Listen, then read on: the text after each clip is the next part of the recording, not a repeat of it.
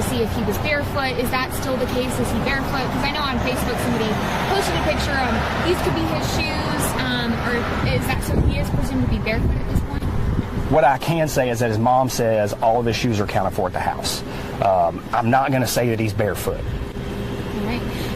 Allegedly! Hello everyone and welcome back to my channel. This is Lady Freedom here coming at you with another raw narrative.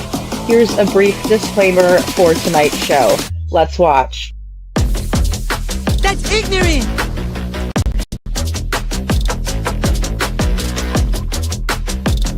Allegedly, that's ignorant! Ignorant.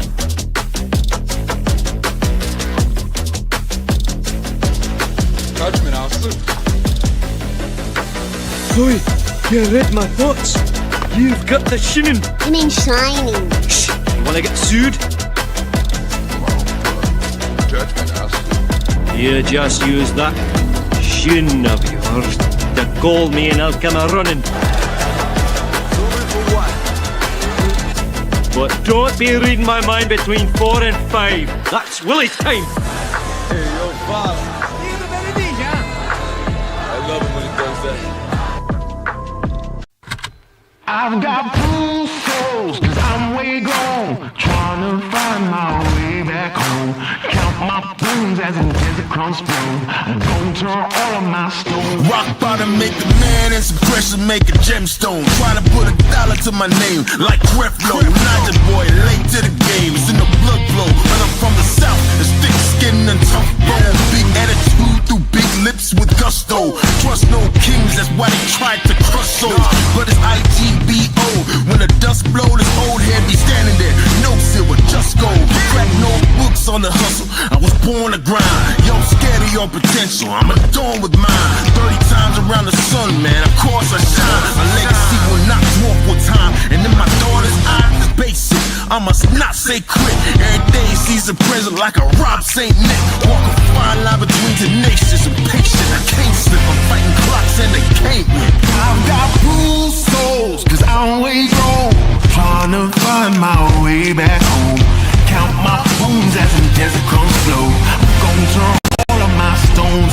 I've got blue souls, cause I'm way gone, trying to find my way back home. Who that soldier in the mirror? Oh, oh. I'm gonna turn all of my stones. Impeccably I flow, hardest raps you know, breaking status quo, reaping what I sow, artistry like Van Gogh. Get it from my mama, hip so thick that I need tempo. Personality spicy, body banging like a bongo. Cause black women been it since Timbuktu, since Pharaoh. Sponge rollers and hot combs, lips, cheeks and brow bones. If you ain't for the culture, then please stay out of my zone. These little dummy rappers could never grace my headphones. See, I'm from a place in space where ain't no storytelling, you just had to have been there. If you want the battle, ain't no problem, say where. I got so much experience, I can't even play fair. But I'ma keep evolving and growing and hurting feelings and showing you need endurance to go in. I got mileage on this pen, I've been busy cause I've been out here schooling all these kids. Took 3 decades to have this glow up that I did. I've got blue souls, cause I'm way gone, trying to find my way back home. Count my bones as in desert crumbs flow. I'm gonna turn all of my stones. I've got blue souls, cause I'm way gone, trying to find my way back home. Who that soldier in the mirror? Oh, oh. I'm gonna turn all of my stones. Turn all of my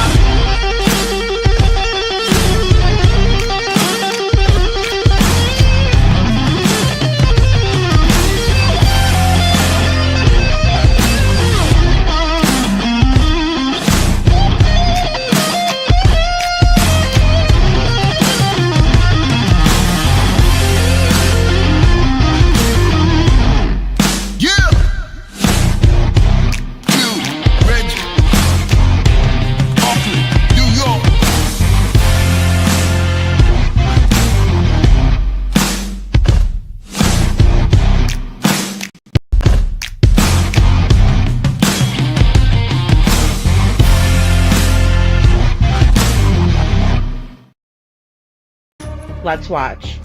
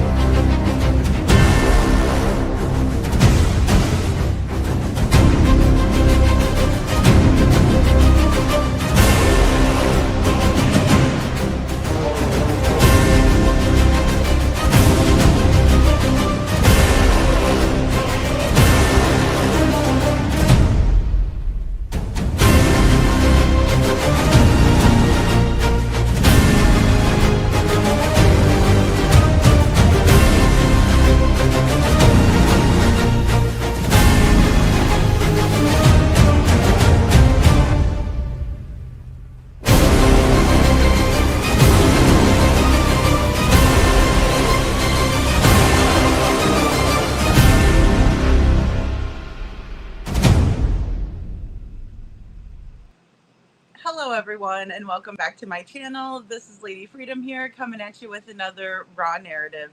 And it's so good to see all of you guys today. So great to see you, Perfectly Imperfect Boy Mom. Hey Dragon Tribe. I hope you guys all had a wonderful evening. I saw Detroit Rock City. Mama Bear, thank you so much. Girl, I got to get this hustle on because it's not looking good. It's not looking good. I have a lot to share with you all tonight.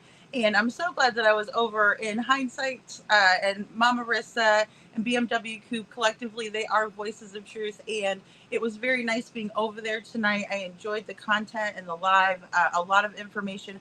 I missed the first part of it, unfortunately. I was putting out another video that I'll go over with you all because there's a major update in the Reneesme Yutsi case, right? And it ended in this poor little girl being killed by, I mean, horrifically. So bad that all I did was put the news clips in with an article, and I was halfway monetized because of the horrific things that her adoptive parents did to her. Both of them. Only one has been charged at this time, by the way. If you didn't get a chance to go watch the video, but we'll watch it here. GA64, it's so good to see you. Show Poodles.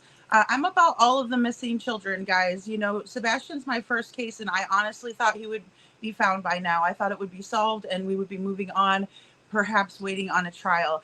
It's not looking like that. It's smelling disgusting of corruption. It's nasty. And I will not have my reputation dragged through the mud for their nastiness, by the way. Bless says, good evening, Lady Freedom. Best mods in true crime and fellow chatters. Thank you, Bless. That's so sweet of you. You're awesome. The mod squad is great. That's why I was like, I got to play my appreciation to you guys because you guys are diligently looking at Sebastian's case, right? If I wasn't over looking at Voices of Truth, modding for Voices of Truth, I would not have been privy to the information that there was a release from the FBI 11 hours ago, because I was also overseeing another case, right? That actually Smiley Stories World, she's the one that shared it, and we were talking about it on last night's live, the situation with this poor little beautiful girl. And I take that to heart, guys. I don't just come up here and speculate and say, oh, well, you look at this horrible situation, what these people are going through. No, I don't do that. That's not what that's not what my channel's about. That's not who I am. That's not what I'm about, right? I'm very interested in these cases and figuring out what is going on. This is another case where the little girl was just out somewhere in the middle of the night. Poof. 9 years old, 45 pounds, 9 years old and 45 pounds. Severely malnourished little child. All of us could see it in the poster. The pictures from the poster, horrific. Horrific. Kind of like this. And it absolutely reminds me of a 15-year-old boy named Sebastian Rogers. I'm not here to entertain. I'm not here to, you know, I mean, I make you guys laugh. I joke around because it's very painful. Okay? It's not entertainment. It's painful. You know? Hey, Seth. And I'm sorry, you know, but this is ridiculous. It took me 2 seconds to see the wool that they were pulling over our eyes, yet I'm the one that's spreading misinformation. Oh, hell to the nah.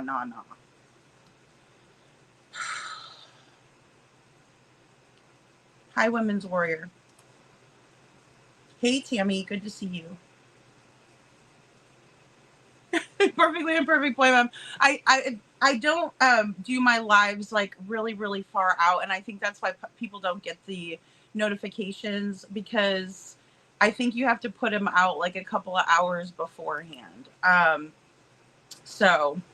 But hey, Deanna. But that's probably why. Hey, SI officer, thank you for being here. Yeah, so over the BS lies. I'm so over it. Like, it's ridiculous. And then you're going to try to discredit me? I don't friggin' think so. So I go over to this article, right?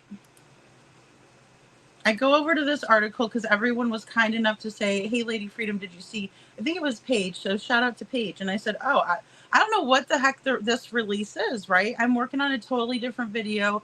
I did another live stream. I was cleaning up some emails. I had my email account spammed with weird crap from a bunch of different places. I'm not saying PETA is weird, but it's weird when, you know, people are signing you up for dating websites and spamming a missing child's email address where people can send me things on missing people. That's pretty sad. So I was cleaning that up into the wee hours of the morning, and then I slept for 4 hours. You know? It's like, sue me that I didn't know about a press release. Hey, why don't you send it to my phone number? You have it. You gave me your phone number a couple weeks ago, so send it. If you're so interested in me seeing it. But now I know why you probably didn't want to see it. You just came out attacking, you know. Hola, punch to the face. Let's see.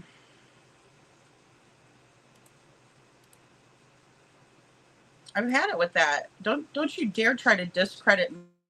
I did nothing to deserve that whatsoever. Everything I show up here, I show it with receipts. You'll never see anything different out of me. Hey, TJ. What's on your butt now?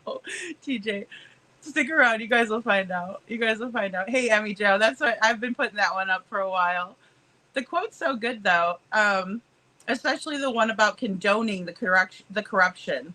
That one is my favorite part. Hey, Nanny McPoppins, Nani McPoppins, good to see you. Thank you. I'm going to read for you guys. I will read all of this for you guys because it is a long press release by the FBI. This is from the FBI. It was released 11 hours ago now on Sebastian Rogers. So it's just crazy. And it wasn't the usual suspects that you would think about. It's someone, it's weird. It's the freakiest shit I've ever seen in my life. Hey, Hope Floats. I'm tired of it. If you think I'm not going to stick up for myself, you're freaking crazy.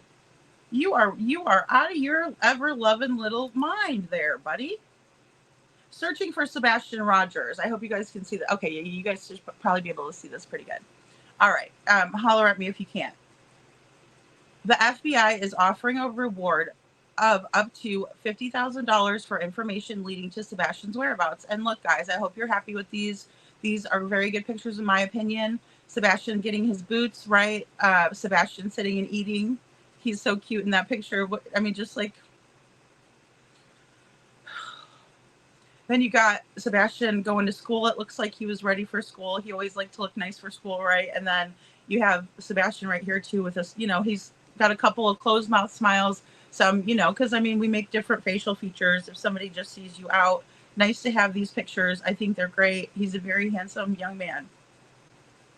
On February 26, 2025, Katie Proudfoot went to wake up her 14-year-old son. Anybody else see anything wrong? Or am I going to get, I'll be telling, somebody's going to tell me I'm spreading some fucking misinformation when they are. Anybody? Her 14-year-old? Are you kidding me? Try again. I wish I had the most annoying button to push right now. To her surprise, he was nowhere to be found. Oh my God. Oh, Katie. Oh my gosh. To her surprise. Oh, fall over, swoon, right? We're in the 1950s again, right? We're just these poor little ladies. Oh, I can't handle all of the stress. Oh, are you kidding me? I'll be damned. I'll be damned.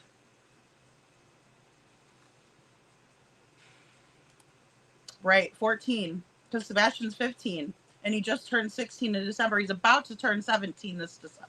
In December 17th. December 7th. Excuse me. December 7th, he'll turn 17. Sebastian Rogers has spent the previous day with his mother. The pair shopped, right? Let's make them sound like they're just good old buddies, old pals, right? But she was the last one with him. Great. Sounds great. We'll do that. Sure. Because like I said, if your lips are moving, I know that you're lying, right? Because I should never expect anything different. because obviously I went over thinking, oh, good, there's some information over there that I need to have from the FBI, from their lips, right? But we'll see that it's a lot to do with the jurisdiction that holds the case and nothing to do with the FBI. They're just putting out this press release because they're hoping that we'll all shut up. Well, I'm here to tell you this motivates the fuck out of me. I mean, I am highly motivated. I'm awake. I'm awake. The pair shopped at a department store, played video games at a bowling alley, and had dinner at a local restaurant before heading home for the evening. After returning to their home in Hendersonville, Tennessee, Katie and Sebastian prepared for bed. Really? Because I thought you told him to go to bed, right? He was playing in his room after he took the trash out, and then you told him to go to bed at 9 o'clock. You let him stay up a little bit later is what you told Caitlin Miller. Your words, not mine, Katie. I'm going off of what you said, girlfriend. Guess what? You were the last one there. I wasn't there. I was not there.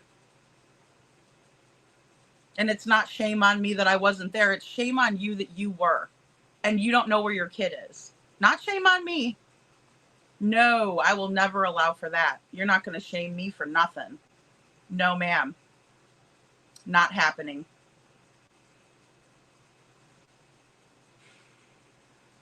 Either way, the story goes that Sebastian went to bed. He said, I love you, mama. I love you, puppies, right? We just watched this with Peter Hyatt. And he went to bed. That's not what it says here, right?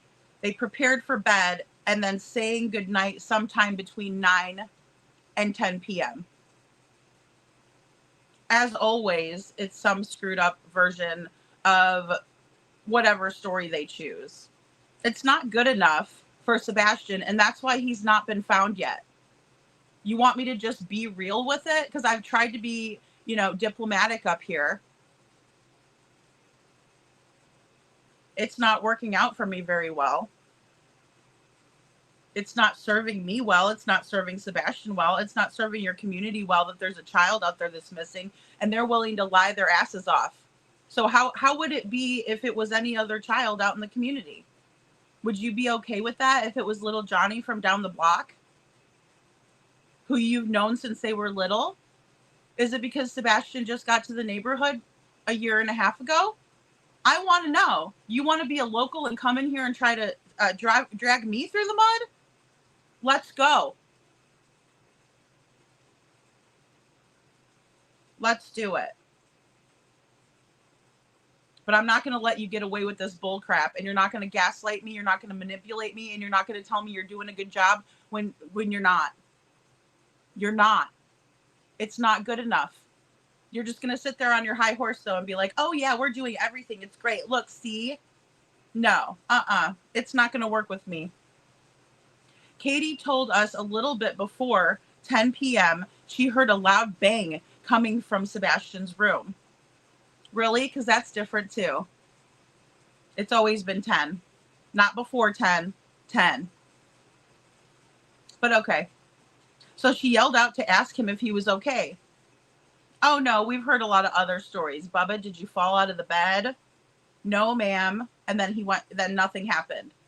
We've heard Katie tell the story about how she said very adamantly to Heather Cohen and arguing with Chris and putting her foot down with him, hallelujah, and saying, no, I said to Sebastian, I don't care what you're doing in there, but you need to go to sleep, right? But we're going to hear a different little fairy tale right now.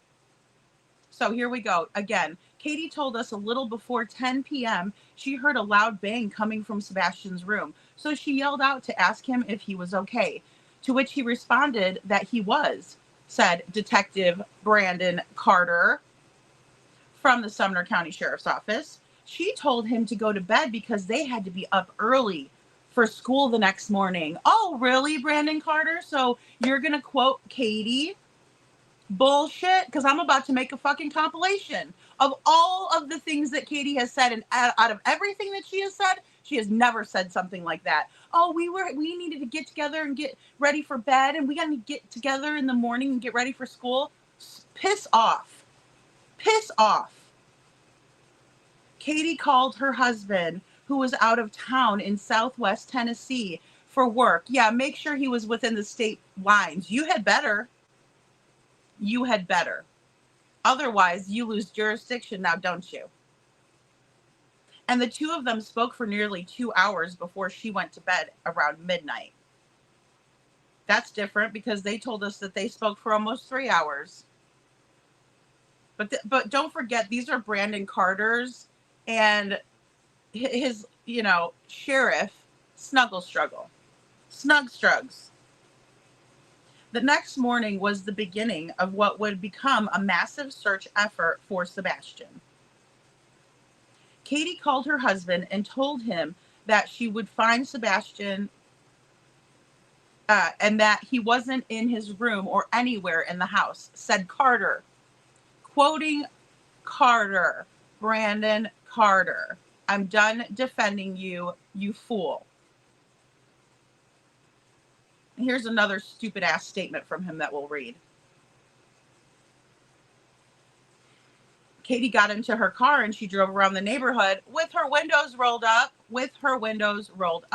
And I do want to show that now because I like to bring receipts. I don't spread misinformation. I bring receipts.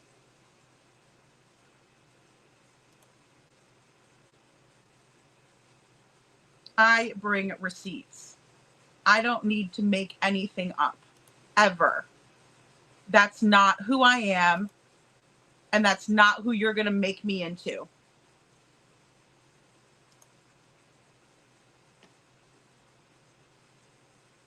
How dare you? Honestly.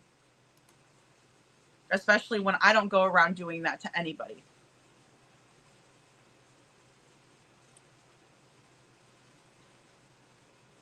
I think I just showed you guys the wrong pictures. I'm so livid. I sure did. This one. Katie with her window rolled up. Does that look like she's looking for her son? I don't have to preach to you guys. I know who my people are. I don't give a shit about having 5 billion people in my chat. All I need is a bunch of people who I need 55 people to wear their thinking cap. That's it. Because I'm tired of it. It's bull crap. Note the time, people. Note the time. 2:26:24. And this is really for just the replay people who want to be a bunch of assholes. This is ridiculous. And there it is again. Close up. Just in case you couldn't see it. Now, let's go on for more lies. Because this is the narrative that they're pushing out to everybody that doesn't know the truth.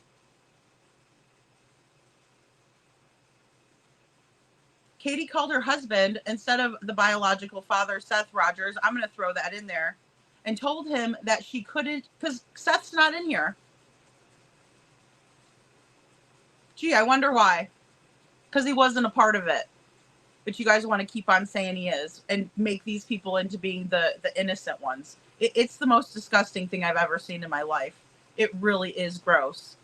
It really is disgusting and vile.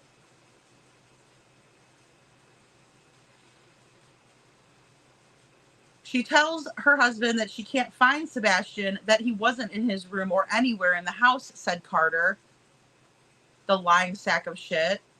Katie got into her car and drove around the neighborhood and to the Sebastian school, which was less than a mile away from their house, searching for Sebastian before returning home. Are you sure about that, Brandon Carter? Are you sure about that? Because I don't think you are correct. And as a matter of fact, here are the receipts. Try and call me a liar. Have you seen Sebastian Rogers? That's Sebastian Rogers. You seen him? Seen me? You sorry excuses? It took me 2 seconds to see right through your bull. And that's when I started sending it out to all my mods and all my researchers. And I said, look at this shit. It's no big deal, positivity. This person knows what she did and who she is. I wasn't even going to bring it up until I saw this. Honestly, I was not going to bring it up. I honestly went and apologized to someone different. And then I saw this crap. Because I try to keep people understanding what my reputation is, who I am as a person, because I've been dragged through the mud so many freaking times with this. For no reason other than for sticking up for a beautiful kid. He is a kid, you guys, that went missing when he was 15 years old. He deserves better. And it's not shame on me, it's shame on you. You're the one that lost him. Are you fucking kidding me? I mean, gosh.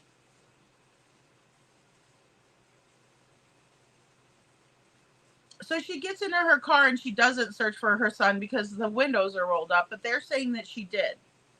During this time, her husband called the local emergency communication center to report Sebastian missing. How professional of him. It was probably he was calling his buddies, you guys, Brandon Carter and Bobby Simmons and Eric Craddock, you know, his Navy pal. Yeah, sure, we'll call them first. And I don't care what I have to do. If I have to make it into a 5-minute short video, I'm sending this crap all over the place to every single news outlet that I can possibly find to listen to it and just watch it. And I'm going to use their words because I've had it with this crap narrative that they've been pushing that is untrue. It's a lie. It is a bold-faced lie. And they're fine with putting this out there, and they're probably asleep right now. Sleeping just fine. Sleeping like a baby. What about the CPS reports? Those make you sleep fine and you're okay with putting out this junk? It's junk. I'm not junk. You're junk. And so is anybody else that pushes this shit. Junk.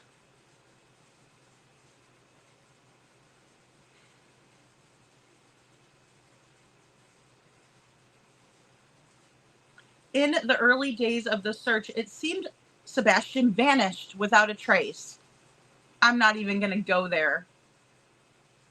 It's impossible. But an investigator is kicking around an impossible theory. It's impossible. Never would happen. People don't vanish. This case was a kind of a question mark, said FBI Nashville Special Agent Robert Barrett. Mom wakes up and he just gone. There's a question mark and we've got to figure it out. What happened? Are you kidding me? Go find a fucking library and go figure it out. I don't know. You're not doing a good job of sitting in your office.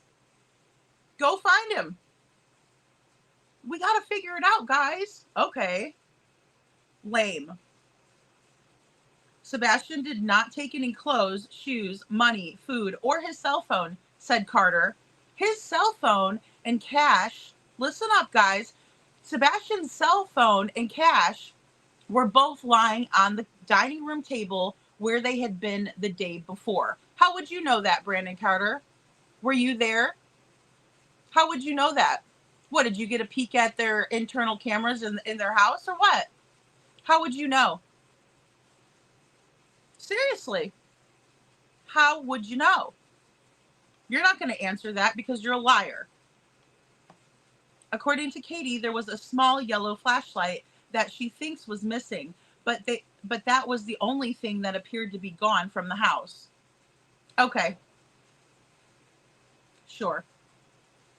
The first week in the search for Sebastian was a massive community and interagency effort between the Sumner County Sheriff's Office, Tennessee Bureau of Investigation, Emergency Management Agency, Hendersonville Police, Gallatin Police, Tennessee Highway Patrol, the FBI, Metro Police, Wilson County Sheriff's Office, Sumner County EMS, Sumner County Emergency Response Team, and several other agencies throughout Tennessee.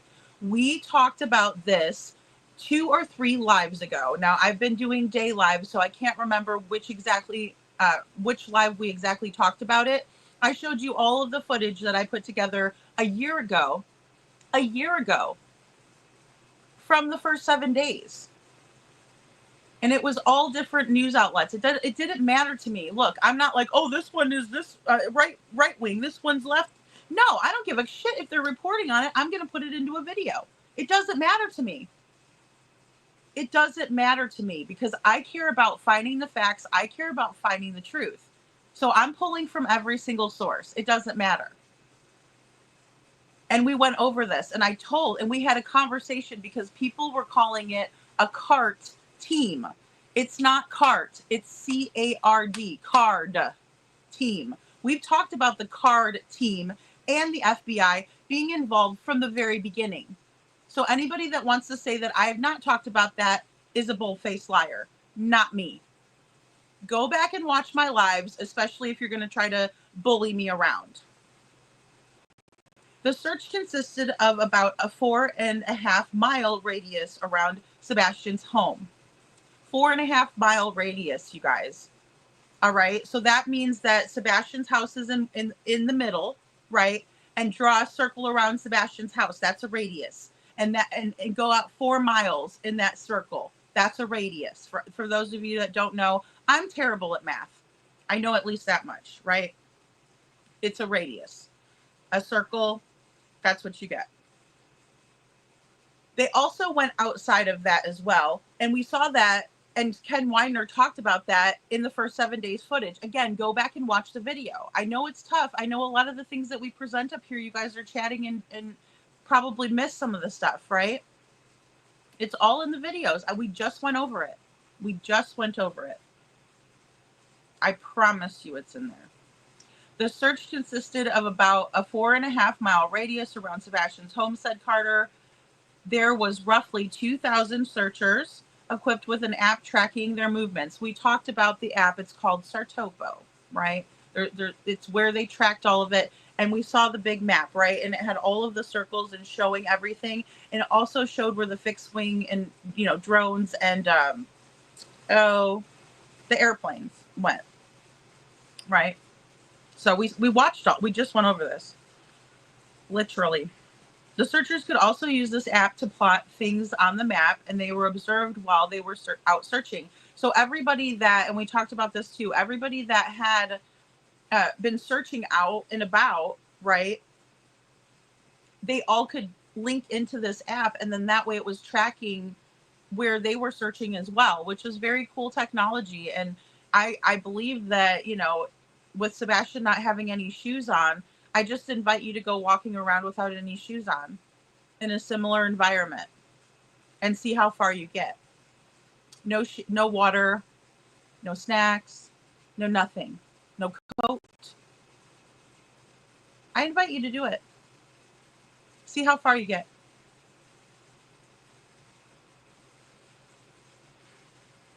The total area that was covered within the 4.5-mile radius was equivalent to the combined 44,000 acres, so that's a lot. In addition to the ground searches, law enforcement employed every available resource at their disposal to locate Sebastian. And I thank them for that in the video. Am I thanking them now? Hell to the no. I have no respect anymore. None whatsoever. None whatsoever. I'm disgusted. I am disgusted by this. Fire departments, mounted patrols, ATVs, search and rescue, canines, drones, helicopter, and even an airplane. Oh, you don't say. Airplanes are not new technologies, dipshit. During day 2 of the search, the Sumner County Sheriff's Department reached out to the FBI for assistance and specific resources that could potentially help find Sebastian, who has high-functioning autism. That's not even the correct verbiage. Sebastian is an individual who has high functioning autism, right? He is an individual on the spectrum. He also has a rare chromosome deletion that they never mention, and he also has a pocket of fluid on his brain that he's had, right? That was known. But, you know, latch onto the autism thing and don't tell us the whole story. Again, misinformation. That's not telling us who Sebastian is at all. And you don't even let people know that it's a spectrum. You just say high functioning. Like, people are supposed to understand that. They don't. I'm here to tell you. I contacted our FBI Child Abduction Rapid Deployment Team for initial consults, right? There it is. C, Child Abduction A, R, Rapid Deployment D, Team for initial consults. And they brought in the FBI Behavioral Analysts Unit to assist, said Barrett. I guess Barrett is from the FBI. The BAU shared a statistic that about 50% of autistic children are prone to wander, but Sebastian never had a history of doing that. Okay, that should have been checked off your list then. If you're ignorant to what autism is, then you go and you research it like you did. But once you realize that that's off the table, then you stop with that.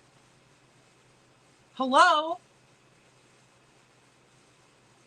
And another thing is I don't know how forthcoming Chris and Katie were with you, but the first thing they said was that Sebastian's a pool kid. He doesn't really like to go into ponds and lakes and oceans and things like that.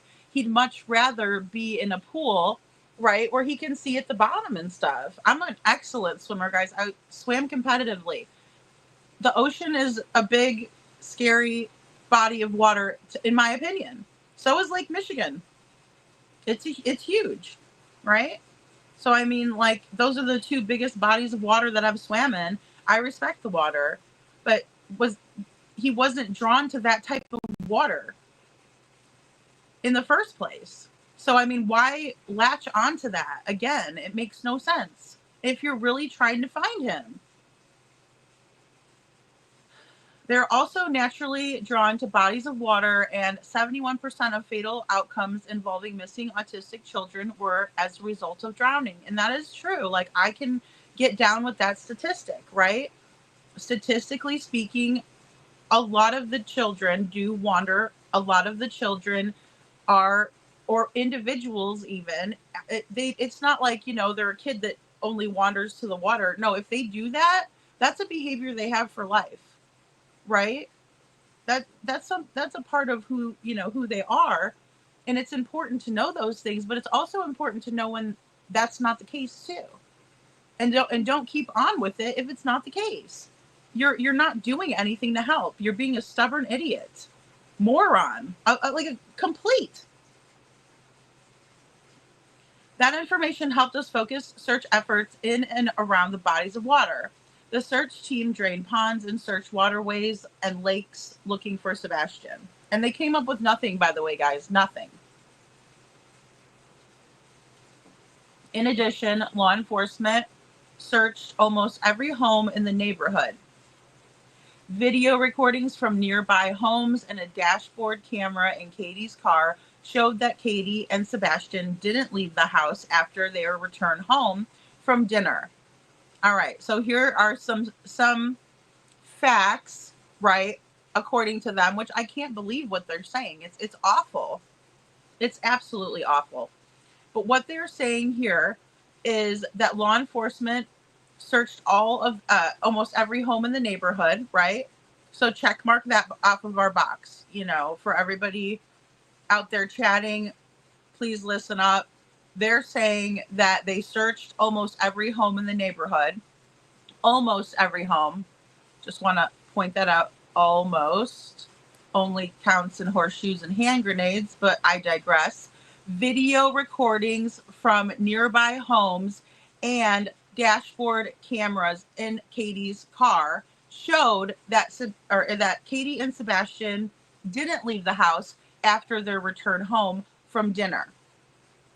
Dashboard camera in Katie's car. But I thought Chris said there wasn't a dashboard camera in Katie's car. Hello? Anyone? Bueller? For real. Hey, Kaika. I'm sorry, guys. I mean, this is fucked. Hey, Mark Klein. Good to see you. The bang was probably a lie in case they found him with bruises. Yeah, I mean, that's another thing that Jacob had brought up. Absolutely. Absolutely. Hey, Weather Rain. Is there proof of life Sebastian was alive after leaving the steakhouse? They're saying there is. Right here, actually, they are. They're saying that there was a dashboard camera in Katie's car that showed that Sebastian didn't leave the house after their return from dinner, and that no other cars were seen coming or going from Katie's home during the evening and early morning hours of the night or day Sebastian disappeared. Because remember, in the first 7 days, and we just went over this, they were asking people to expand the time that they initially wanted people to look, right? They were saying, you know, check your cameras from early Sunday to Monday, right? So they were doing that. I think there's like a little moth in here. So yeah, they were doing that, expanding it out because they weren't seeing anything on the cameras. So they said that was the reasoning behind it.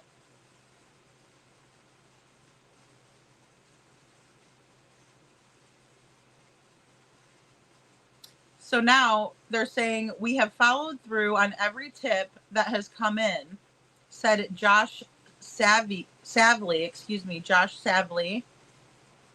special agent in charge for the Criminal Investigation Division at the Tennessee Bureau of Investigation. So this whole entire time that Chris and Katie have wanted us to think that there was no criminal investigation, here is our proof, guys.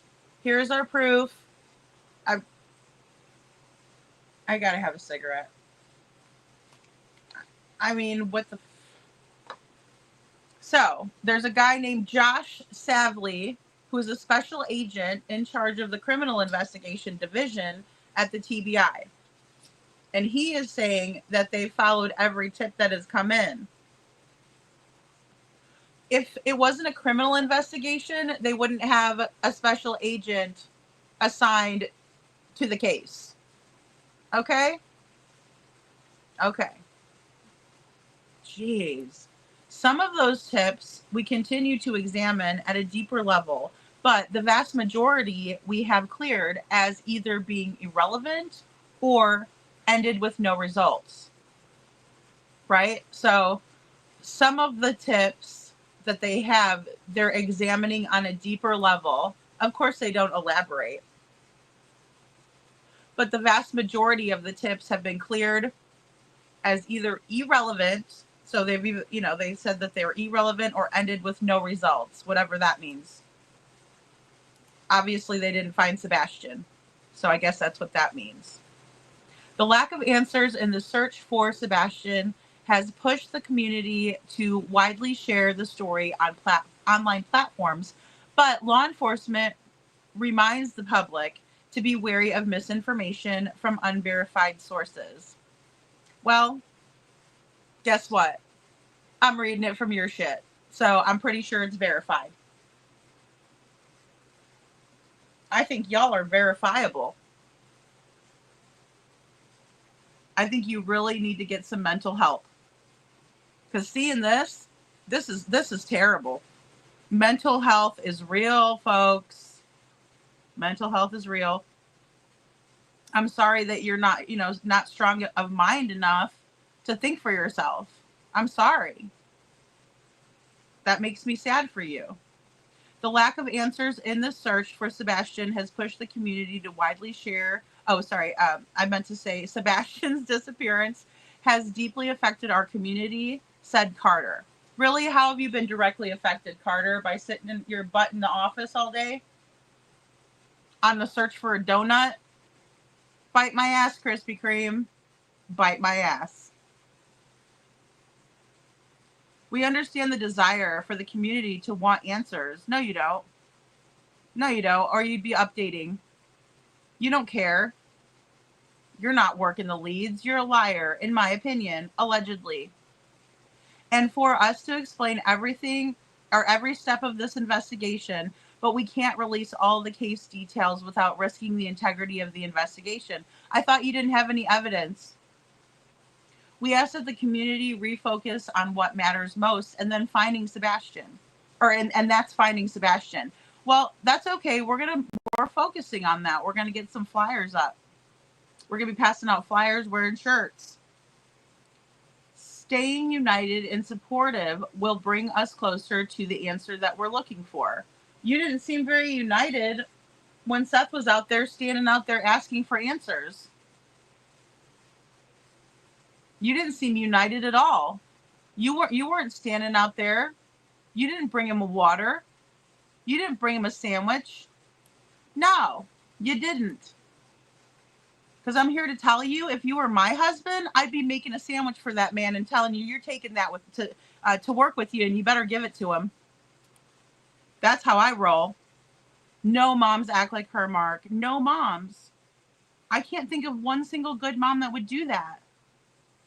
She's always in the category of these moms that poof, the kids disappear. Oh, I don't know what happened to them. We all went to bed at 9 o'clock and then, oh, poof. Like it's like some kind of magic trick. It's not. Talk about an illusion. My Lord. Ava, good to see you. Is KP sleeping with Brandon Carter too, in my opinion only? I don't know who she... I've always said that too. Like, I don't even care who's doing, knocking the boots with whoever. I don't care. But, it makes you wonder about the other guy in the neighborhood. Calling all the corrupt crew 100%. It's horrible. I cannot believe this. I am losing complete faith in their law enforcement and the FBI. Just the same. Just the same. Women's Warrior, if that doesn't speak volumes, I don't know what the fuck does. The amount of attacks you have been under for speaking the truth about what these monsters did to make this boy disappear. What in the actual... I know. Well, and that's the thing. I've always been used to that, though. I tell the truth. People don't like it. I've always been used to that. This is how I am. It's total junk, Blessed. There truly is no words for the amount of corruption that we are witnessing. It's so sickening and sad. It absolutely is. Wait, guys. This is, it's not over. I know I've been commenting in between. FBI. Yeah, this is the FBI release, Elisa P. Good to see you, from 11 hours ago. Yeah, and it's all their people. It's the FBI field office at the state, for the state. It's not federal. It's not. They're so full of it. And as Mom ended up, she cracks me up when she says it. Cut the shit. But she has like a way cuter little voice than I do, but she's like, cut the shit. And I'm like, yeah, really? Explicit language tonight. I'm sorry. This is an adult show. I never said it was for kids. Sugar Magnolia, good to see you. Because when we deal with these dirtbags, complete dirtbags, guys, look at this. Look at the little girl. Reneesme Yutsi. If FBI has a $50,000 reward, how can't they be involved? Yeah, they've been involved in the beginning. And also, I don't know if it comes from their field office either. See, that's the thing. There's FBI field offices. So you'll have the local authorities, right? Like the county, the state troopers, but then and those different law enforcement entities and agencies. But then you also have the state level, like the TBI. So we got Sumner County, Tennessee Bureau of Investigations, and then you have the FBI field office, which is working in tandem, it looks like, with this operation for finding Sebastian, the search efforts, all of that. They did bring in the card team. They have an official FBI flyer. This is an official, statement from the FBI. And it's FBI.gov. But they're relying on what these people are saying, that are their investigators at that level. And I know it's really confusing.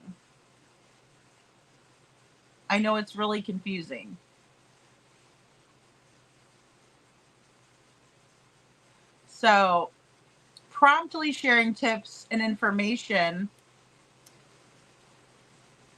with the Sumner County Sheriff's Office, the TBI Bureau of Investigation, or the FBI is the best way to help find Sebastian. If you have any information concerning the whereabouts of Sebastian Rogers, please contact the Sumner County Sheriff's Office, 615-451-3838, or the Tennessee Bureau of Investigations, 1-800-TBI-FIND, or tips to TBI at tbi.tn.gov. Guys, that is not manned 24 hours. They barely check it. And if you email them, they'll send you the message back of exactly what I just said. You may also contact the local FBI. Here it is marked, local FBI office, the nearest American embassy or consulate, or you can submit a tip online to tips.fbi.gov. I've sent them some tips myself.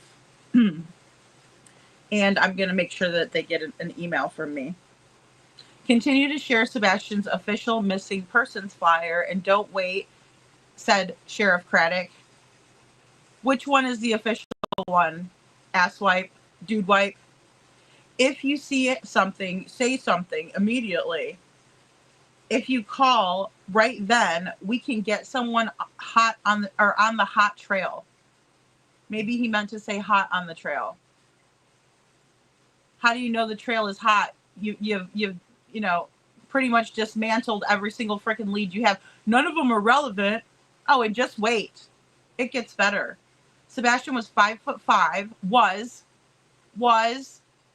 Sebastian was 5'5".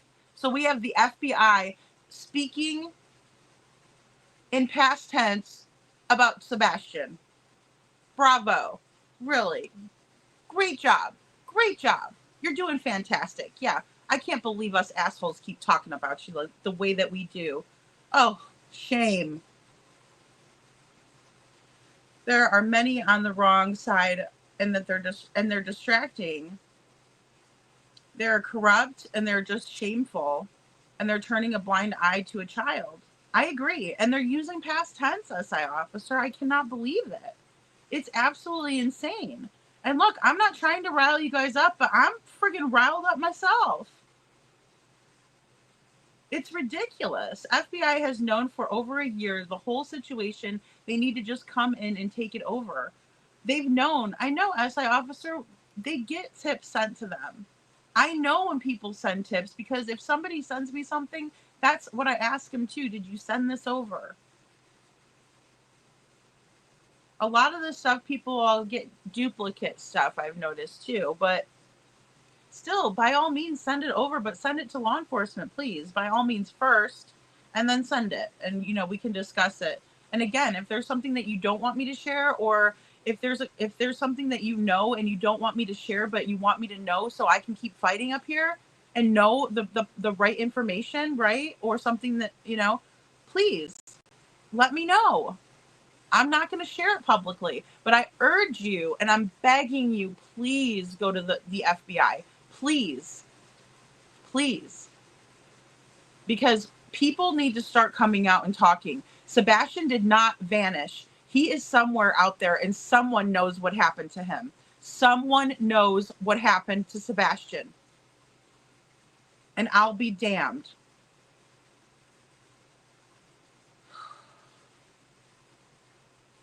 Yeah, Jacob has said it. Yeah, she has. And she's an FBI, former FBI, 25 years. flashlight just to cover up, in my opinion. Just wait till you see the narrative they spun about that one, Mark. It's coming up. How are they getting away with all of this? It really is pissing me off and everyone else off. Now they have LE lying for them.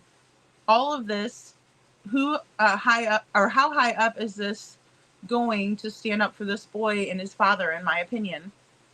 They don't. They talk about unity and they don't show it. They're supposed to set the example for us, not the other way around.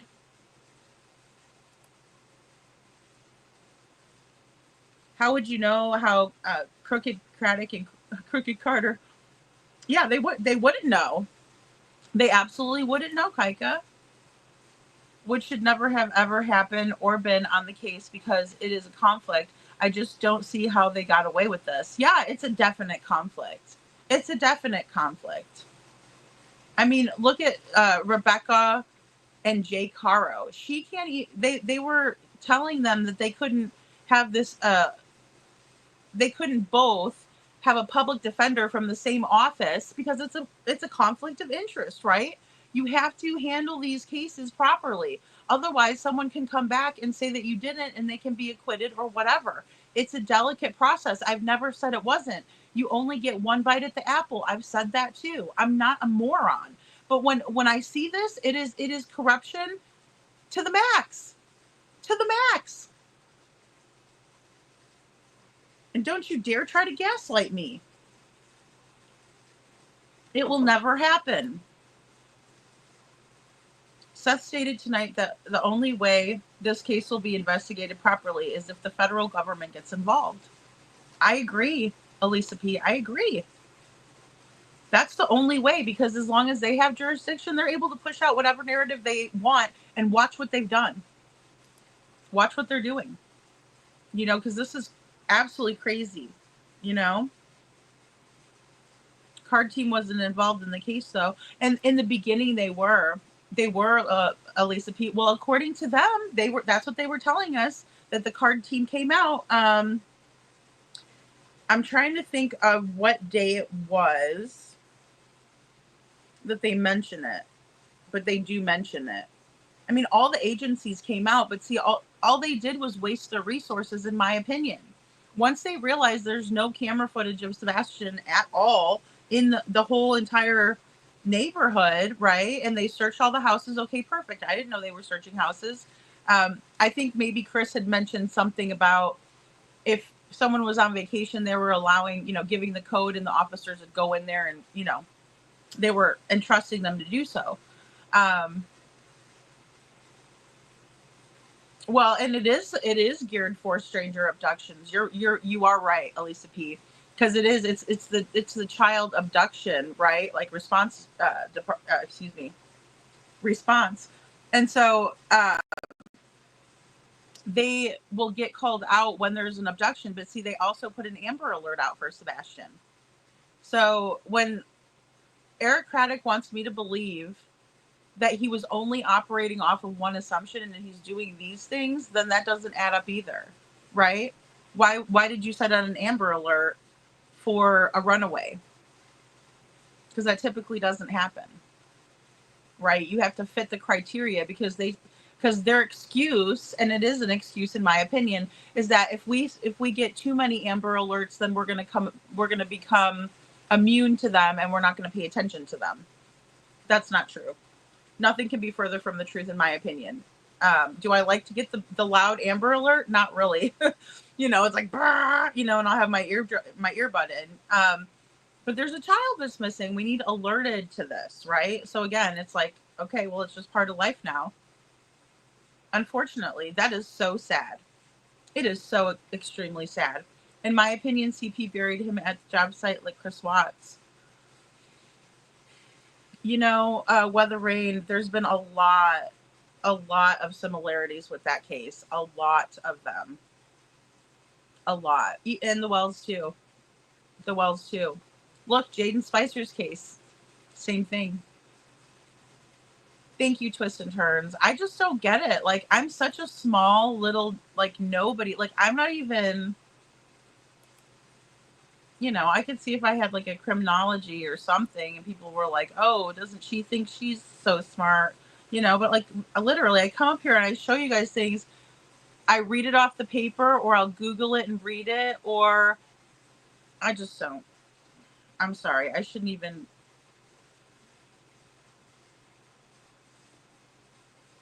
Like I said, this is what fired me up about that, is because they're saying they're lying through their teeth in the beginning, even calling Sebastian a 14-year-old. Can you please get his age right? What are you going to do? Start misspelling his name?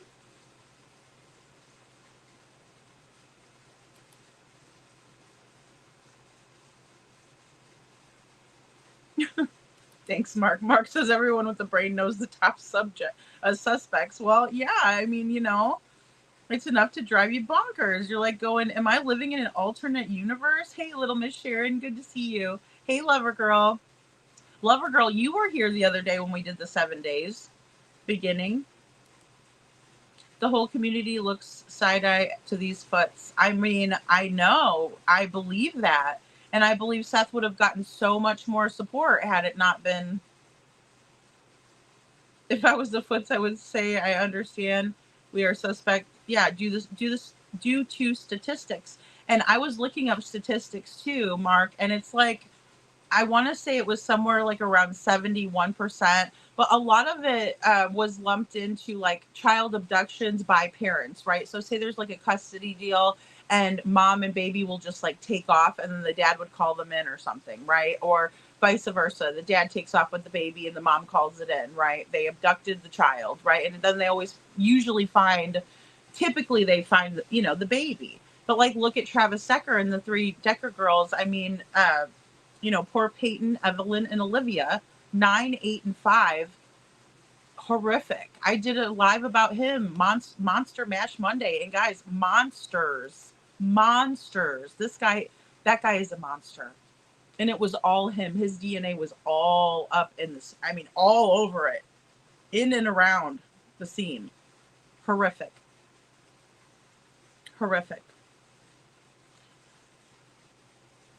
He was looking to go swimming in February. Thank you, Perfectly Imperfect Boy Mom. And he didn't like the dirty waters and stuff. Like, yeah, he might go to try to go fishing, but that doesn't, I mean, if you're going to go fishing in a pond, it might be dangerous if it's, some of those ponds are really like muddy and murky and, stuff like that.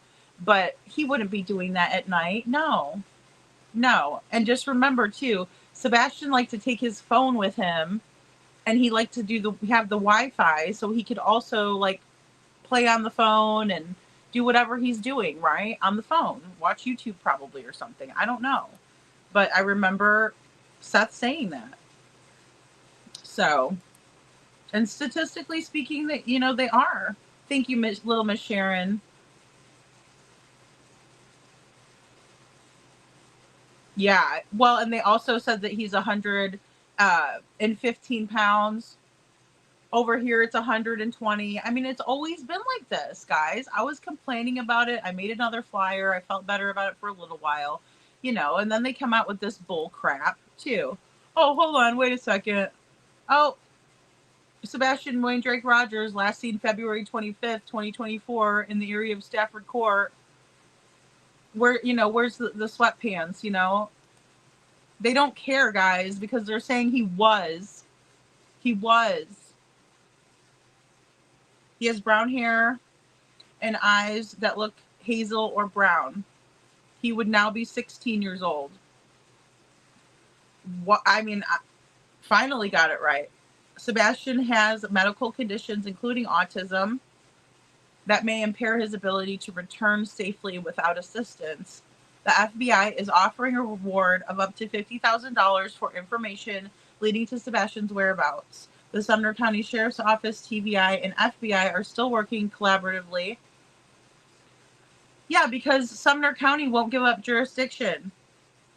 Sharing tips and information and urging the public to work with law enforcement in hopes of bringing Sebastian home. Yeah, okay. You're not trying to bring him home when you think he was a certain height. All right, here we go, guys. Now, this is the portion where they lie their asses off. I wish I could give a prize out of $1 million to the first person that points it out in the chat. But I do not have that kind of money, so you're just going to have to, you know, get like a woohoo or something from me, right?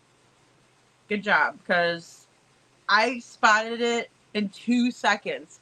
With all the bull crap in this case and these people trying to come out and pass off pictures with bunk ass information in the top corner where the timestamp should be, that's the first thing I look at is the timestamp. And the first thing on this timestamp, and let me help you guys out here. Let me make it crystal clear, right? Let me make it crystal clear for us.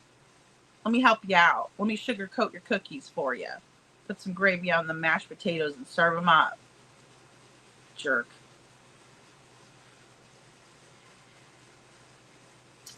This is what they're passing off. And I'm sorry, guys, I haven't been highlighting a lot of comments tonight. Hey, Mark. And so here we go. This is the photo, but if you look up in the upper, left-hand corner, you are going to see an incorrect date. It says 2/23/2024, 3:11 a.m. and 4 seconds. Hello, McFly. And then they have this red dot circled. Now listen to this bullshit. I cannot believe it. I am completely floored by it.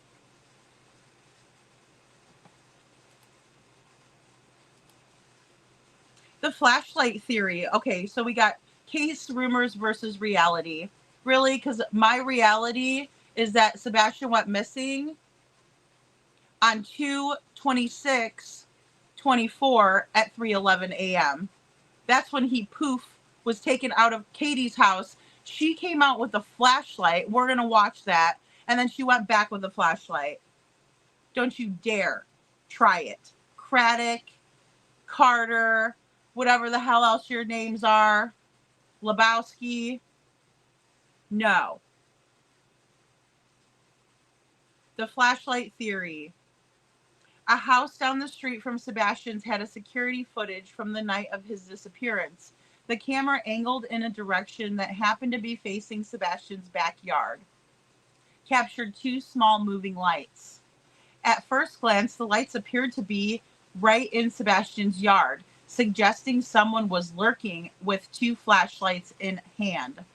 A potential suspect given Sebastian's disappearance that same night.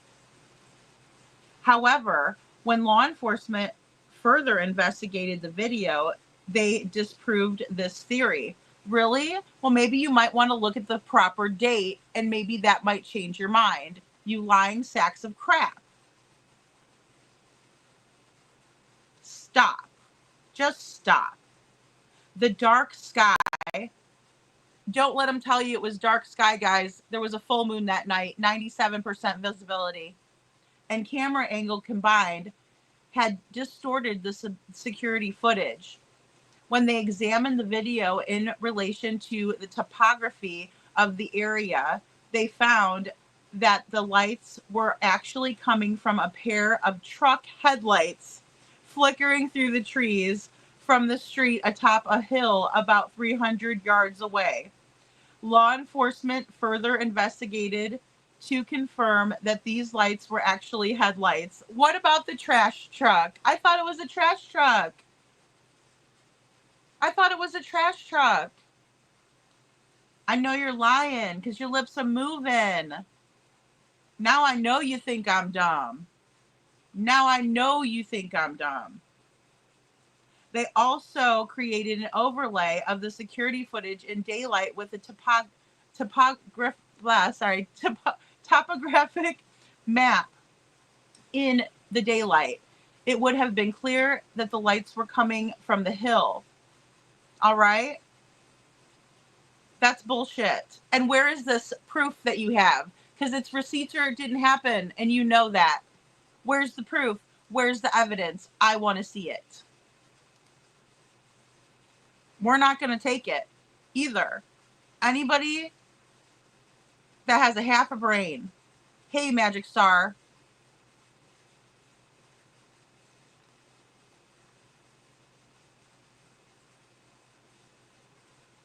Crazy. And I'm sorry, I'm really behind the comments. Hey, Ebony. Hey, Michelle. Hey, Joe. Thanks for coming in. Hey, Haunting Hope. KJ Mac, good to see you. Good morning. I'm sorry if I'm being obnoxious in the morning. Hey, Sammy. Hey, Lil Red. TJ, when they start trying to discredit you, Lady Freedom, you know you're doing something right and hitting a nerve.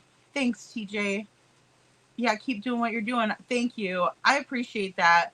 You know, it's like usually I'll laugh stuff off, but I'm like, holy crap, what is going on?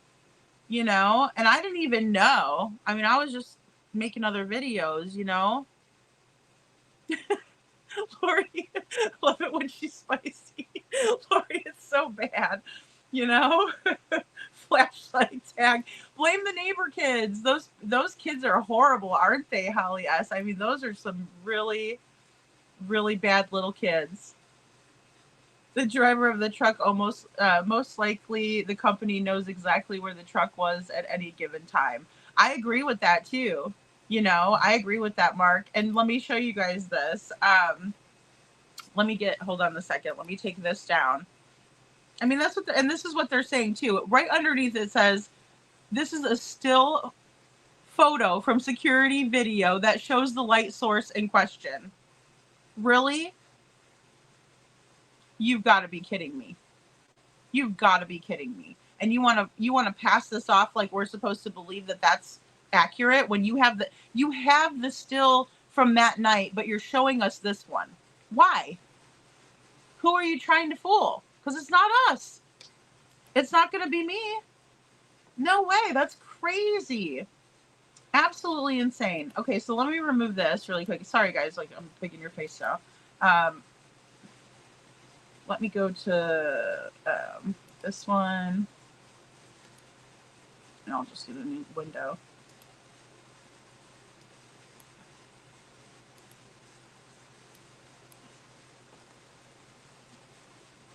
All right. I probably should just bookmark some of this stuff and make my life easier. All right. So there we go. YouTube. Oh, hey, we got momming it up. All right. Here we go.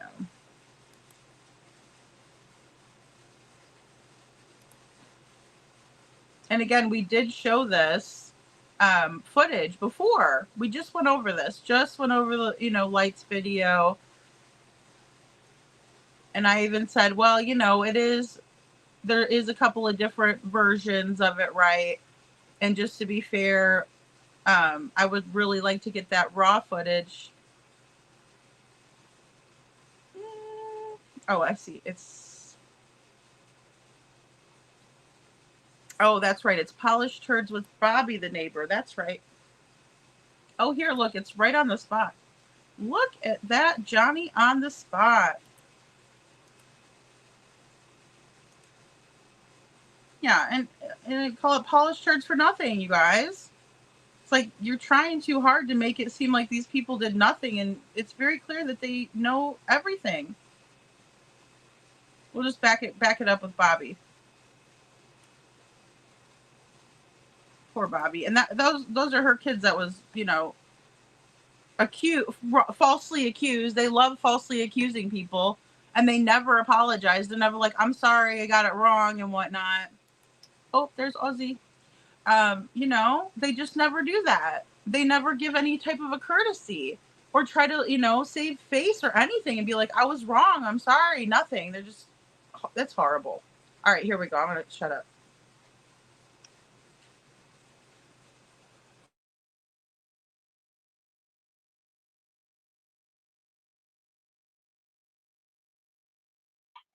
We don't really, unfortunately, I think everybody's just have busy lives and stuff, you know, and we just don't know. I mean, like each neighbor knows the neighbor next to them. Like I know all the neighbors around me, and I know a lot of the original neighbors that were there from day one, but I don't know the ones that have moved in over the past 5 years.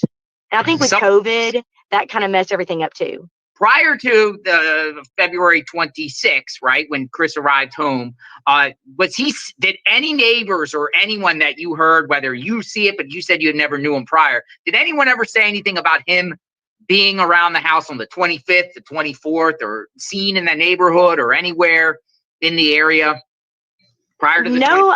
Nobody's ever really mentioned him. The only person that's ever said anything about him coming home, like I said, nobody really ever paid attention, I don't think, because even the neighbor that lives close by that I'm friends with, I asked her, like, you know, did you ever see? She said, I never really paid attention because, like, he would come and go and they never were out really, you know, and they had this camper and the camper would leave and then it would come back. And then, you know, he never came outside. And it's odd because Chris kept saying that he would go outside and play and, you know, all that kind of stuff. And she's like, I don't remember ever seeing him really outside playing. Like, there's no playground. They don't have a playground outside. They don't have a trampoline outside. Like, if you looked at their yard, you wouldn't even know. There's no bike. There's no, like, scooters. There's no basketballs. You wouldn't even know they have kids. There's nothing in their yard to play with. He's never outside. Like, he didn't go outside and play catch with his dad. Nothing. That night, Katie claims, the night of the 25th, that Sebastian takes the trash out after they arrived home from going out to dinner. Go ahead. There's no specific footage of that. The neighbor that has the Ring door camera that saw that, she said to me on the phone that the only thing you can see is a silhouette. She said you cannot see a physical person. There is absolutely no physical proof of Sebastian being at their house that night after dinner. There's nothing. There's her car coming home. My neighbor did tell me that she saw her car come, but she parks in the garage, so nobody saw him get out of the car. What time was that? I always want to know what time she arrived home. Do you know? I asked, and she said that it was so dark that she couldn't really see. She saw about 6 or so, I think is what she said, ish, because they went to dinner at Texas, and then supposedly came home, and then her car came into the driveway around 6, and then somebody pulled the trash bin out, you know, after that. But they don't know who it was because you can't tell. So no evidence. Any neighbor, including yourself or because you all talk, the neighbors talk to everybody and say there's nothing to indicate that he was home that night. He got home that night. There's no proof of that. Nobody ever saw him come home, or really, I mean, I don't even know if anybody can say they saw him leave with her.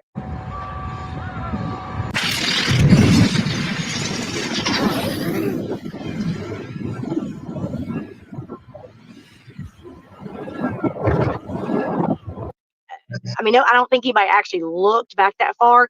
It was so chaotic at the very beginning. I think the police were so focused on a runaway teen that was what everybody was focused on. So when they first asked to look at their video cameras, I think everybody was checking actual of him walking out, but there's no proof of him physically walking out. The surprising development in the search for 15-year-old Sebastian Rogers, who's been missing for 18 days. An exclusive look at new video evidence. Authorities have scrutinized home security video from that Hendersonville neighborhood, trying to learn what happened to that teen with autism. Now you can take a look for yourself. Our Nick Barris obtained video that appears to show two people near Sebastian's home the night his parents say he disappeared. The video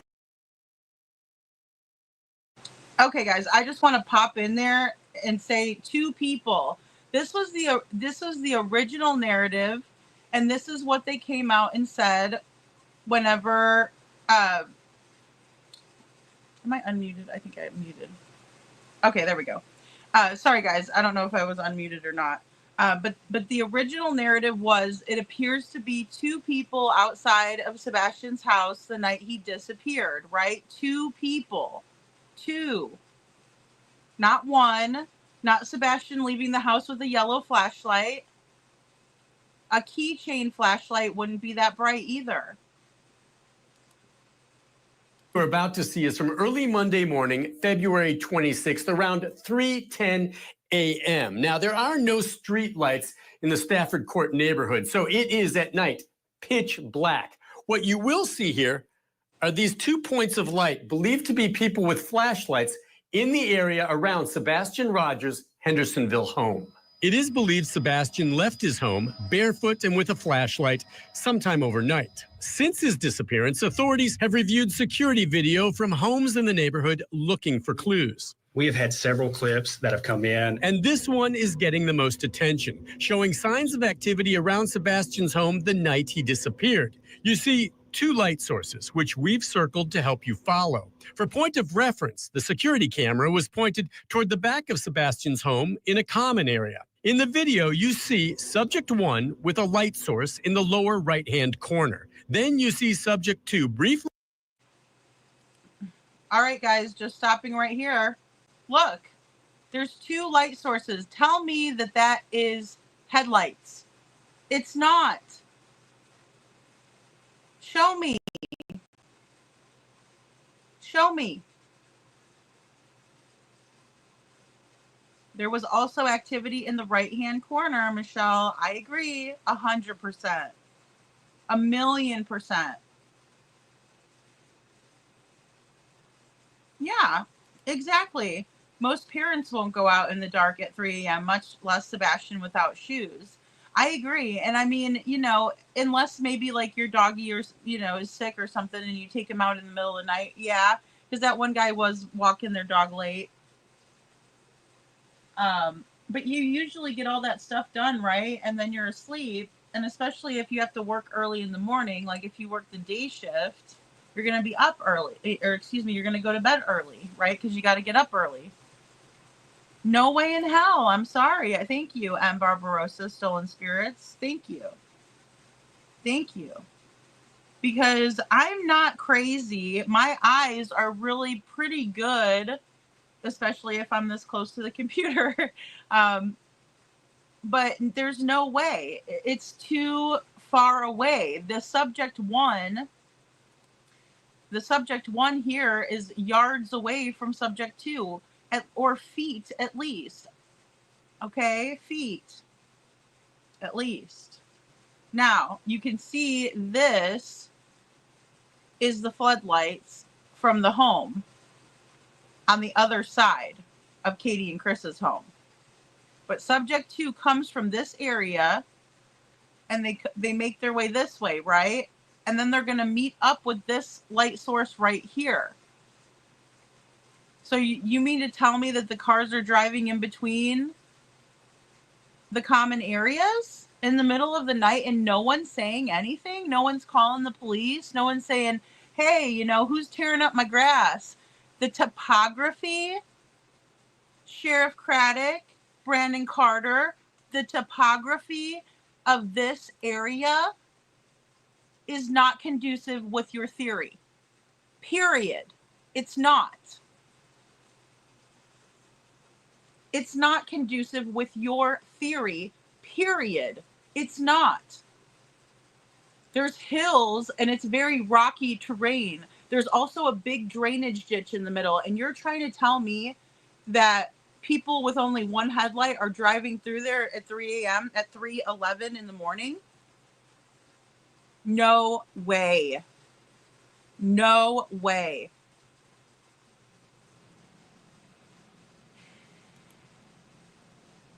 Appear and move toward the first before that light source is covered or obscured by bushes. Subject 1, a few seconds later, then moves out of frame. Then subject 2 reappears and follows subject 1 off screen. It's a short time later and it's very vague, but then you see one of the subjects moving quickly back through the common area, and that is it. Yeah, because she was turning off her flashlight. It's funny because the flashlights can be turned on and they can be turned off.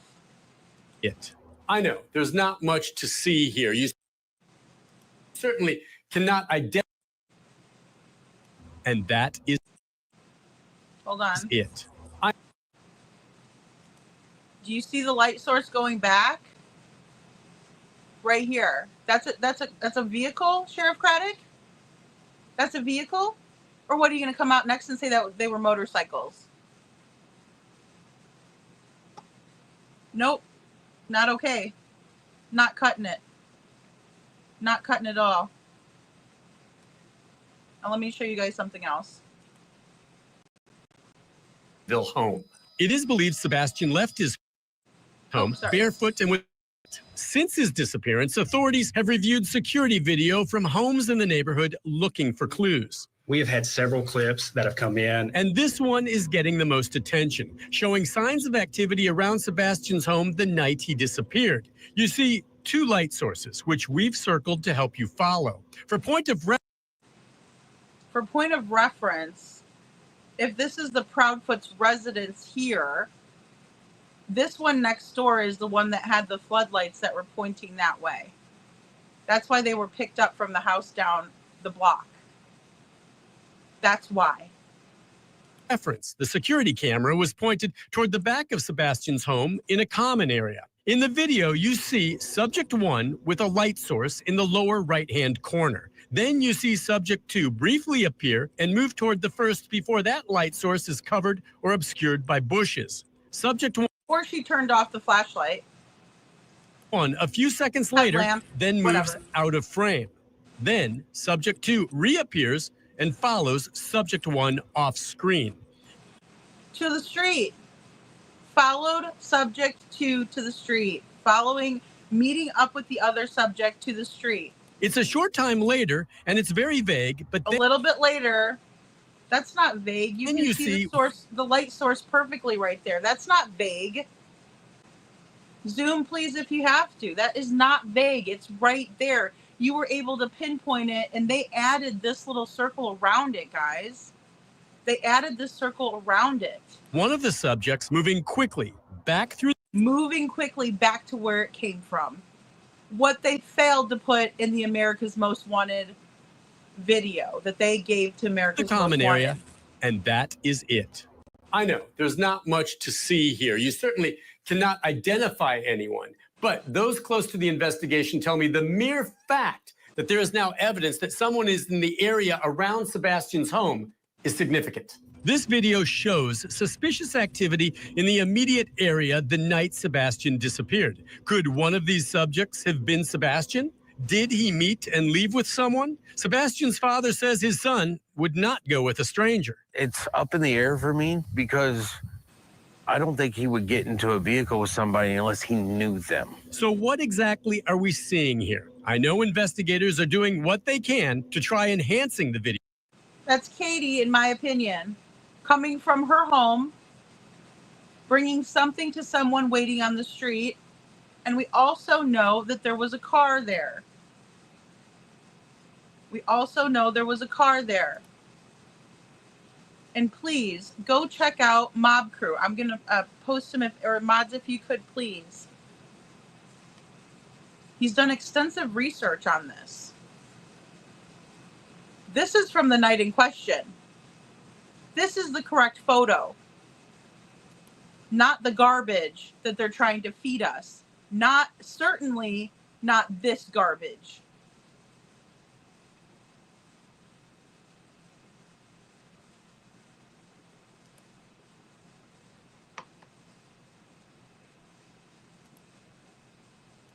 For any more clues. For now, this video is now part of the Sebastian Rogers missing person file, and I'm told it could become more significant depending on where the ongoing investigation leads. Recently, Channel 5 in Nashville, they had security footage that showed 2 flashlights the night he disappeared. Is there anything that you think about this video? Or Sure. Katie doesn't look up at all, right? You see the duper's delight. Oh, you're gonna let me? Sure, I'll tell it. Yeah, sure. Let me make it crystal clear. Katie doesn't look up at all. So there's a lot of speculations about that video that are floating on the internet. Okay, and that is exactly what it is. It's speculations. Now, what I can give you an official statement on is TBI Newslink has released a statement from law enforcement, between local law enforcement, state law enforcement, some federal law enforcement, and they have analyzed that video so many times over that everything that everybody is trying to assume is a flashlight, I hate to say this, it's not. As much as we would love it to be one, it's not. I'm not going to go into details as far as where that video is shot from, but I can tell you, as the parents, we have seen the video firsthand from law enforcement. We know exactly where it was taken from. Oh yeah, but she could not, right? She saw the video firsthand from law enforcement. Was that when Ken Widener was over having breakfast with you guys? And nothing that is being assumed right now is actually true about that video, unfortunately. Okay. And anything about other. That's when Katie looks up. She's looking up to see if people are believing the shit that is coming out of their mouth holes. Any other videos or anything like that, please refer to the TBI news link that they have out there, the updated Amber Alert stuff. And it will give you the most up-to-date information that all law enforcement has. And they will give you current as far as what's what and how they're looking at things. And if there's any new video, forward it to them. Please. Yeah. Security. And if there's any new video, forward it to them. And then she looks down because she knows what's coming out of her mouth hole is bullshit. Footage is really like a game changer. I heard you say earlier, Mr. Proudfoot, that your neighbors have been very, very forthcoming with their Ring camera info. And I was trying to determine if any lights were on, what, if anything, they may have caught. But I understand from your previous interviews that nothing of any evidentiary value was caught. And also, in another statement you gave, I understand that the video of the 2 flashlights, and I'm saying that with air quotes, that's not exactly what that was at all. We now don't believe that 2 flashlights were observed around your home. Is that correct? You're very correct. Ooh, look how quick they were able to answer that. But when they were asked, is Sebastian a burden? Crickets. And then he said no first, Katie.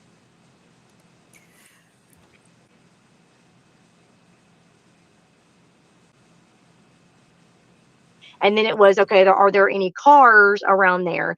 And I was told that there was an unidentified car sitting on my street facing the entrance somewhere around 3:30 or so. And then the flashlights were actually seen on the neighbor's camera, 2 separate flashlights walking in between the yard. The neighbor that has the actual footage swore up and down that there are 2 different circumstances. There was the car with the lights coming towards the car backed up on Kellen and left. And then about 2-ish hours, hour and a half, hour and 42 something, they're like she said, the time stamp on the video is not working. It is stuck. She said, but you can tell because it's pitch black dark in the middle of the night when the car comes down the street, turns onto Stafford, sits there for about 3 to 5 minutes. The flashlights are coming from 2 different directions in between the yards. They do whatever they're doing around the car. The car backs up Kellen and leaves from Stafford. I'm sorry, backs up Kellen and leaves. And then 2 or so hours later, as the sun is just beginning to come up, you can see the trash truck. And she said, but the trash truck goes past her driveway. She said, you can see the trash truck and the lights and the back of the truck go past her driveway, go up the hill, do its business, turn around, come back down. And then within a few minutes later, the sun is coming up. And then you can see Katie's car leave, Katie's car coming back. And then you can see all the police come in. She said, it's very obvious. So I asked her why the police are saying that that's trash truck. And she said, I don't know. I'm baffled. Because I tell you right now, There are two different circumstances, and that you can. All right, guys. She says, I'm telling you right now, there are two different circumstances. She's talking with her hands. She's being very matter of fact. I think Bobby is being truthful. Now, going back to what these jackasses are saying. Case rumors versus reality. They are saying that they found that the lights were actually coming from a pair of truck headlights flickering through the trees from a street atop of the hill about 300 yards away. Law enforcement further investigated to confirm that the flashlights were actually headlights. This interview with Bobby the neighbor was June 9th with JLR. June 9th. Now, all of a sudden, and if you're here, for those of you who want to say that I don't show what I'm talking about here you go. Boom. It's right there. Right here. They're saying it's actually headlights. When did you come up with that theory? Oh, yeah, they said they created an overlay of security footage in the daylight with a topographic map that they overlaid on top of it, right? In the daylight, and it would have been clear that the lights were coming from the hill. When did you do that, and where is it? I want to see it. Where is it? I want a link. Give me a link so I can go look at it. I don't believe you're lying your ass off. All of yous.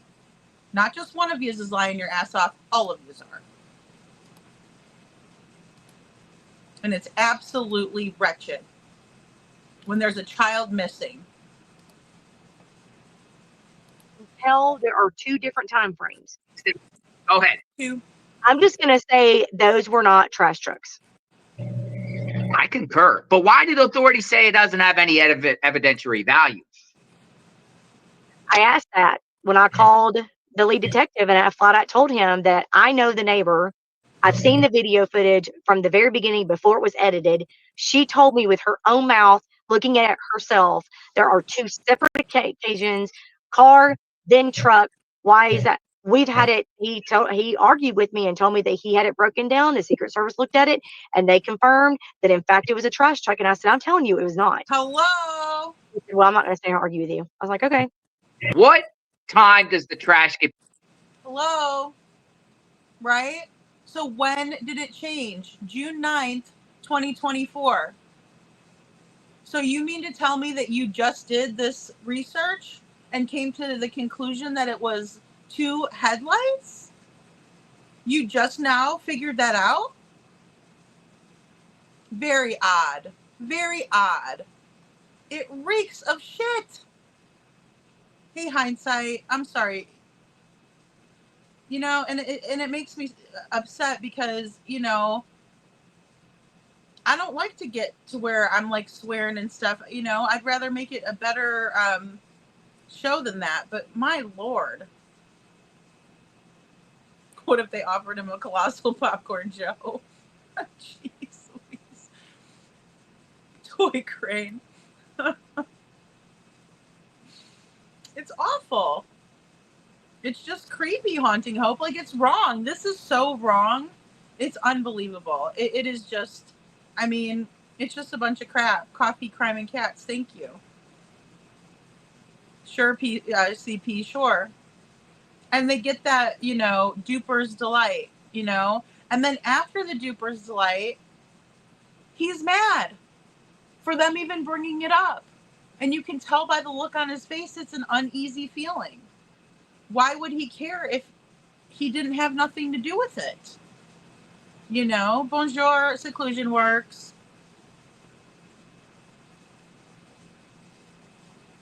Not worried at all. Not worried at all. But they're putting this crap out. Like, it's okay to do that, you know? It's ridiculous. It's so ridiculous.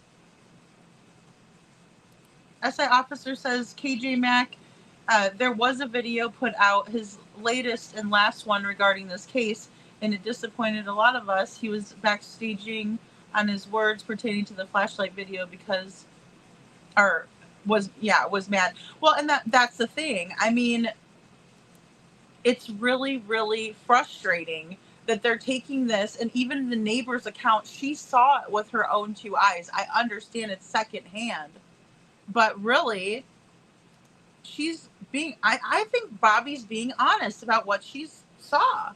And she even said, hey, I tried to ask them about this. And she's also confirming that they confirmed with her that it was, in fact, and they did it through their big wigs that they use, right? Right? All of those agencies that they brought in, that's what she's alleging in this video. Do not shoot the messenger here. I wish I was reporting on sunshines and rainbows and butterflies for these kids. It's not the case. They've been failed by the system. First off, fall through the cracks of a nasty, broken system that doesn't care. That doesn't care. I know. Well, Mark, it's just got to be very frustrating, in my opinion, you know? Hey, Bo. So, yeah, I know, Mark. And it's just like, it's just terrible. It's just terrible. Kiki, I mean, I'm like, what in the heck? Trash truck isn't out at 3 a.m. And neither are these cars up there flickering around. They're just not. That is not cars flickering around that you can actually pinpoint. If they were flickering, it would be too hard to make them out, and then you would know, yeah, it is probably coming from the distance. And they're saying that it came from 300 yards away. You know? And then get a load of this with the green hoodie. But hold on, let me just finish up what Bobby was saying. Picked up in the morning. That is the biggest misconception. Here we go with the whole light thing, right? This is where we're going. So we're going to talk about the 3 a.m., 3:10 a.m. lights. Let's talk about the trash. What do you know? So our trash gets picked up by J.E. McMurtry Disposal, has for many, many, many years. They used to, a few years back, they would pick up around 6:30-ish, but then the bus was coming through and it was making it hard for them to come through with the bus, and all the kids were out and it was just chaotic.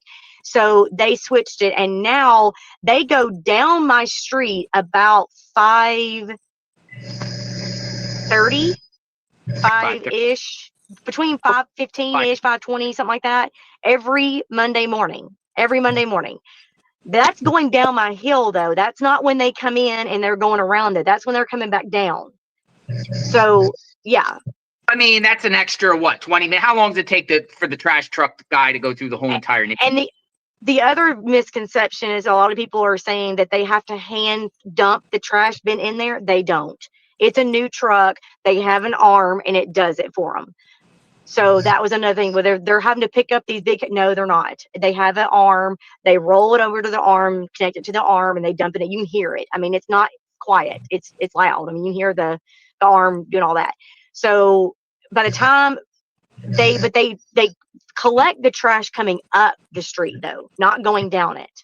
They're collecting it as they come up. So I guess they're probably in the neighborhood just like around 5, just before 5.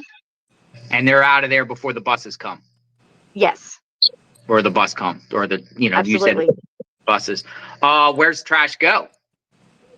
Oh, it gets dumped in either Nashville or Gallatin. If Nashville is full, they'll temporarily dump it to Gallatin.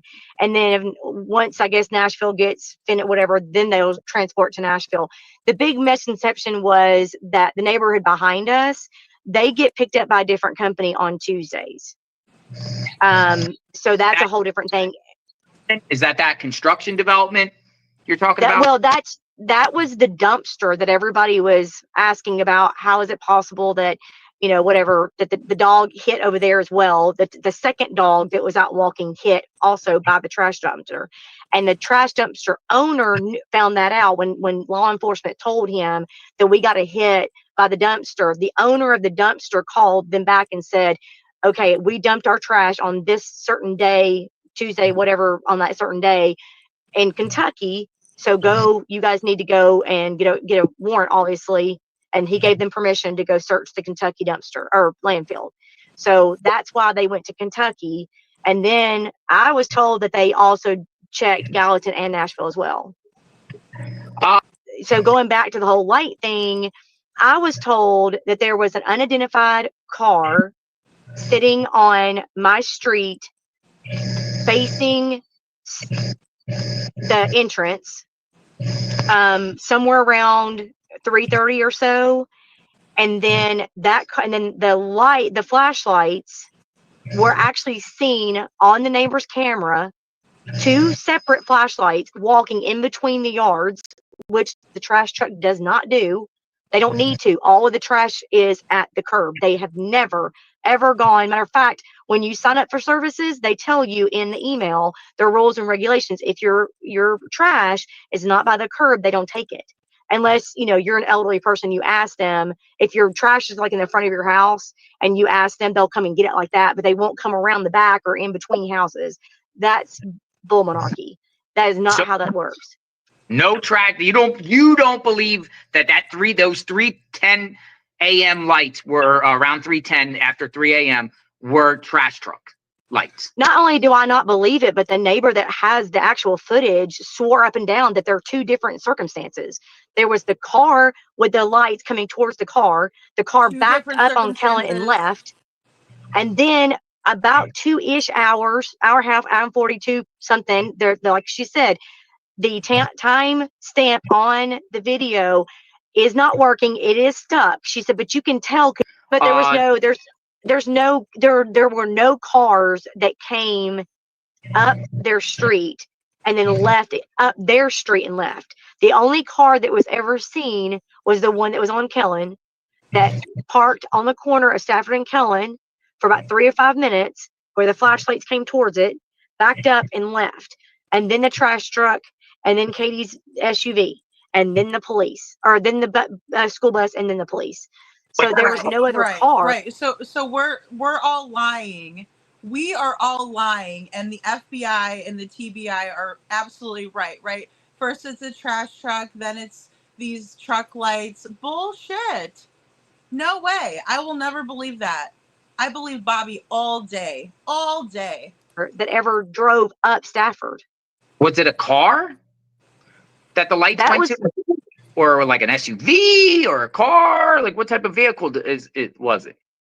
I don't know. I don't remember. It just the words that were You notice how Bobby, when she doesn't know, she says she doesn't know? Credible. Shows credibility. Was told was unidentified car. I don't know if it was an SUV or a car or what. Oh, I know what kind of vehicle it was. It was the silver sedan. Right here. I can show you exactly which one it is. Exactly which one, right? They're not able to take the channels down, right? They'll just discredit in a different way. Nice try. That was just what I was told. It was an unidentified car. And that was another thing, is when I asked the lead detective, I said, this car that was on Kellen, he was like, yeah, we already figured that out. That was an Uber. And I was like, no, the Uber was a neighbor on Devon that ordered an Uber about 5:30 to go to the airport. I know that. But the car why would a car sit on Kellen if they were going up the street to get the customer to leave? I mean, you don't sit there. Coincidentally, at the same time, lights are flashing around the time. Well, at that same time, the trash truck would have been through there. So you wouldn't have gotten that confused.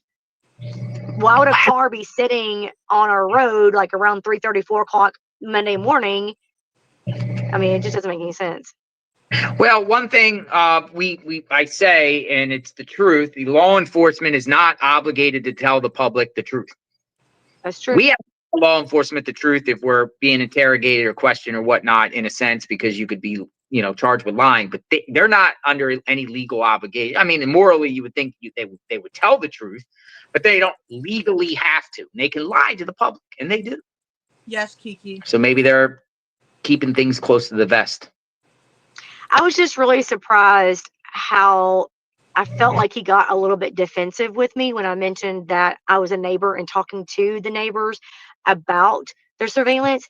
Because my thought is this, if you were to ask an officer a direct question, if he can't discuss it, instead of arguing with me, the response should have been, I can't confirm or deny that. I can't discuss that. We're still in investigation. Instead of him flat out lying about or, defending it and arguing with me, why didn't he just say, was that still part of the investigation? I can't comment on that. And I would have simply said, okay, you're right. I understand. Yeah, absolutely. But he didn't. Integrity of the investigation. No comment. That's what I would have done. I mean, that's usually what they do. Why argue with me and try to convince me otherwise? It's like he was trying to convince me. Leave that alone. Stop talking about it. That's not part of this. Got you, Bobby. Because it's pitch black dark in the middle of the night when the car comes down the street, turns onto Stafford, sits there for about 3 to 5 minutes. The flashlights are coming from 2 different directions in between the yards. They do whatever they're doing around the car. The car backs up Kellen and leaves from Stafford. I'm sorry, backs up Kellen and leaves. And then 2 or so hours later, as the sun is just beginning to come up, you can see the trash truck. And she said, but the trash truck goes past her driveway. She said, you can see the trash truck and the lights and the back of the truck go past her driveway, go up the hill, do its business, turn around, come back down. And then within a few minutes later, the sun is coming up. And then you can see Katie's car leave, Katie's car coming back. And then you can see all the police come in. She said, it's very obvious. So I asked her why the police are saying that that's trash truck. And she said, I don't know. I'm baffled. Because I tell you right now, there are 2 different circumstances, and that you can tell there are 2 different time frames. Case, it turns out that I have a friend of my sister's who reached out to me. She sent me a text and said, hey, I just wanted to let you know that Sebastian's mother is my cousin. And I would really appreciate it if you could please talk about Sebastian's case and get his information out there. I appreciate all that you do. And she put me in touch with Sebastian's mom, and we did speak at length today. And I did record a few things that I think it's very important for you guys to know. I see Chris in the chat. Thank you so much for being here, Chris. If you see Chris Proudfoot in the chat, that is Sebastian's stepfather. And we really appreciate you being here. And thank you for speaking with me today. We just want to get out the most accurate information about your son so that we can hopefully help anyone to know all of the information about Sebastian so that we can make sure that he is found safely and that he comes back home, because I know that you and his mom, miss him very much. When I talk with people on the phone, I automatically just record conversations in case there's information that I miss. And I did ask permission from Sebastian's mother if I could play specific clips on information that they would like for the public to know, because they did tell me that there is some misinformation that's going around and they wanted to clarify a few things. We have them coming up on panel. So if you guys will please welcome Sebastian's parents to the live stream. Thank you so much for being here. I really appreciate you joining us. You're welcome. We had a really good conversation today, and I appreciate you being willing to talk to me about Sebastian going missing. He said there is some things that they can't speak on right now, but when they're ready to come forward, they will do so, and they will let us know if there's any updates that's going to be happening. Search for a 15-year-old boy in Sumner County. The TBI put out an endangered child alert for him today. To have joined the search now, up to 150 personnel looking for Sebastian Rogers, going on hour 10 of the search now here in Shackle Island. We want to show you Sebastian's photos. He's 15 years old and he has a form of autism. This photo was taken of him just last night. He was last known to be at home before midnight.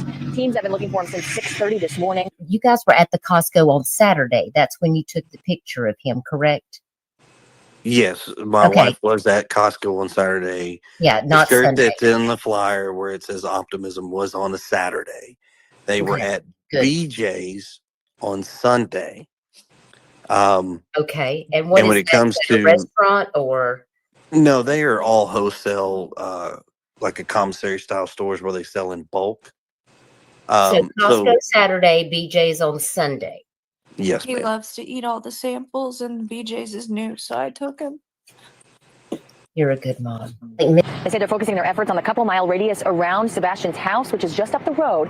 We've seen state troopers knocking on doors, people walking in the woods, horseback patrols, firefighters Great searching question, waters, hindsight. canines and drones, all the while aircraft are circling overhead.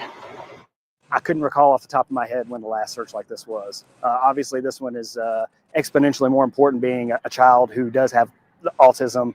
I can't imagine what those parents are going through right now.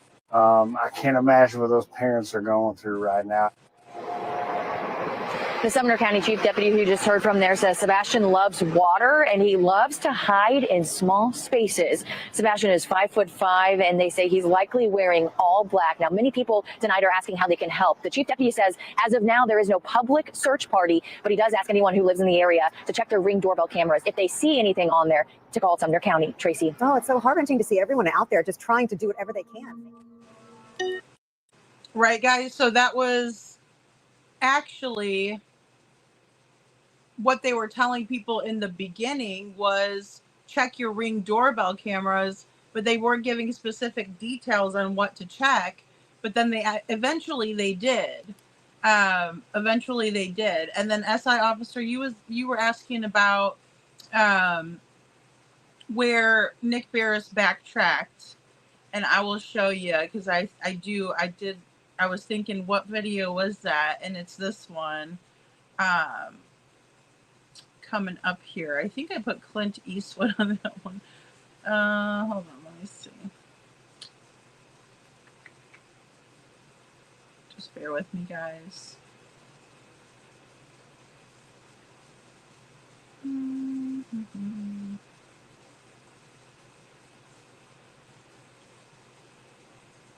Here we are. Hello, everyone, and welcome back to my channel. This is Lady.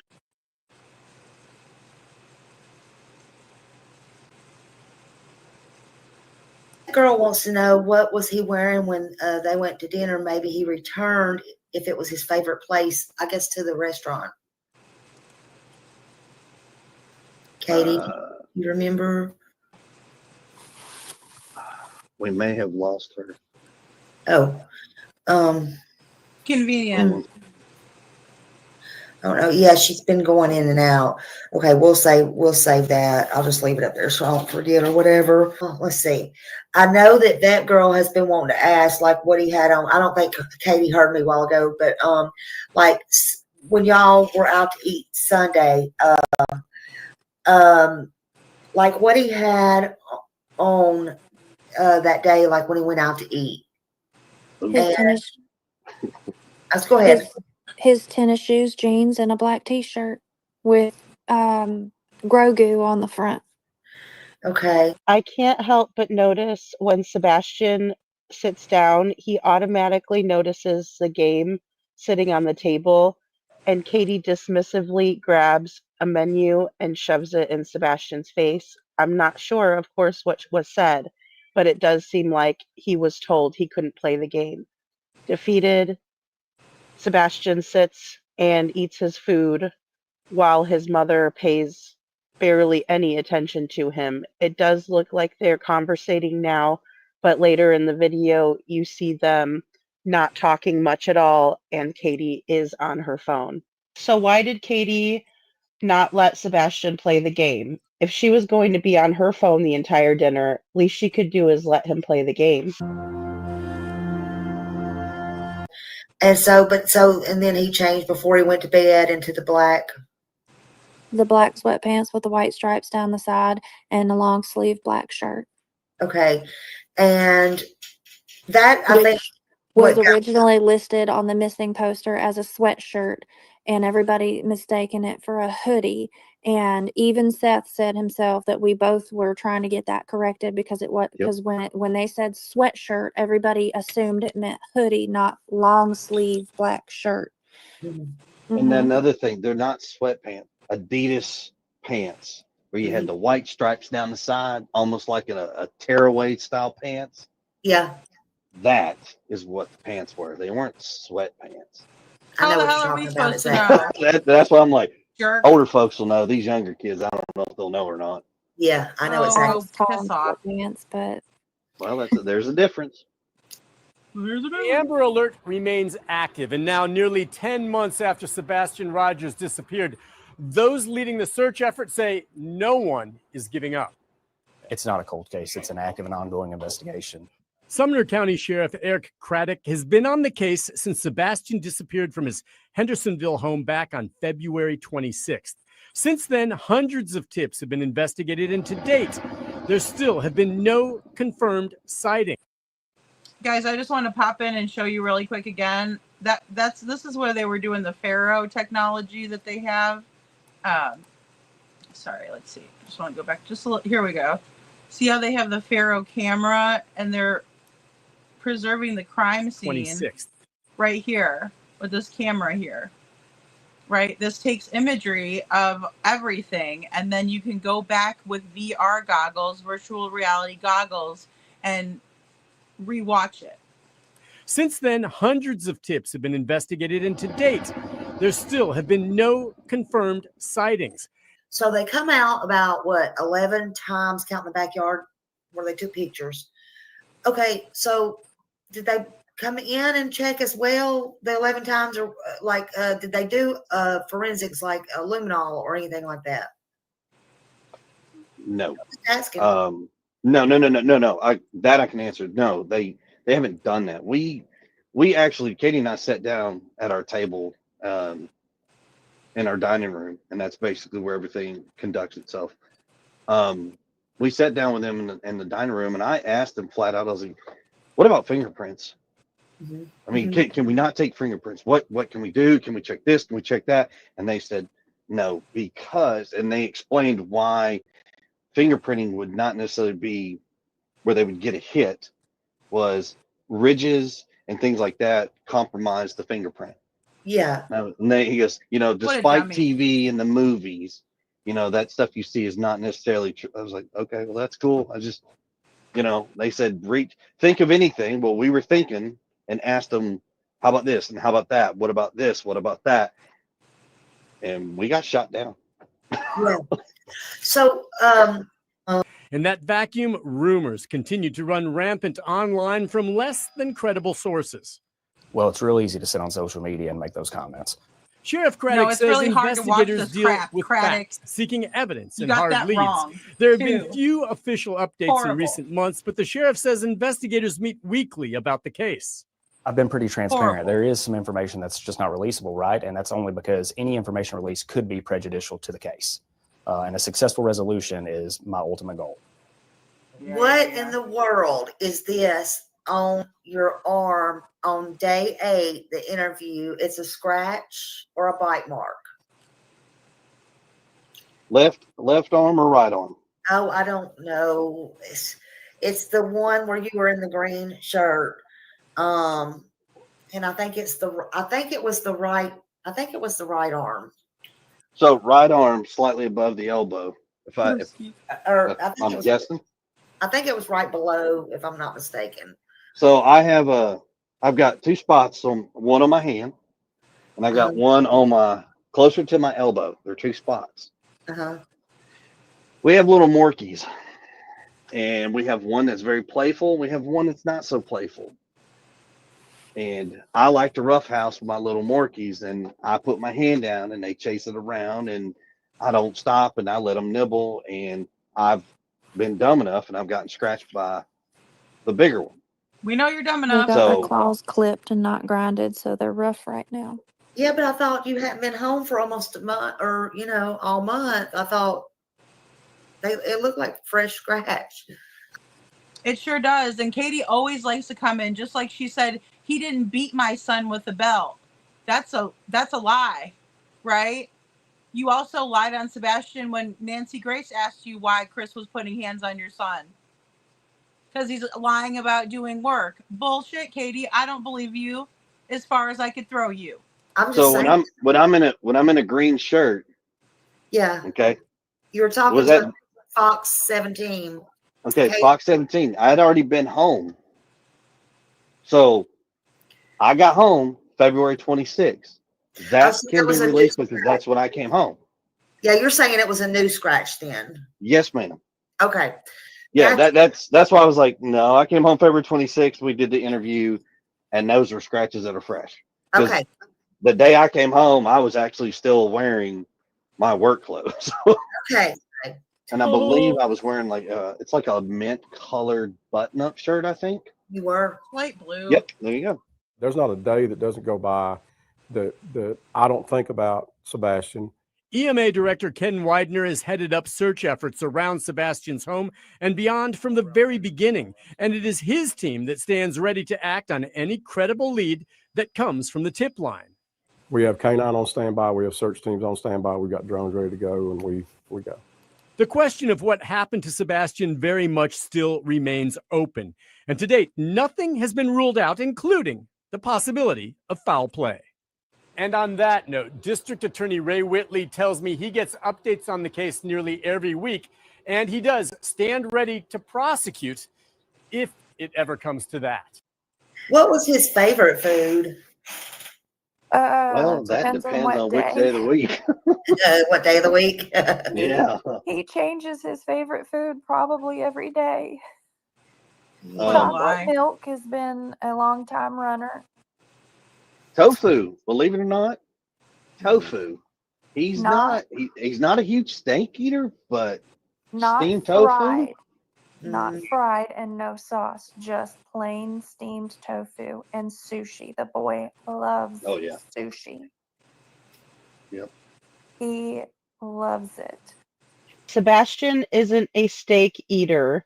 He doesn't really care for steak, yet he is brought to a steakhouse with Katie and she only orders French fries.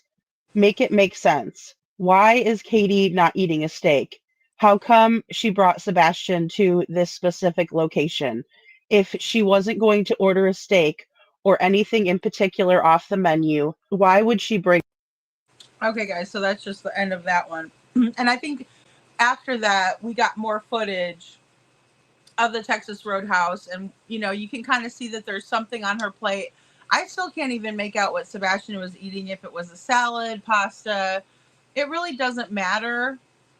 It really doesn't matter. What matters is that's the last time we witnessed Sebastian alive, with us.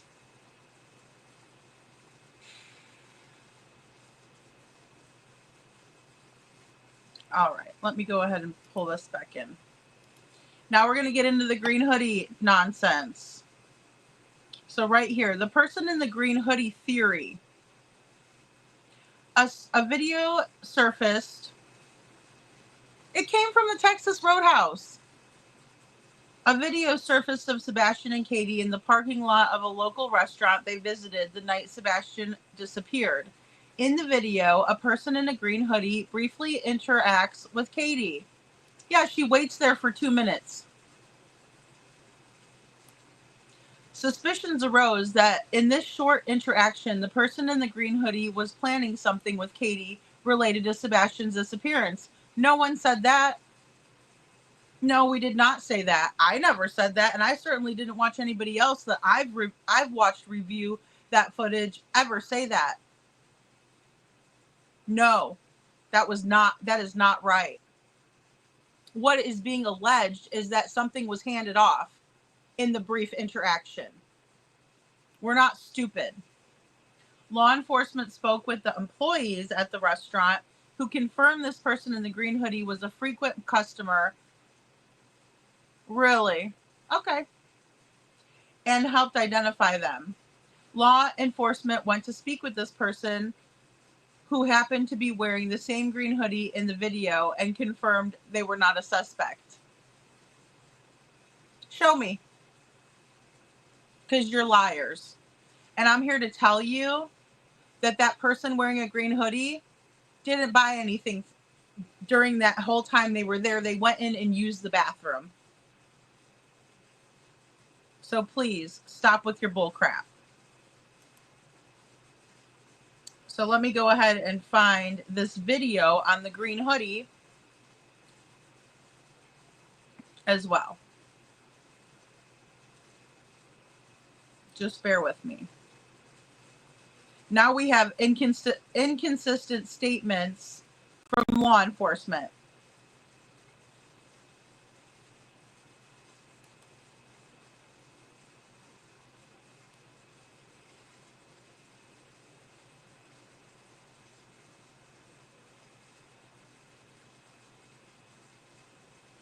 And let me just look. This is the inside footage.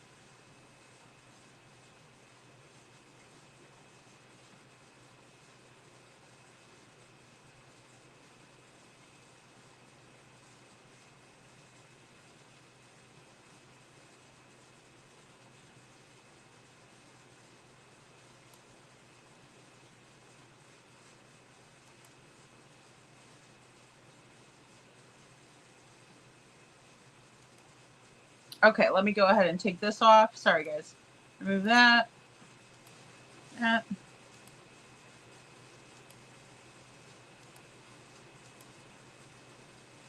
He is wearing the exact same shoes as her son, Sebastian. Is that how Katie was able to trick the dogs and create a fake scent? Is that why we haven't found Sebastian Rogers? Did Katie switch shoes with her son, Sebastian? Did Steve Fisher, SF Investigates, just break the case? Stinky fish. Am I seeing this correctly?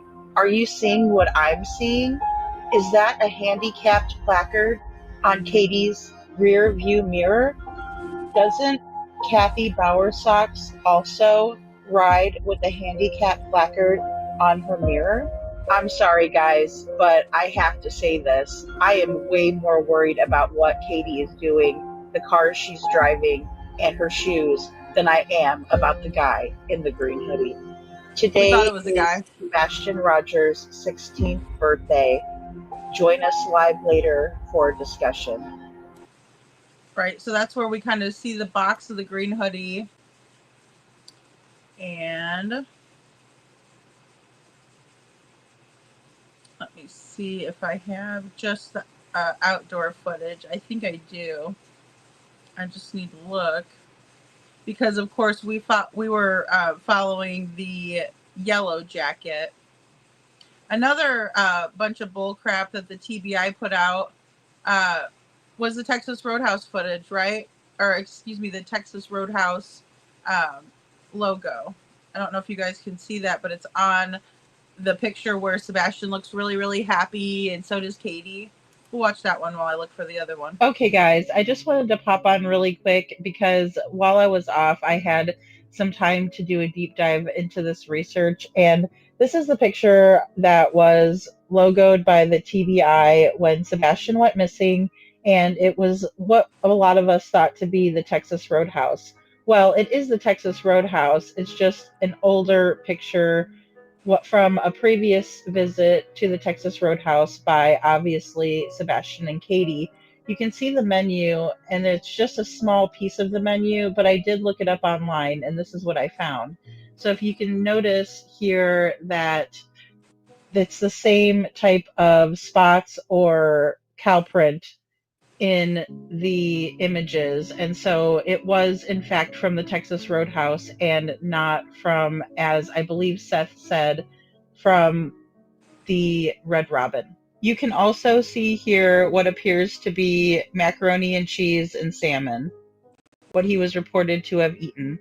And as you can see here, this is the photograph from the Texas Roadhouse on February 25th, 2024. Sebastian is wearing a Grogu t-shirt, and he did have a big bowl of what is presumed by me, in my perception, to be a bowl of pasta. and not the same supper that he had in the previous photos. They have done this the whole time, giving different photos, older photos, and passing them off to be Sebastian. What do you all think? I also want to share with you something that Unnamed True Crime Channel sent me, and you can definitely see the image is more pronounced in this enhancement. It looks like two heads to me. What do you all think? Special thank you to Unnamed True Crime Channel for making this enhancement. Yep, and that's another thing too. They were all up in it. They were all up in that enhancement. All up in it. So there you go, Fishy McGee. All right. I know I'll have to pull that back in, guys, and we can analyze it as well. The letter from their efforts to find the green hoodie. Right? And then this is the green hoodie coming up. Oh, hold on. Let me share this really quick.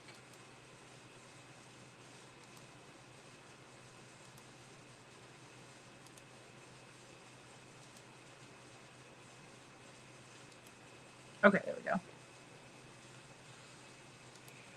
And I was calling him the shim. We were calling him the shim because we didn't know if it was a woman or a man or what. But that's green hoodie.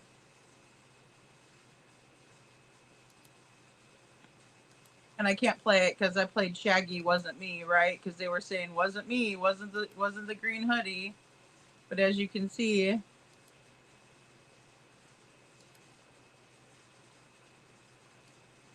that's how close they were able to get the green hoodie's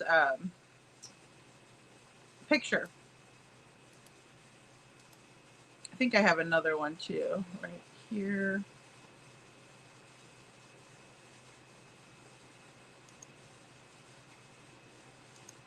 Yeah, there we go. See, green hoodie right there, walking up. They're saying she was a regular at the restaurant. Oh, my bad, sorry.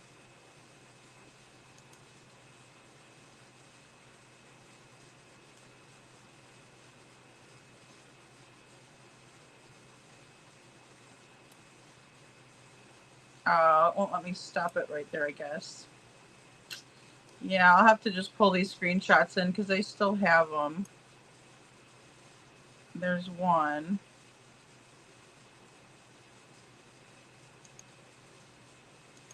Oh, there we go. Now, these are the close-up ones, right? Have you seen me? Green hoodie. That's her going past. The one with the red box around it, you'll see her. That's when she passes Katie, right, in between of the cars, which why would she do that? But nevertheless, she does go through there, and then she makes a motion to Katie like this, right? And then this is her inside the Texas Roadhouse using the bathroom, right? So there's that. It's just absolutely infuriating. And then they want to say that the green hoodie person was nobody, right? And they're lying and saying that everybody's thinking that they were planning something, right? I'll show you. Nobody said they were planning anything. First of all, I certainly didn't. Planning something right here. No, not at all. People believe there was a handoff of maybe a cell phone or a key fob or perhaps some drugs, something like that. But nobody's ever alleged that they were planning anything. You couldn't plan anything walking past a person. Again, we're not stupid. KJ Max says, CP brings out my inner sailor / truck driver. Same here. Magic Star says I can change my screen name 50 times and someone will always know it's me because I can't type. That's funny. It's autocorrect. Hey, Connie B. Good to see you. Thank you for being here. We don't know. I'm not positive it's a woman. I always call it a shim. I don't know if that's a woman, a man, or nothing. I mean, I really don't. And I don't trust what they're saying, you know? I wish I could. How often did she and Sebastian go there and her not eat much? No reason except for, yeah. I mean, I know. I don't, for a question, I mean, I don't know. It was said that they had another dinner there, but Chris was there, and then there was a big mess that happened, according to the servers there. Of course, we'll never hear about that from the TBI or FBI, you know? Hence the reason Sebastian was, hence the reason Sebastian was watching the green hoodie and looking at the car next to the driver's side. Okay, exactly, Deborah Bennett. I mean, he watched like a hawk. He watched like a hawk. And, you know, and he was watching after his mom, you know? Yeah. And I mean, because you do have to revisit that stuff. Hindsight, I agree. It's like, that's why I analyze this stuff over and over again. It's not, you know, really because I don't remember it. It's more so because, like, every time I look at it, like you guys were saying on the show tonight, we looked at the, you know, Sebastian leaving the whole time, but, you know, many of us were looking at Sebastian getting in the vehicle. We were paying attention to the green hoodie. We weren't so much paying attention to Katie, but then all of a sudden, you know, Mob Crew comes out and says it looks like Katie, you know, appears to put something like earbuds in her ears. And, you know, none of us caught that for the longest time. And I do think there was a jammer SI officer. I found a whole bunch of research that I did about that before. And it was funny because I did a bunch of research on it. And then Mob Crew came out with like a bunch of really good research. And I was like, well, he just came out with all of what I was researching, like every single bit of it. I swear it was weird. But we were thinking alike. And I don't ever, you know, I've never talked to Chris before. I just like him. I follow him, you know, and I the reason that I really like Chris from Mob Crew is because he's very talented in taking, you know, and he's very detail oriented, and he can take these videos and, you know, make it so we can understand what happened that night, you know? Yeah, maybe like a white key, like the little key cards. Yeah, that's a good point. Faye says, lady, it looks to me like a white key key card that motels use. Yeah, I mean, I think it very well could have been something like that, you know, just something that they're passing along, you know, fast. But Green Hoodie was waiting for that other person. Yeah, a regular. Hindsight says a regular, so much that they never saw her before or after, allegedly. Exactly. It's all a lie. Everything that they've put out, right? And here I am, like, put something out there at least and show us something. They didn't tell us anything. The only good piece of information that I could see in here that may or may not be true, especially after all of this bull crap right here that they pulled, was possibly, let's see, this part right here. In addition, law enforcement searched almost every home in the neighborhood, video recordings from nearby homes, and a dashboard camera in Katie's car showed that Katie and Sebastian didn't leave the house after their return home. Right? So they're alleging that Sebastian made it home because they saw the dash camera, and the dash camera, you know, it shows them getting to the house, but then doesn't see them leaving at any point in the night, right? So, but how can we believe anything they say after they pull this other crap? Sebastian's not 14. He wasn't 14 when he went missing. Right? But they said that, and no other cars were seen coming or going from Katie's home, right? Well, yeah, because they parked on the corner of Stafford and Kellen. Then they backed off of Kellen and went straight out the neighborhood. Katie's home during the evening and early morning hours of the night or day Sebastian disappeared. But that's a lie too, right there. because actually, yeah, they did show activity because you would have watched her leave, her and Sebastian get into the car, go over to pick up the niece, go, you know, there to go pick up the niece, and then they get in the niece. They drive her to BJ's to meet her mother, right? And then Sebastian and Katie bring snacks home, so they would have had to have been caught on camera. Or are you saying that Katie's story is yet again inconsistent? Because that's what I'm picking up. That either you're lying or she's lying. And then that you would have watched them leave again, right? After dropping off the snacks, because he's 15 and snacks, right? And then you would have watched them go back to do the bowling and then go to the Texas Roadhouse. Where's the footage from them going to the bowling alley? Where's the footage from them playing in the arcade? Where's the footage with them going up and trying to buy bowling shoes and them telling them, no, you guys can't bowl today because league is going on? Where is it? Where is it? By the way, lady mods in chat, good to see you. I just came in late, starting chat.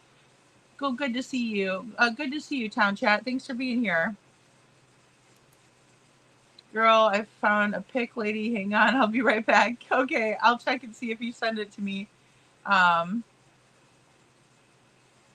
Thanks, Magic Star. I mean, I'm just like, what? They had a big day. Why no fast food if you're not going to order sit-down food? Well, I know. That's what I'm saying, Mark. I would have just got a pizza or something after that. I'm not going to lie. You know, I mean,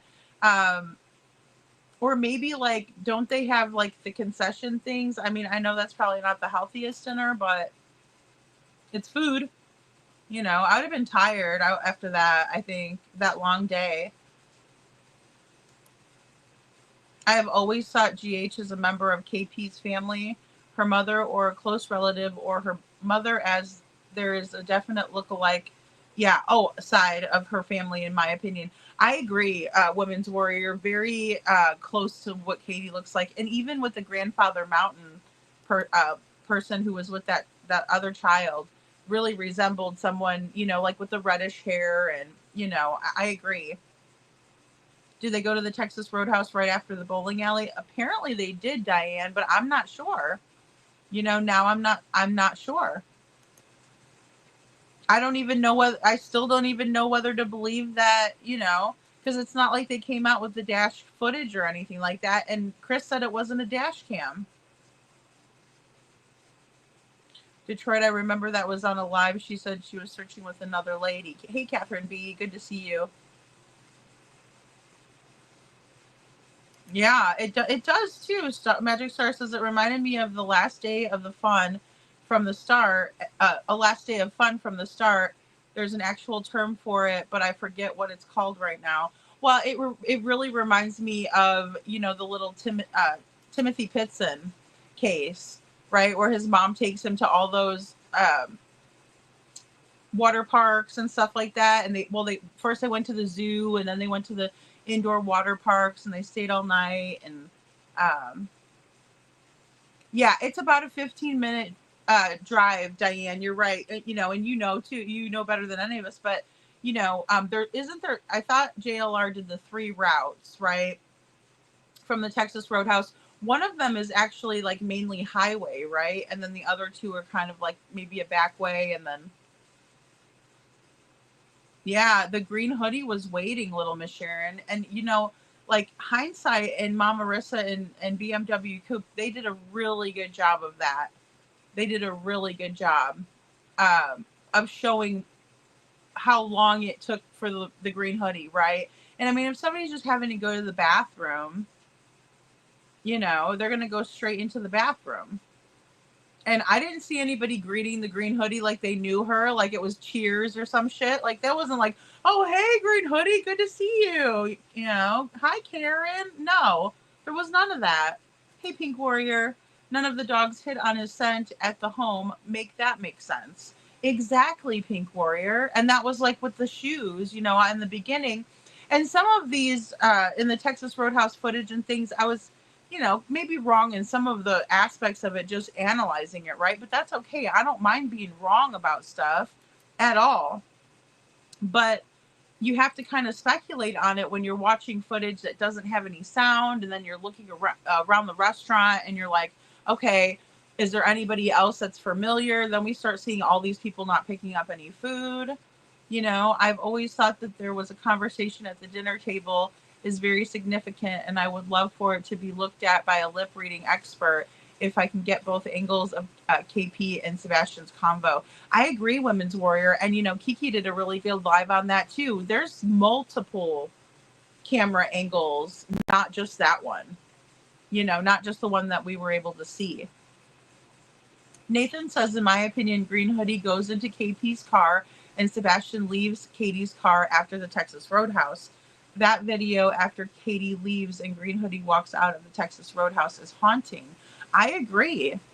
It's super concerning, especially knowing that that's the last time we see Sebastian. That's the last time that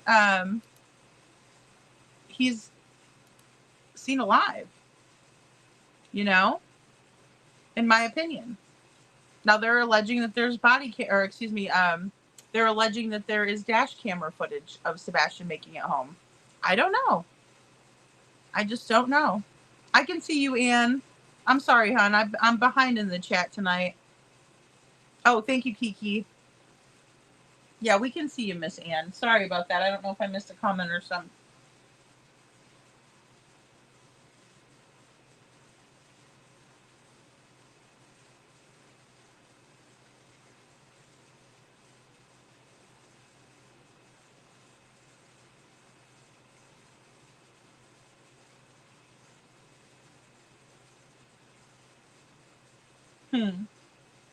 Wow, that's interesting.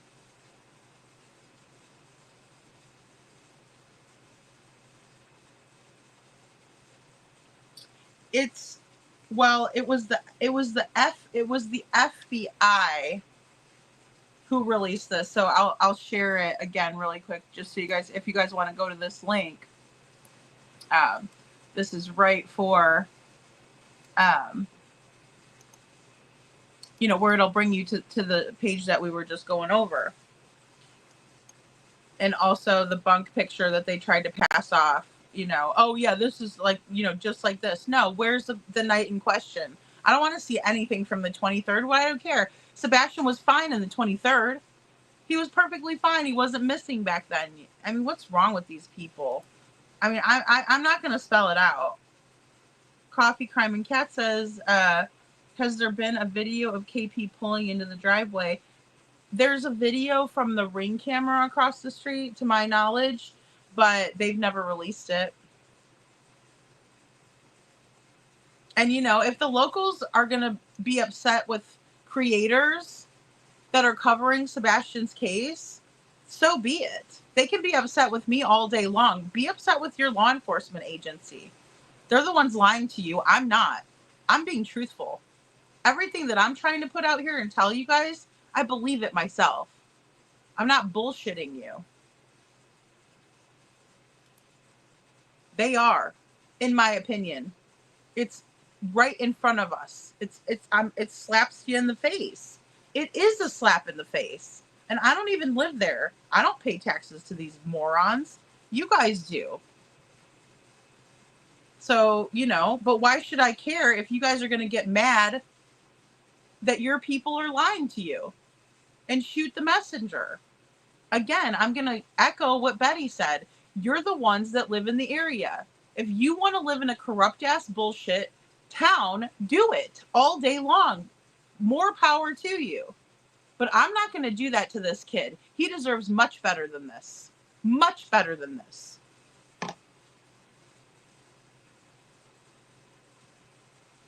There's physical evidence of Melissa, Aunt Melissa, Chris's sister, bullying Sebastian at his birthday party. And that's okay for you? That's all right? Shame on you. You're disgusting. Is that how you treat your family? Rachel 508, good to see you. Hi, lovely, in my opinion. they make eyeglasses that legit record and make phone calls. And I thought about it.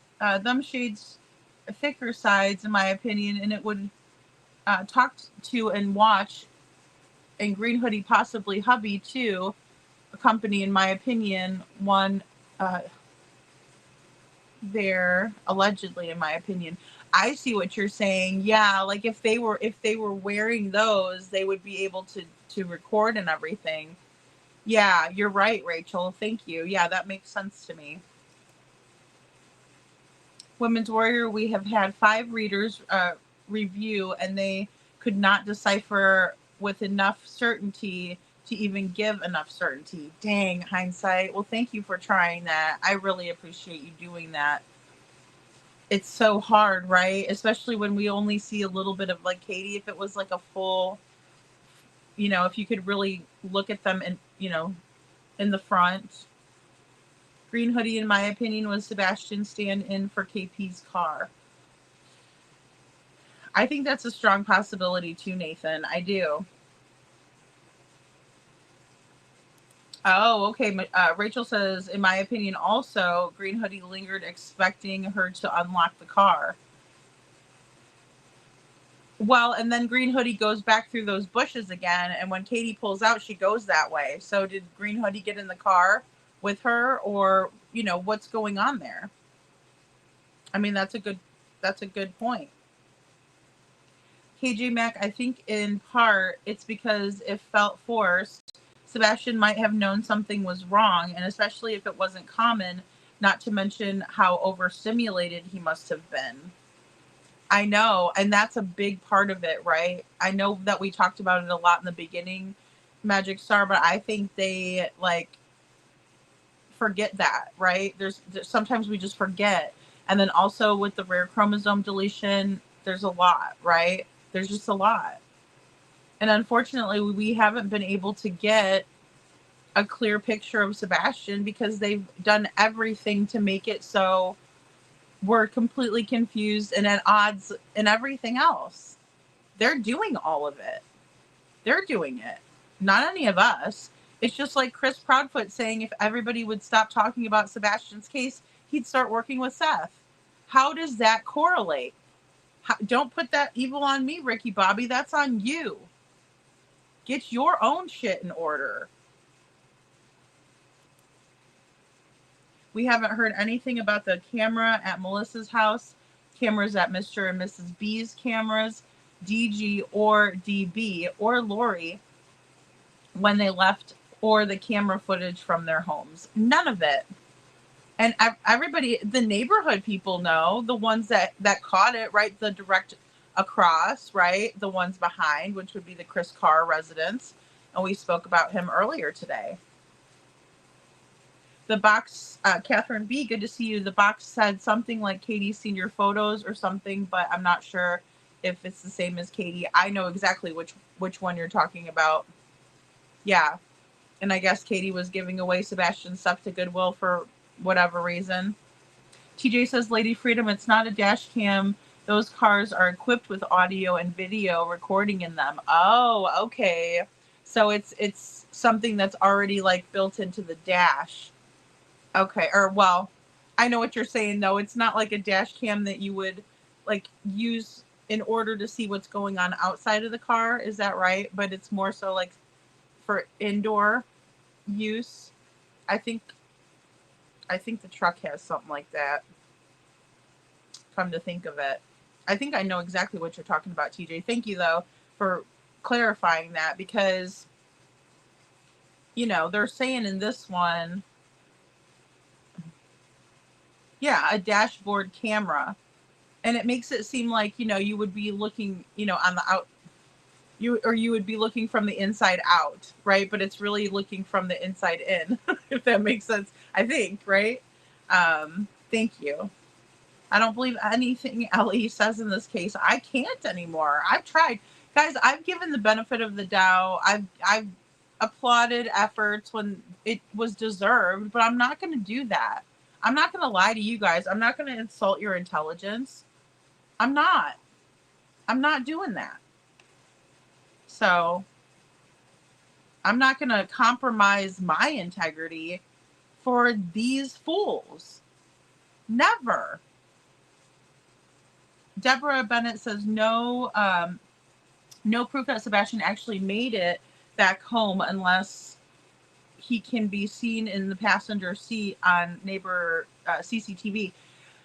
They were saying that it was too dark to really see. And even like in the daylight, I'll just use this as a reference, but like even in the daylight, you can't really make out really who's in the front and who's not, you know, because you can't even really see Katie driving. It just kind of looks like a blur. So, I mean, I would think that it'd be really, really difficult to catch them passing by. But I don't know.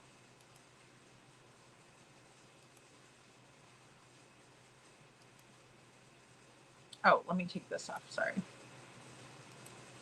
But yeah, because that's 6:20 a.m. in the morning. You know, and you can't really make out the driver of the bus either. So it's just, you know, it's kind of tough. Yeah, in my opinion, Rachel says military ties military ties cover alibis. Yeah, I mean, and that's what I've been wondering myself. Like, is that what's going on here? You know, because usually it's back the blue. Thank you, Kiki. It's back the blue. It's, you know, Diana, I mean, we have before, like my daughter was in like a little bowling league and it was like, you know, you paid in the beginning and they gave him a little bowling ball. Like I still have it with her little finger holes in it the way they were back then even.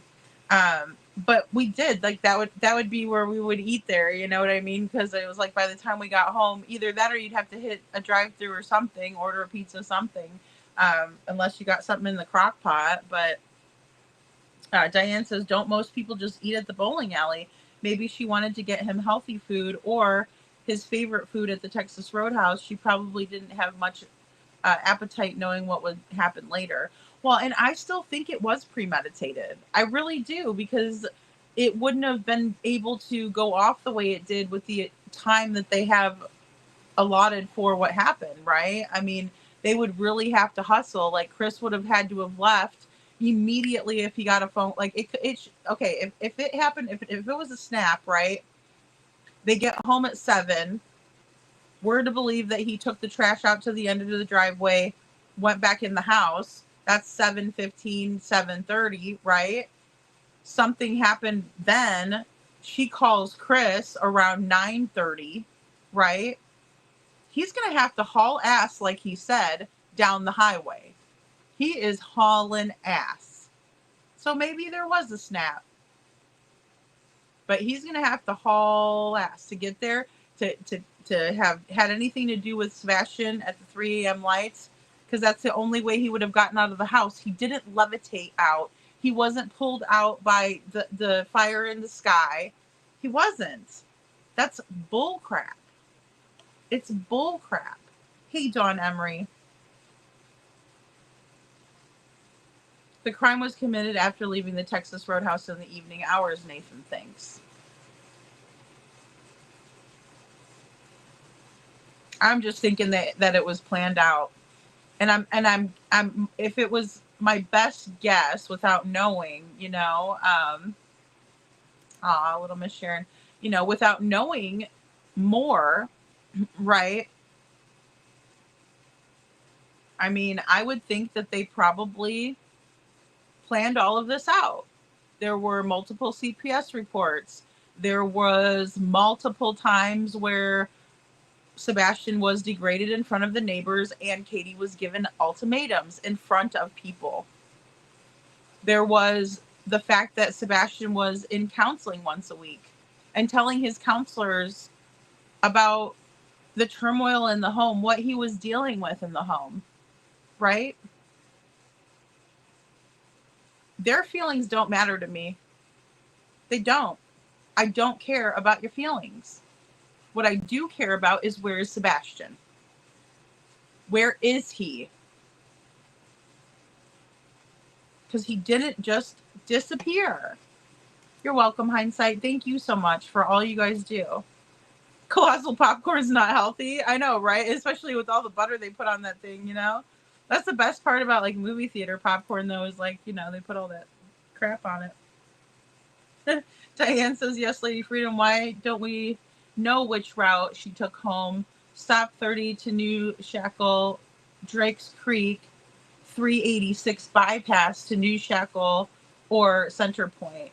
Just tell us. That's the thing. They've always been so secretive. Oh, we can't tell you that. Well, why not? If you're not a person of interest, then your route home doesn't matter, right? It's like it's not that it's irrelevant, obviously, because we want to know this information. It's more so it's important in order to clear any type of suspicion that maybe Sebastian did get dropped off with someone else, right? That's all it is. But they refuse to do it. It's like Adam Montgomery refusing to tell us where Harmony's body is. He gets off on it. He gets off on it. He loves it. Duper's Delight.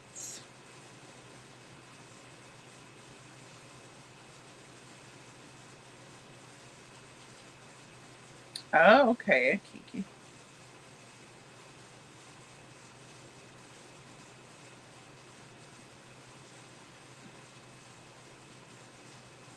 They're pretty similar, but that... No, one's a Chrysler, Kiki, and the other one's a Chevy. Because if you look on the grill, damn. I mean, guys, it's not that hard. It's really not that hard. To their heavy, they're too heavy to count calories. Oh, jeez, you know. And you know, Katie was in much better shape before all this, you know. But then they had to haul up in their, you know, their house with all their snacks, you know. Thank you, Kiki, for your super sticker. I'm sorry, guys. I should have been paying attention to my phone over there.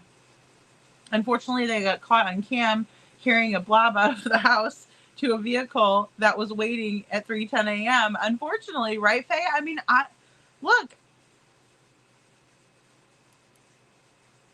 I just think if it was anybody other than Katie who was in question, that person would be in jail right now. So I really wish it was some kind of, you know, creepy guy in the night in a trench coat, because his ass would have been in jail by now. But knowing it's Katie and they're on the board of all of these big events that make a lot of money for non-for-profit organizations. And look, I'm not trying to be rude, but last time I checked, Sebastian is not an underprivileged child. So tell me why he was able, and Katie's bringing him to something where it's for underprivileged children. Right? Christmas for Kids, where you get to meet the country music stars and go in their tour buses. Right? It said it was for underprivileged children who don't have anything. Last time I checked, Sebastian had a very nice house at both parents' houses. I'm here to tell you, I wouldn't ever feel comfortable doing that. But Katie doesn't mind. Does she?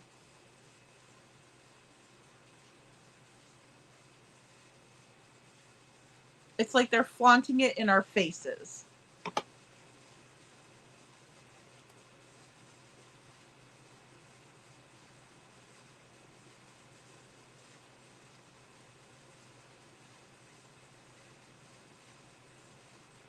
Oh yeah, Nathan, I do want to show that creator Carrie. She did a very good job on her videos.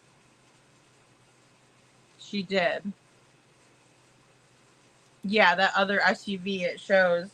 My only thing is I would like to see. I kind of explained this a little bit. My thing is I do not like taking footage of something that I don't know where it originated from, right? So our friend Carrie, right, who I think she did a fantastic job. It seems like she worked really hard, you know. I'm not sure what she did to manipulate the video, right? And there's no way to get a hold of her on her page that I can find. I do my due diligence. And I don't just spread misinformation or crap around because I think it fits my narrative.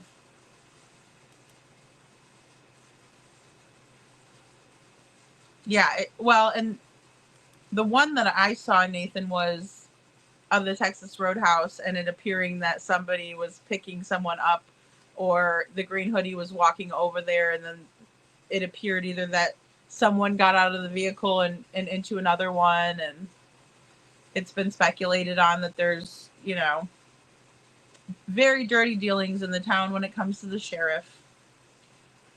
Diane says, I bet I bet Center Point Road has the least amount of cameras and drops down to Long Hollow Pike, right near the entrance to Collin. Right.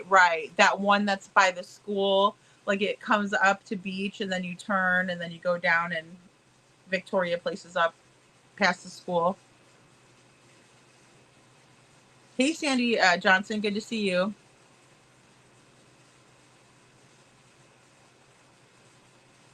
Yeah, and we don't know if they did chat with Grandma.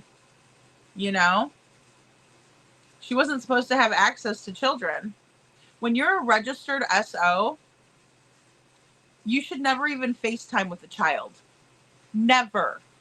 Ever. Ever. Ever. Ever. Ever. Ever. And a mother should never hand her child over to a predator on a silver platter, Katie. And that's what you do when you allow access to a creep like your mother. Frances Rosenbaugh. Hindsight says there was a dark blue Land Rover Defender that two men walked out into the Texas Roadhouse for under 2 minutes, went by the bar and near the pink shirt lady, and left back through the bushes where they were parked in that lot. Thank you, Hindsight. Excuse me. Thank you, Hindsight. And it was a Defender. Kiki, do you happen to have a picture of that same vehicle where we can maybe make out like a logo? Hold on, let me see. A Defender. Sorry, guys. Land Rover Defender. Sounds fancy. Land Rover Defender. Oh, that's a totally different. Okay. Yeah, now I know what okay. No, that's not it, Kiki, unfortunately. Like the Land Rovers kind of are boxier, and they're in my opinion. Let me look at this one. And they're like, yeah. Oh, that's a 2025 model though. The other one's probably a little bit bigger. Okay. Nathan says, I don't believe the dash cam footage. Oh, definitely. Well, Diane, because a lot of people don't believe the crap, but they're, you know, I mean, nobody likes going up against law enforcement, guys. I don't like this. You think I'm enjoying this? This has got to be one of the worst, you know, times I've been up here. Usually I love being up here. I'm joking around. We talk, right? We bounce the case off of each other. Not tonight. No, because I think this is bullshit. It's absolutely wrong. Yeah, see, I know what the Ford Escapes look like. I used to have a Ford Escape. Diane, Nathan says she would still be able to sell houses to the mafia Sumner County cops. Yeah, really. She sure would be able to. Well, and she's lucky. She's mighty lucky that her you know, family is in construction and she just gets the new builds handed to her. You know, she doesn't have to work for it at all. She just sits there and, you know, she catches the leads, right? She just sits there and catches them. And a lot of that stuff's custom. Sammy G says, if you ever needed proof that Sumner County does not plan to stop acting like there is nothing to see here, has every intention of pushing this further under the rug. This BS is fake evidence. Yeah, Ish. I know. And isn't it sad? Like, I would never, ever, ever, ever, ever think that it was okay just because it wasn't my kid that it's happening to. Oh, okay. Okay, thanks, Kiki. Yeah. Yeah. And it's ridiculous. They possibly might twist and turns. I'm starting to wonder if there's not a whole underground situation there where there's a large swingers club. And I've always said that I don't even care what goes down, you know? But this is ridiculous. Somebody knows some dirt on someone.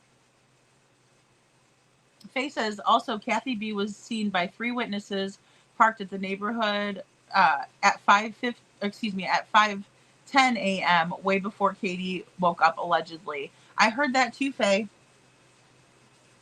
It's gonna take these neighbors to come out. And I understand, you probably don't want to sell your house, but I would sell my house and I'd leak the footage out. I would never let Sebastian have to hold the bag like this. That's shameful, in my opinion. Those are the people that need to be told, you need to do this or that or the other, not the creators. Hey, Narrow V. Hey, Dog. Thanks for being here, Dog the Bounty Hunter. You've been in my prayers. Thank you. Local cops lied to FBI. Texas Roadhouse told me they never, ever, ever saw a green hoodie before or after that night. Okay? Guys, thank you, Dog. Thank you so much. Thank you so much for everything that you do. Now, guys, why are they lying? Why do they think it's okay to lie to these kids, about these kids, about this missing child? That should never happen. Dog says, official Dog the Bounty Hunter says, I have the interview, excuse me, with Texas Roadhouse, and they confirmed it. Look, and that's the thing, guys. These are brave people that are willing to come out and say, no, that's not what happened. So thank God for them. And thank God for Dog for going over there and confirming this stuff, for speaking with these people. Sorry, I'm not sure if you went there. Dear Cash Patel, get your people. I know, Sammy. No, believe me, they're going to know about it. They're going to have video proof of what I'm trying to tell them, because I'll just put a video together for them of all of this stuff. TB didn't tell BHB my family had nothing to do with it. He said, prove it. Mark, boom, right there. He said, prove it, right? And he was following Betty around. He was. I'm sorry, he was. I wouldn't like to make that up about somebody. I never would. There's been things that I came out here and I said, look, Chris Proudfoot didn't do that or didn't say that. You just gotta, it is what it is. Remember, CP didn't want to tell what time Sebastian took out the trash. Sometime between 7 and 8, he finally said. Why so vague? Right. Yeah, and they were playing semantics. That's what Chloe P.I. said. It should never be semantics. It should be precise. We got home at 7. If you're a mom and you're in charge, you know what time you got home. You know what time you told, Sebastian, thank you, Detroit. You know what time you told Sebastian, hey, buddy, it's time for you to do your chore and take the trash out, right? It's a routine. With a child who has autism, it's a routine. Dog says, Texas Roadhouse owner said cops never called or came to see his staff. Green Hoodie never came back. Guys, the owner said the cops never called or came to see his staff. I mean, why would the owner lie? It sounds like maybe the owner has a conscience and he wants to be able to sleep. You know? He wants to be able to feel good about himself and tell the truth. Dog says he called the cops to report Green Hoodie and they never called him back. Local cops are lying. Aloha. Thank you. Thank you, Dog. And I mean, we can tell they're lying. Everything they said in this statement is absolute hogwash, poppycock, whatever you want to call it. It's horrible. I could not believe it when I read it. And here I'm thinking, oh, great, we're going to get some clarity. No. The only thing that's clear is that the cops are lying, in my opinion. Elisa P says, Dog, there you go. That sheriff's never investigated any of the supposed stop they did that day. Right. It just goes to show it. Maybe that's why we haven't been able to see any footage of that. Maybe they didn't bother. That's what was said about the Warsham's footage, too. That the cops waltzed in 2 weeks later. That's what was alleged about that.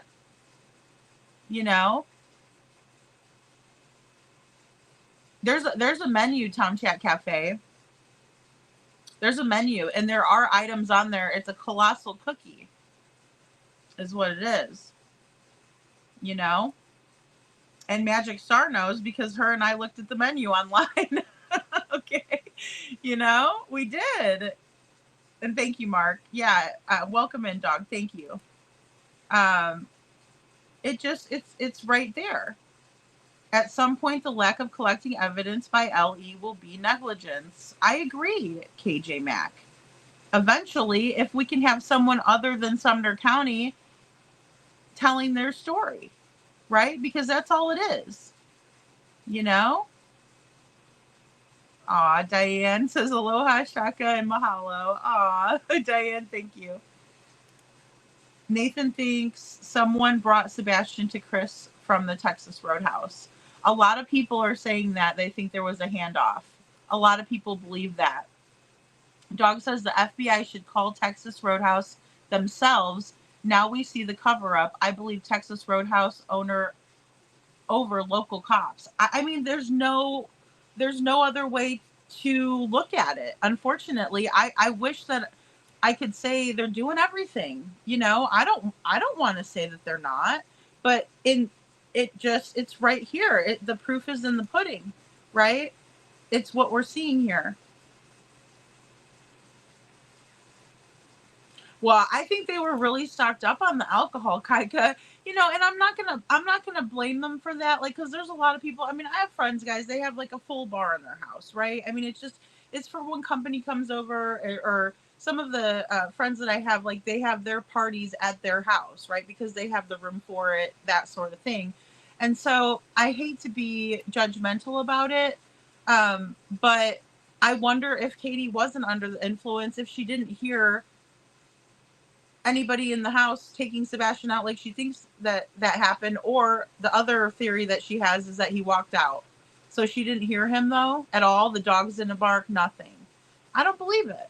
You know, Ellie had absolutely no intention to investigate once old Sheriff Sonny fell down. Ugh, it's infuriating. Poor Sonny. I mean, I do feel sorry for that. Is weird. It is weird, and it is the truth. Thank you, hindsight. It is. I believe it. You know, Sumner makes Murdaugh look innocent. I agree. And that's one of the cases that, I mean, you couldn't even believe the corruption. You know, if somebody was telling it, it would be like, it was like a story, right? That someone made up. It was so bad. You know, getting the gentleman's treatment when you get your mugshot taken is a little It's way suspicious. And even the townspeople were like, what is going on? And poor Mallory Beach, gosh, I mean, and the boys, one of the boys' faces is still completely wrecked from the boat wreck, right? And they were trying to pin it on that young man.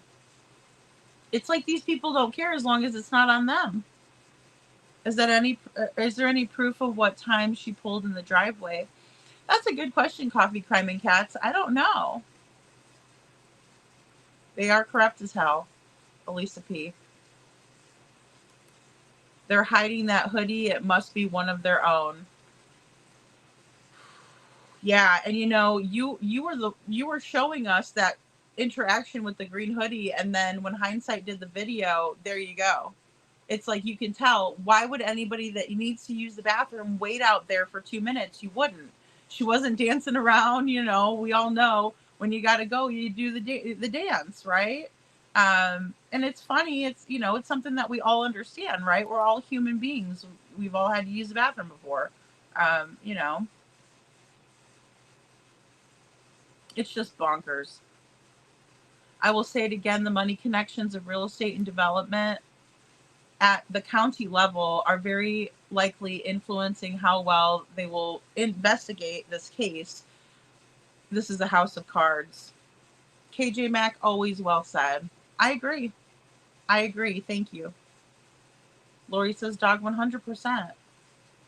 In my opinion, green hoodie gave Katie a blue street pill. Oh, okay. That's interesting twists and turns. Yeah, none of us said that they were what were the words they used? I just want to make sure I'm using their words so they don't try to, say that I was saying anything I wasn't. Let's see. Oh, that was in the green hoodie portion. I'm sorry, I have to go down to that. They said that suspicions arose that in the short interaction, the person in the green hoodie was planning something with Katie related to Sebastian's disappearance. We never thought that. None of us thought that. None of us said that. To my knowledge, nobody I listened to. Good to see you, Sandy. The truth shall come to light. Thank you, Hindsight. I agree with that. And that is comforting, right? It is, because the truth will come to light. It just will. We're not going to let him fall through the cracks again. He already did. Sebastian fell through the cracks. They didn't notify his father that there was very serious issues going on. That's on CPS. That is on CPS. And quite possibly the counselor that was seeing Sebastian. I don't know what agreement there was, but it's absolutely fishy. Katie's mom is the only one who hasn't called us back. Her and Chris Carr.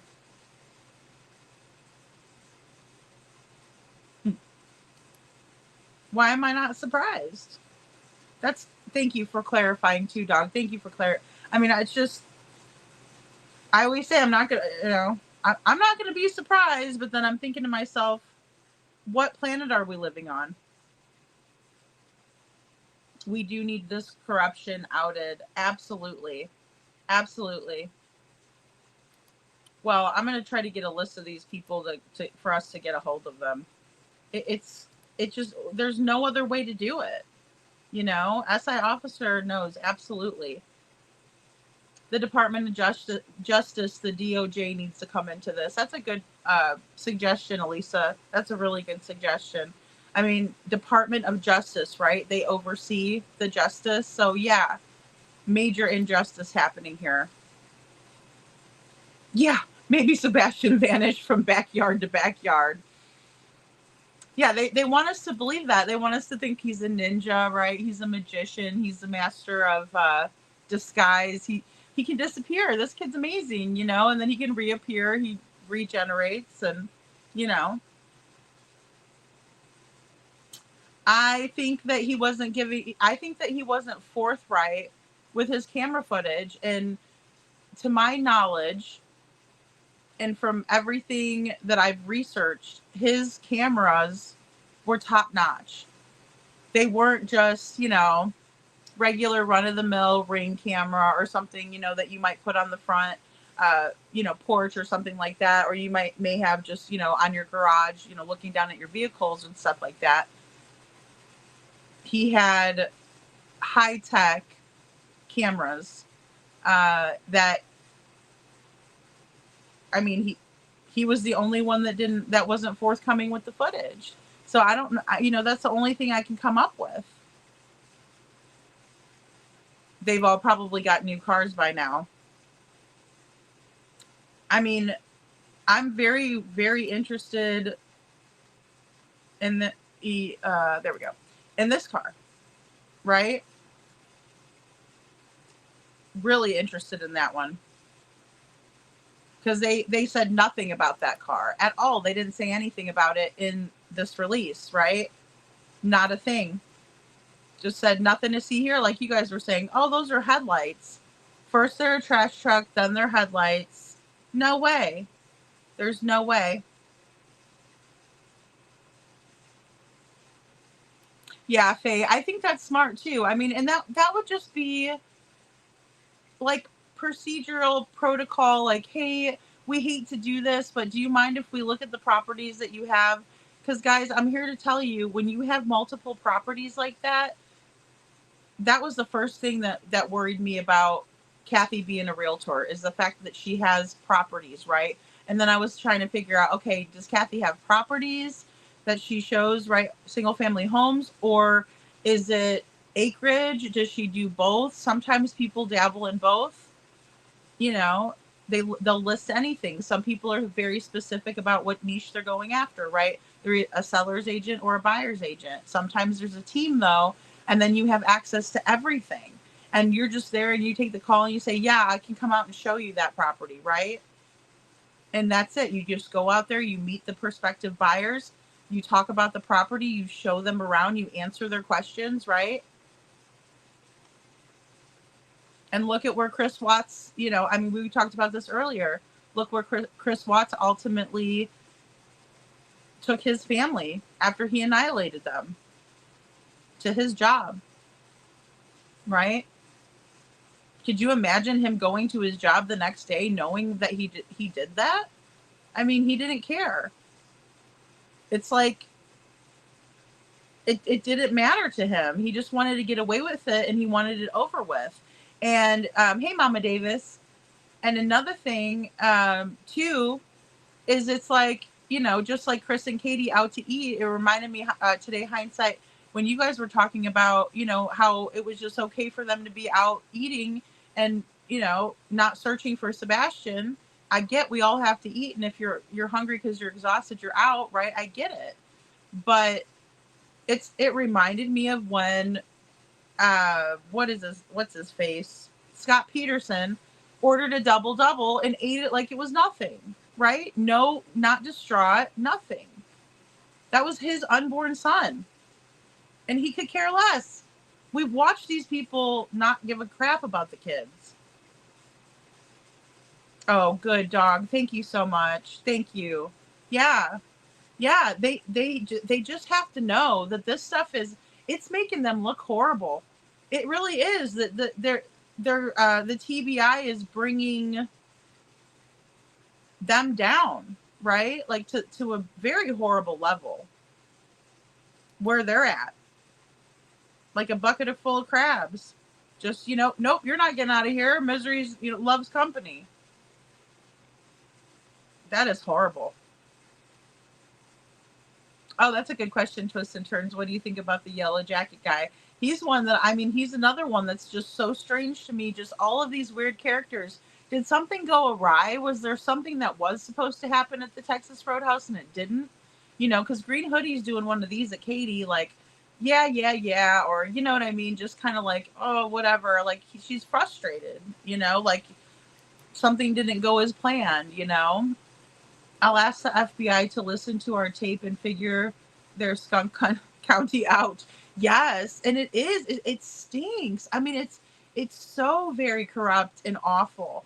And even some of the experts, right, have said it, like Chris McDonough. I respect Chris McDonough, and he'd say it too. It reeks. This is all wrong, Thank you so much, dog. I really appreciate you. Just, you have no idea. Hey, Bo, thank you for the green hearts. 6 to 8 people or a few more. I mean, for it to all be pulled off like this, it would have to be. And you know, based on what Nina has said, that's what they do. They all come out for each other, right? I mean, families do that. I get it. I'm not faulting them for that. But do you think you could come together for like a nice cause? Is that going to, you know?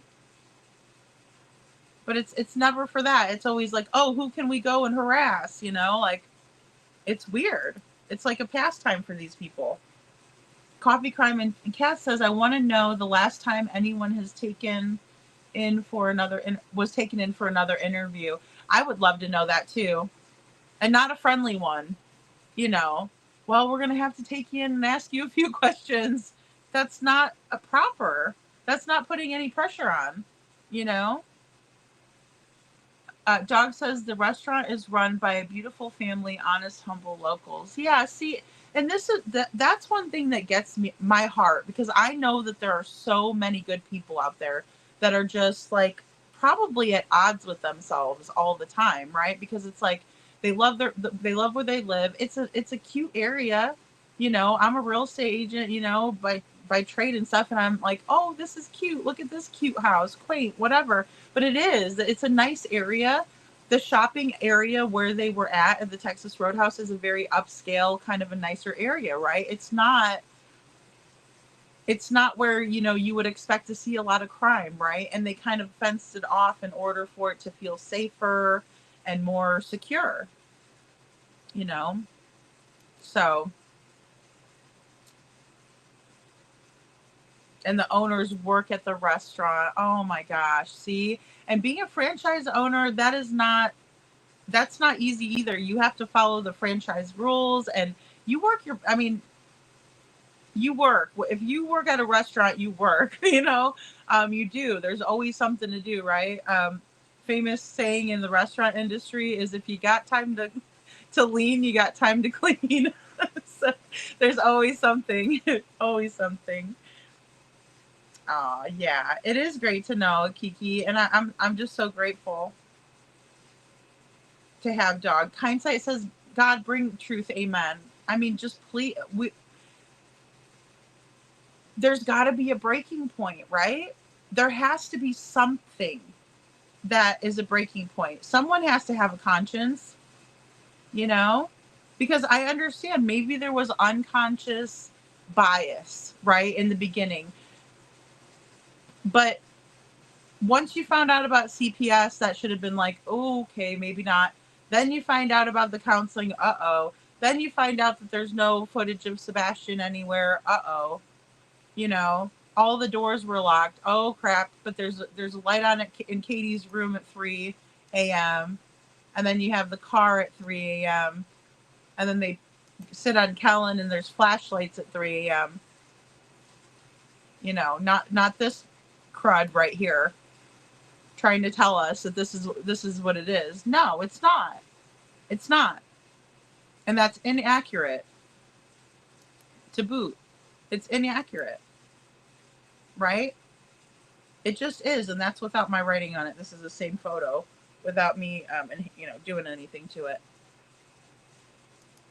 And again, guys, I try to be fair with what I'm showing you guys so you can see it for yourselves, because I don't want to mislead you at all. I don't want to do that. It wouldn't behoove me to mislead you. It would be stupid of me, because then you guys won't trust me no more. And so, I mean, come on. So still photo from security video that shows the light source in question, right? That's not disproving anything. And where is this that you're disproving it? They don't want to show that. If they were to come out and show me what they're disproving, that would be different, right? If they were to say, here's the overlay that we did and we concluded this, I would say, all right, well, let me look at it. And, you know, but they're not doing that. They're bullshitting us. Yeah. Oh, the Pig Festival owner is in charge of Parks and Rec as well. Yeah, that's that Gilly guy. Yeah.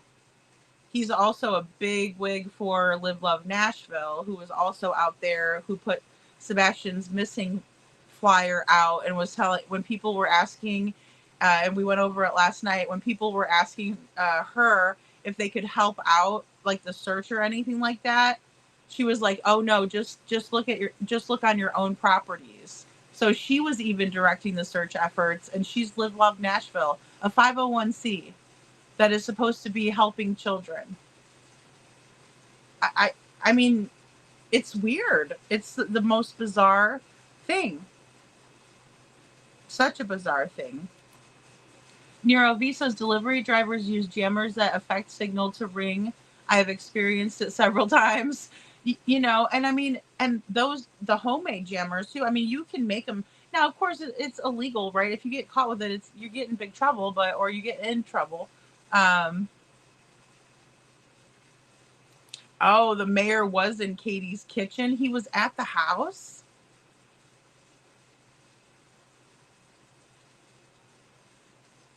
Wow. I did not know that. I thought when you said in the kitchen, I was like, well, you know, the cook's in the kitchen, right? Because why was he at the press conference? That is really strange.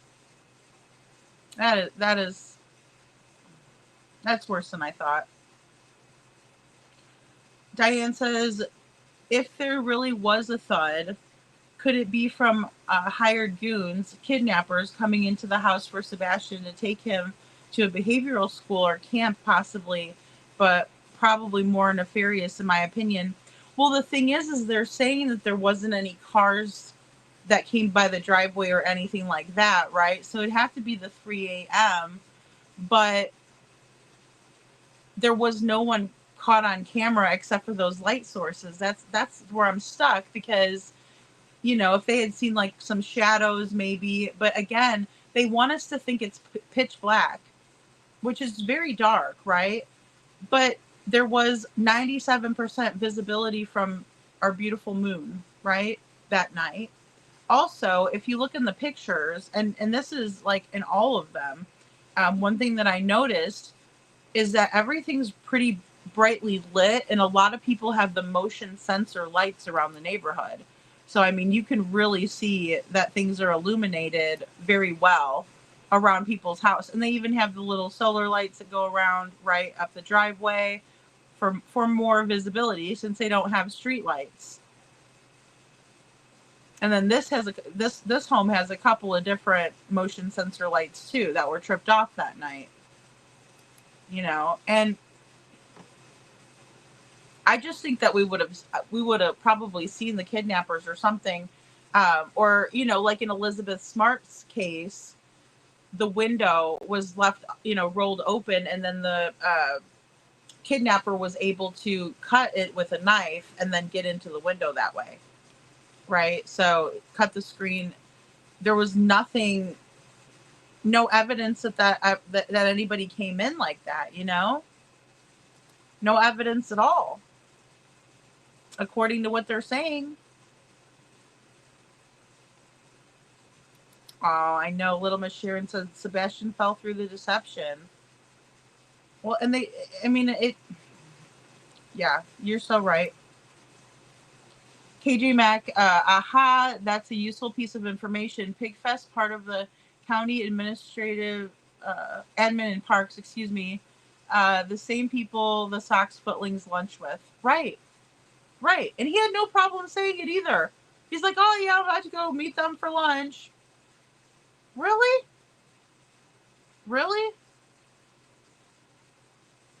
Again, military ties cover alibis. And it's, you know, it's unfortunate. Amen. I agree. What's done in the darkness always comes to light. Always. Thanks, Mama Davis. I agree with that. I do. I have to be reminded, but I agree. Thank you. I was like, Gilly. I keep thinking Gilliam too, because, you know, dog, that Walter Gilliam real estate and auctioneer, he's friends with Eric Craddock, and he's been friends with them for a long time. The video that I did 10 months ago, he was friends with them back then on Facebook. you know. And I mean, I'm not saying you can't be friends with people if you're a police officer. I've always said that. That's not where my mind is going, right? Or where what I'm trying to say. But yeah, Andy Gilley owns the festival and directs the parks, right? He's Parks and Rec. Yeah, absolutely. And he's a major player in that Live Love Nashville. Major. I wonder how Chris and Katie got tickets for Sebastian for that Christmas extravaganza thing, right? And I'm not saying Sebastian doesn't deserve to be having fun. I mean, look at him. He's just adorable. Of course not. I love that smile. I do anything to put a smile on that kid's face. Anything. I mean, look. But guys, this is supposed to be for underprivileged children, right? I'm just saying, we read it last night. I didn't make up the rules. I'm just wondering what's going on here, right? Because my way of thinking would be like, I'm taking a spot away from a kid that like doesn't get anything, and my kid gets everything, you know? I mean, and when you're an only child, you get everything, you know? I know, because my daughter was an only child. I wasn't. She was, until after the divorce. When your kid vanishes, check out PigFest sponsors. Isn't that terrible? And then we have to go into the charities. That's another thing that doesn't make me feel great. But then, you know, as our friend Elisa was saying, you know, last night, there's a lot of charities that, you know, are not doing right by, you know, they're hiding behind the charity. And, you know, we all know that. I mean, it's a horrible thing to think about, but people, you know, want that money. Hey, Bubby. Bubby, I got your little Cash App that you sent me. Thank you. You don't have to do that, but I appreciate you. That was cute. I looked at my Cash App. Oh, look at Bubby. He sent me too. Thank you. Thank you. Go on the Google to see what they do to the teenage boys in Hendersonville High School. Oh, dog. I mean, how horrible. How horrible. I'm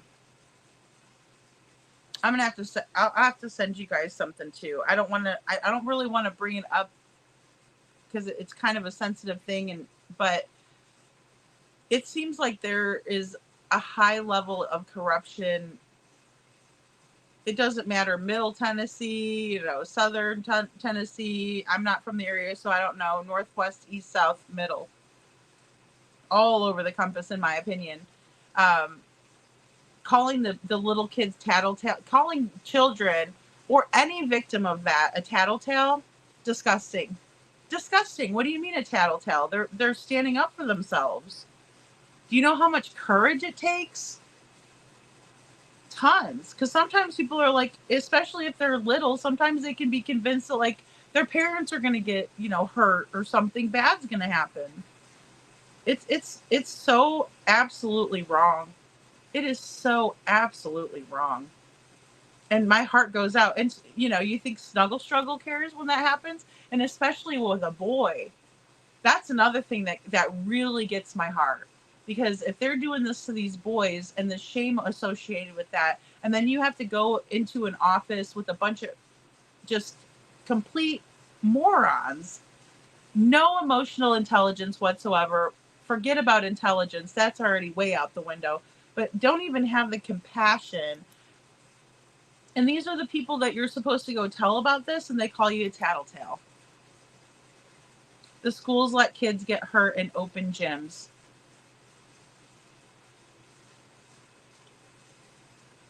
What dirt do they have on Craddock? What dirt do they have on any of these people, right? Because they just let it happen. Doesn't matter. It just doesn't matter. You know? Dog says, why'd the cops beg me to put Green Hoodie out to blast me after? That is crazy. It's crazy. It's like none of it makes sense. It's all nonsensical. It doesn't even add up. You know? It's one of those things where it's like, you sit there and think about it and you're like, that makes absolutely no sense. You know, absolutely no sense with it, yet they want us to believe it. Yeah. Hindsight says absolutely, dog, and then suddenly found them. Yeah, and then they're like, nothing to see here. They're cleared. Green hoodie's completely cleared. Nope. I mean, anyone who had any type of interaction with Katie and Sebastian should have been interviewed. If that's the last footage they can really confirm that they have Sebastian on, right? Then they should have just asked people, like, what's the big deal? And what are you guys hiding since you don't want to ask? Magic Star says, talk about sketchy. Thank you, little Miss Sharon. You guys have the best mods. You guys are amazing. Thank you, thank you, thank you. Twist and Turn says, dog, someone needs to sit near their homes with listening devices. Twist and Turns, how about it? Yeah, what about, like, the surveillance? I mean, I used to think I used to think that the FBI was, like, the coolest, right? Because I would watch, you know, how they catch people, and, you know, here they are, like, and obviously it's not the most glamorous job, right? But here they are going through the trash, finding these things, and oh my gosh, they got them from a pop can or a pizza box, you know, like Rex Heuermann. You know, that kind of stuff is so cool to me. It's like you're able to get them right with the littlest piece. And then you see this and you're going, what are you guys doing? What are you waiting for? You have all of this at your fingertips. So is it because you're afraid that they're going to start squawking on you because you turn them in? Because that's what it seems like. It seems like when you have, you know, 5 kids in the house and they're all around the same age and somebody broke the cookie jar and everybody's pointing the finger at everybody else. I didn't do it. No, that one did. No, that one did. And you're like, okay, who did it? Right? And the kids are lying to you. They don't want to be in trouble. I mean, these aren't kids we're dealing with. These are grown-ass adults and they're in positions of power. That's the worst part about it. And then they're hurting kids on top of it. Hurting little kids. And I don't even care. To me, it's a little kid. If you're in high school, and how dare you, you know, yeah, I don't see how anybody could be an adult and think that it's okay to hurt a little kid like that. Oh, yes, I will, Bubby. I will put it down there. I think I have it in my email, actually. But yeah, it's absolutely insane. It is absolutely insane that they expect us to be okay with any of it. It's just, it's horrible. And anybody that is okay with it, they need to get their head checked. Because we're not the ones that are wrong, in my opinion, by thinking that this is not okay. If you think it's okay, then you need to get help. You know? Oh, here it is, I think. Yeah. Oh, no, that's Bring Sebastian Home. That's a flyer that I sent myself. I'm just looking for the me's. But yeah, I mean, it's absolutely insane. It's just absolutely insane. And it should never happen like that. And we need to be protecting these kids. And we need to let them know, like, hey, if you need to tell me something, I'm going to believe you when you tell me. I'm not going to tell you that you're a tattletale. I'm not going to belittle you. I'm not going to make fun of you. I'm not going to call you a liar. I'm going to sit here and listen to you. And I'm going to rub your back and say it's okay, right? Comfort you. Not blame you. That's the worst thing you could ever do to someone who comes forth with that information. And shame on you if you've ever done it. Because it's not right. I've never had the cops trick me until now. Gosh, dog, isn't that terrible? I mean, it's really just, I mean, I don't even know if disheartening is a word for it. I don't know. I have to find a bigger, better word for it. But at the smallest level, it's disheartening. It really is, because we don't expect that. I never would. You know, I never would. Hindsight says would like to see that so-called body cam of their talk. Yeah. Oh, me too. And why haven't we been able to see any of that either? I mean, they're not even letting us see little videos like Sebastian taking the trash out, right? They're not even letting us see how they came to the conclusion, but they want us to, but that's what they're used to dealing with, right? People that don't ask questions, I suppose. People that take them at their word, right? And then they're just able to sit in their office all day and chill. That must be nice. When I see that sleepy little, podunk, right, place. And I'm not saying there's anything wrong with it. That's why people like to live out in the country in the lower crime rate and stuff like that, right?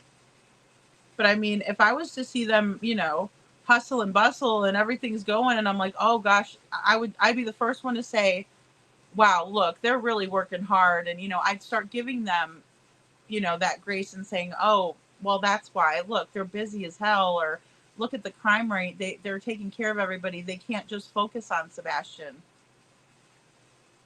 What I saw was that they can definitely dedicate more time, but they choose not to. Instead, they're too busy conjuring up lies, sitting on their butt, in my opinion.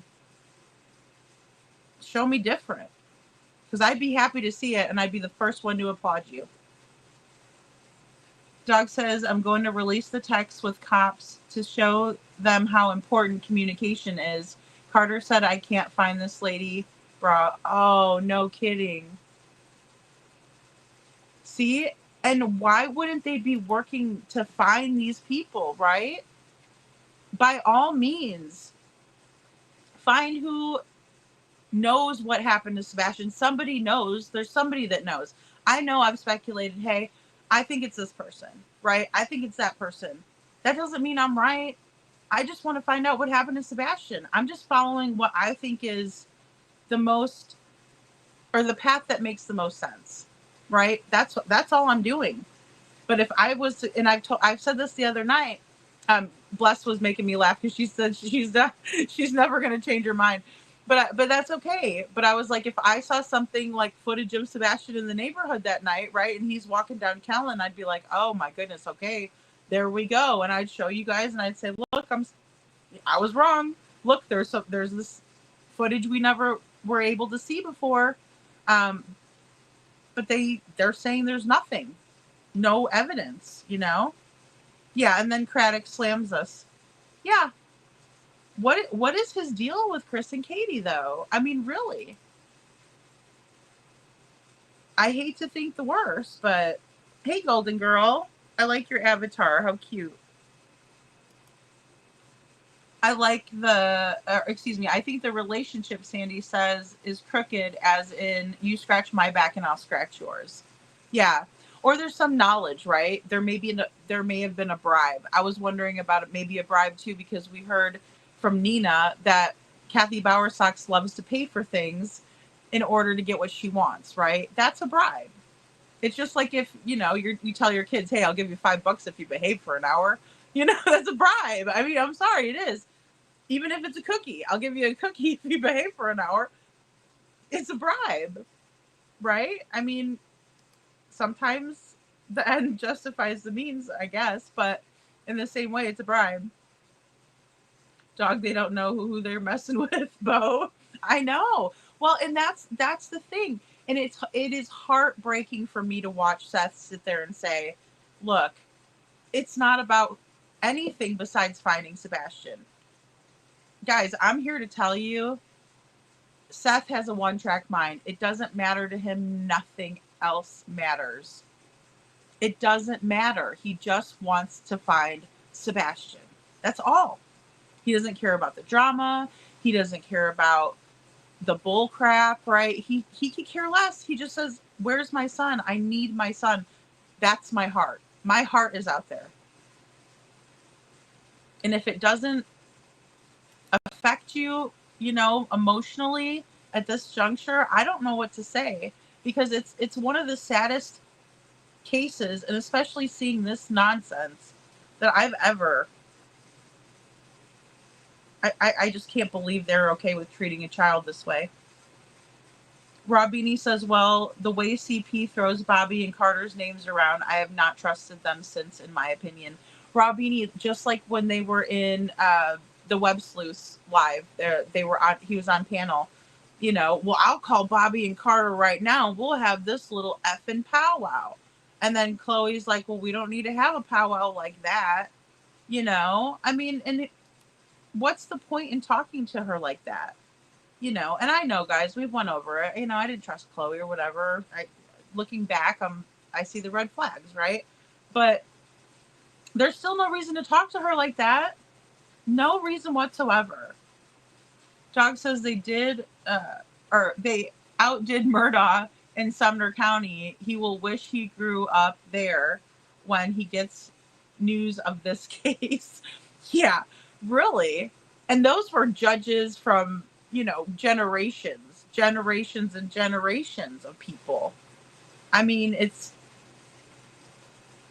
you know, and it's like, well, and I've said it before, it reminds me of the dailies in Chicago. You couldn't get the dailies out of office for the longest time. They were just in there, right? That is corrupt. You don't have any checks and balances. Nobody's holding anybody accountable. That's not doing right by, you know, anybody. Nobody at all. Just like the quote says up here. And I moved my big head out of the way so you guys could read it. I wish we could get laws changed in Tennessee to where when a child goes missing, it's treated criminal, in my opinion. It should always be like that to me, Kiki. Like, maybe not always, you know, shake down the parents, right? No, I'm not saying that. I think it's a stressful time, and you wouldn't want to hurt somebody that had nothing to do with it or wrongfully accused, especially like a grieving parent, right? Or a parent that's distraught because they don't know where their child is. But you can't just operate off of one assumption. You have to look at every single angle.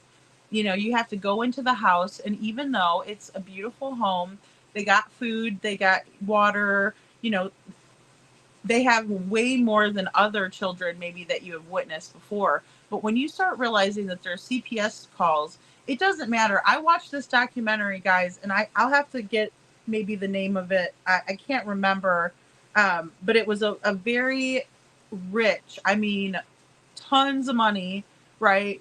Tons and tons of money that this father had, right? But these children were so badly abused by the caregivers because the dad was a horrible alcoholic, right?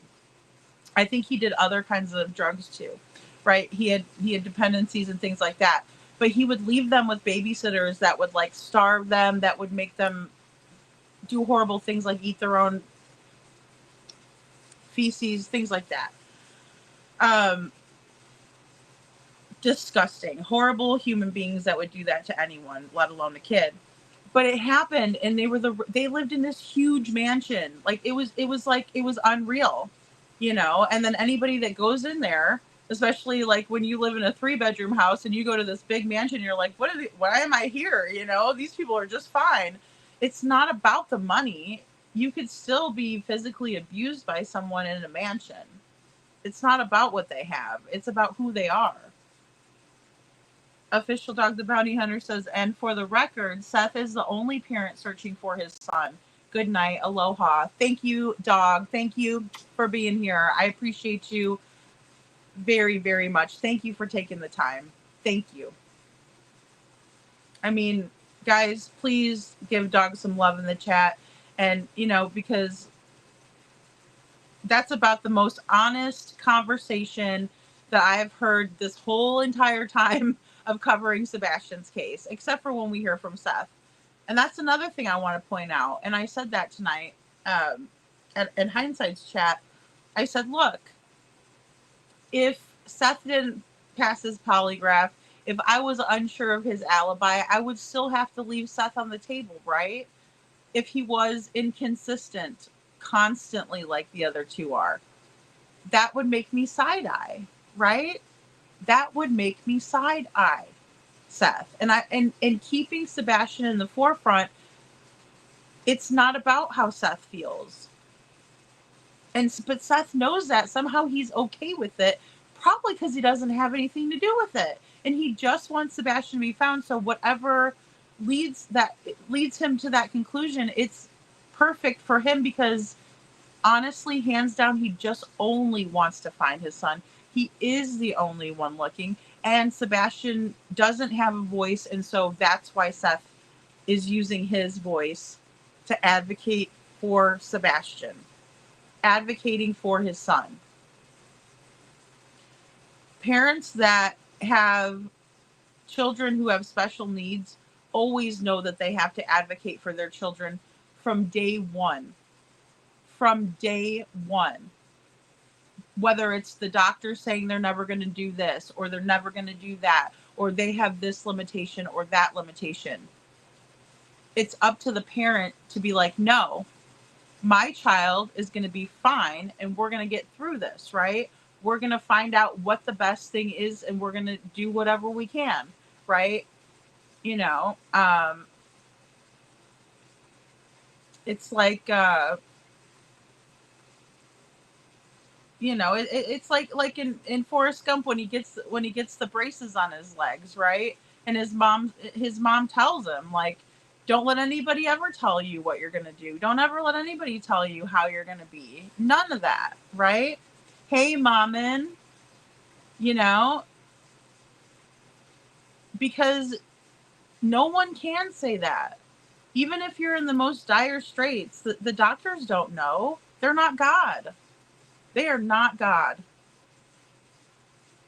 You know, I don't know how many times the doctors were like, well, your mom's probably not going to make it through the night. And she made it through the night. You know, she's a fighter. So, I mean, Faye says, the way I get it, they tried to stop Dog Nick and anyone who tried to help find Sebastian. Probably Dog and Nick won in court to be able to talk again, allegedly. Well, you know, I think the major problem is, guys, and we heard this on Hindsights today too, going over that interview, and that was really cool. Hindsight, I never heard that interview with Seth ever. That was totally off my radar, so that was really, really cool. I really appreciate you. Yeah, it's Occam's razor, Magic Star. Occam's razor. It's simple. It's simple. And, you know, we heard about the threats. And they brought up a great point. Chris and Katie said they brought Equisearch in, right? We know that Chris tried to claim that he brought in the Cajun Navy. The Cajun Navy said that was a lie. And that they reached out to Seth and everything from Riley Strain's case, right? They said it on Nancy Grace. But they were getting threatened so badly that they had to pull out of the search efforts, and they gave that as a reason why. Why would the Cajun Navy do that? Nobody likes to be like, hey, I'm afraid and now I'm not going to do it. But it's threats, guys. And you have to take a step back when you're the ones that are being threatened. You have to. You have to make a decision and say, you know what? I need to take action. So I'm going to need to focus on this right now. And all it does is take away from finding Sebastian. But that's what it's designed to do. That's exactly what it's designed to do. Is take away from Sebastian. Nothing to see here. Look over here. Oh, look at this great organization. Oh, Chris wants to do this huge thing for all the missing kids, but he has pull at one of these major pig festivals, or, you know, pig fest, right? Where they eat the pork. But, you know, I mean, there's other things that they do. There's other activities. But why can't you pass out flyers there? You know? Why can't you? Little Miss Sharon, thank you so much for gifting a Lady Freedom's Raw Narratives membership. If you got a membership from Little Miss Sharon, please say thank you. We love Little Miss Sharon, and welcome to the Dragon Tribe.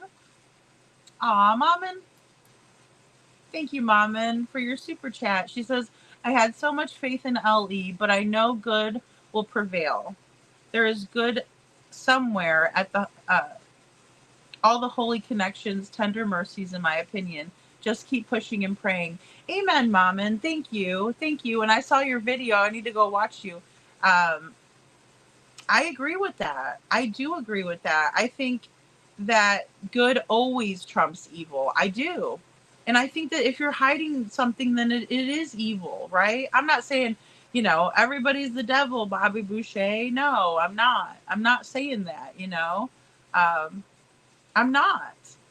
But when evil exists and no one says anything about it, then you're kind of just as bad, right? That's just my opinion. You're allowing for it. Hindsight says, lady, allegedly their conversation with Green Hoodie was on body cam, but they never showed Seth the face. Oh. Okay, so what you're not talking about the initial. I thought you were talking about like the body cam of maybe Katie given the story when they arrived at. Okay, I gotcha. Okay, thank you so much for clarifying that. Hindsight. So their conversation with Green Hoodie was on the body cam, but they never showed Seth the face. Why aren't they being transparent? I just don't understand. I don't understand. I just don't. Oh, okay. Due to privacy, in my opinion. Well, I mean, yeah, but you know, and the thing is that like Seth is not going to go out there and be like, well, let me go talk to this person myself. You know, if we could trust people, it would be so much different, and it would be much easier. Kaika says that the corrupt are connected to trafficking and satanic shit with kids. In my opinion, I agree. There's nothing heavenly, godly, or anything when it comes to somebody allowing for that to happen to a little one, ever, or a person in general. I've heard of people who were victims of SA, right? Even it doesn't matter what age you are.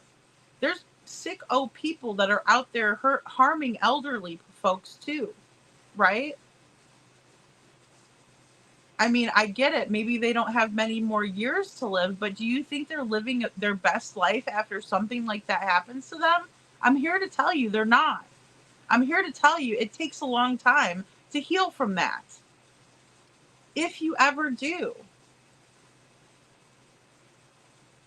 HIPAA, LOL, that's medical. Sorry, Ellie. No HIPAA. Nobody besides the medical profession is held by HIPAA, right? Yeah, snuggle bunnies. Snuggle struggles. Snug strugs. All right, I'll be nice. I'm just gonna smoke a cigarette and not say what I wanted to say. I mean, but I just don't know what kind of law enforcement agent or officer or sheriff or anybody thinks that's okay. Not even a beat cop should have that mentality. Ever. It should be get the bad guy, right the wrong. Remember what you got into it for. And I was just hoping so much when I saw that Seth would be down there that you know, Craddock would have at least said something nice, been a human. Never happened.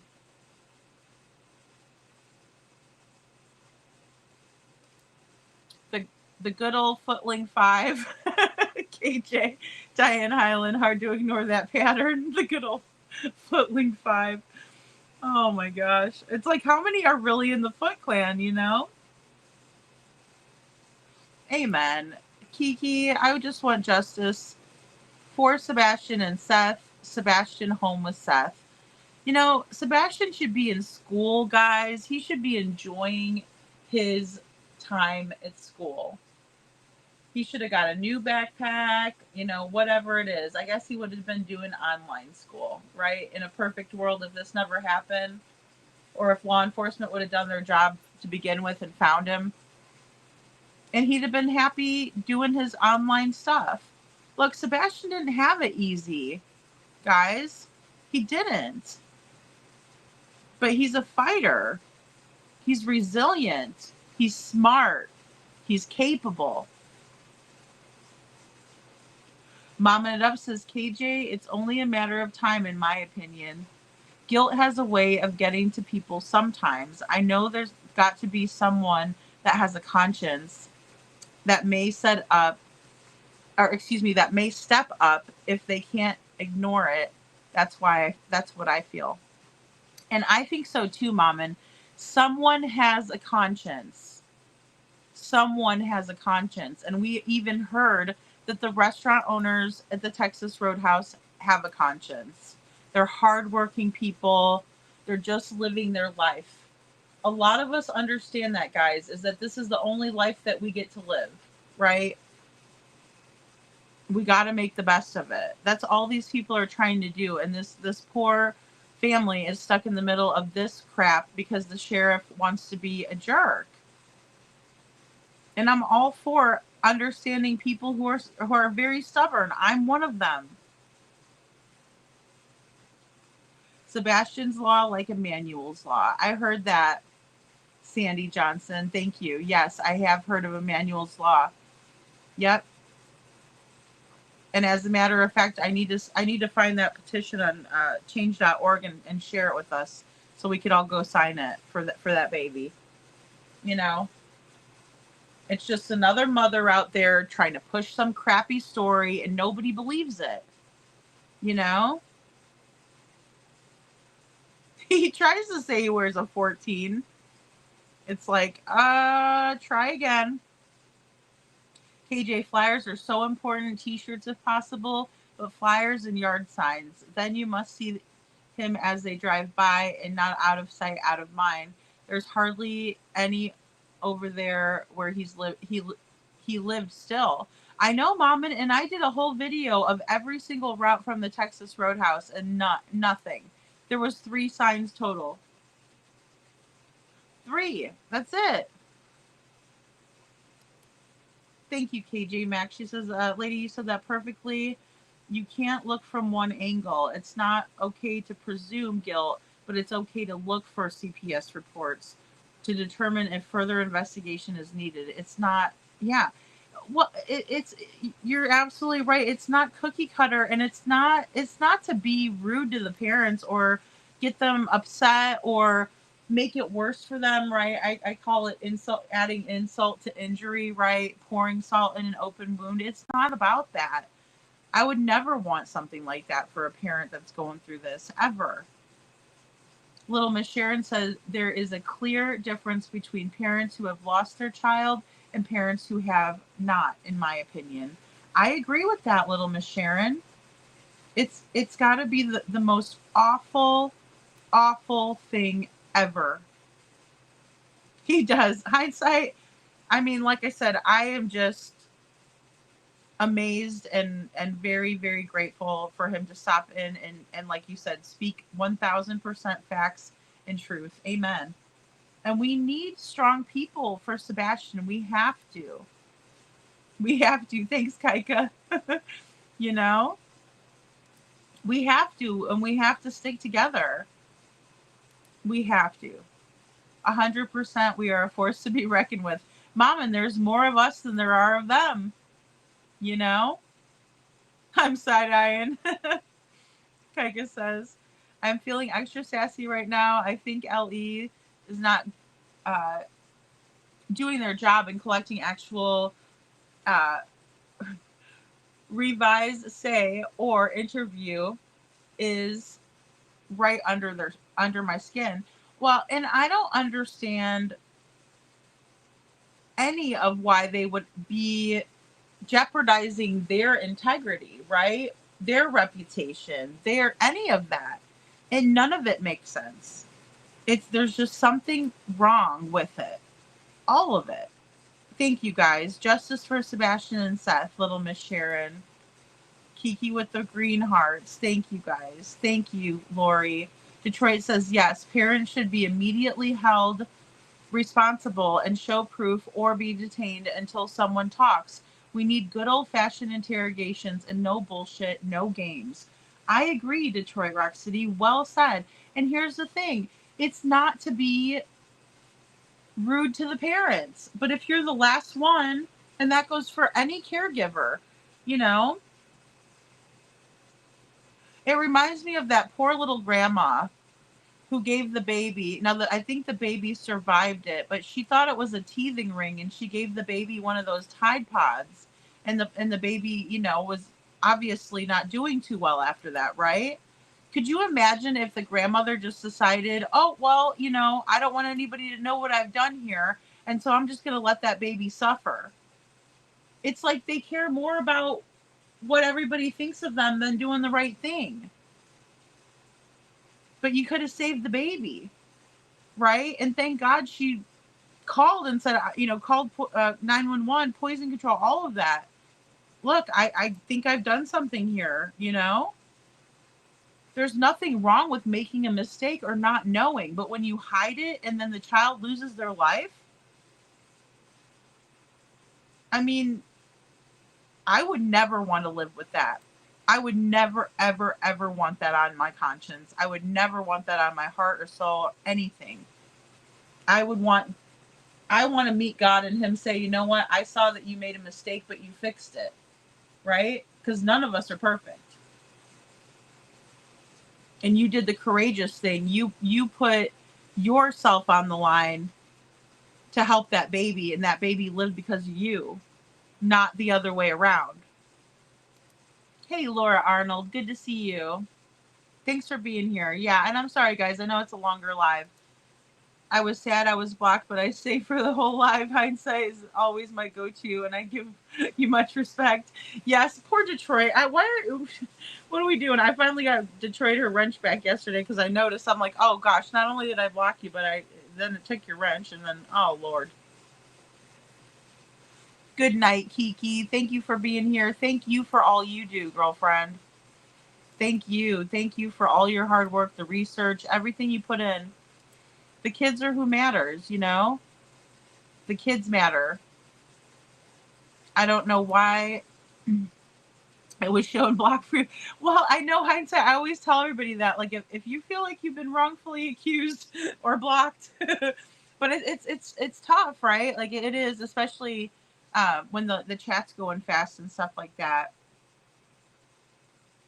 I mean, Diane, so true. Oh, yeah, really, what happened to that big rally CP was suggesting for all the missing kids? Wonder how that's coming along, Chris. Yeah, right. Such a BSer. I know. And, everybody saw through it when he said it, but then even more so now, because they've never done anything like that. And if they're meeting lunch, or excuse me, if they're lunching with Andy Gilley, then that should be the first topic. That's what I would want to lunch with somebody like that for if I had a missing child, right? How can I spread awareness? Can we please do this at your pig fest, right? At this festival that you have here. Because that's a great way to get everybody involved in the community. Hey, Kathy Bartholomew, good to see you. CP is nothing but a liar and a manipulator, a con. I agree. He's a total con artist, and he loves getting over on people. Craddock is a Barney Fife. I agree. Nothing about this case is okay, little Miss Sharon. And they wonder why we harp on it. I'm sure they're like, oh, how come everybody... No, it's because nothing's right, and we see it's not right. You're the one that tells us, see something, say something, but you don't even believe the crap that comes out of your mouth. You don't mean it. Maman says, I personally feel there's a level of traffic or something at this time. There is no way I can rationalize what I know to be true. Being silent is an injustice, to Sebastian and to any potential victims, in my opinion. I agree. Because what if these creepos hurt your child and then they're telling your kid, don't tattle. Suck it up. Deal with it. Take it. No. Heck no. You don't take it when somebody does that to you. You don't allow for them to hurt you and take your soul from you. It's not theirs to have. Seems like many people know what happened, Holly S. I agree.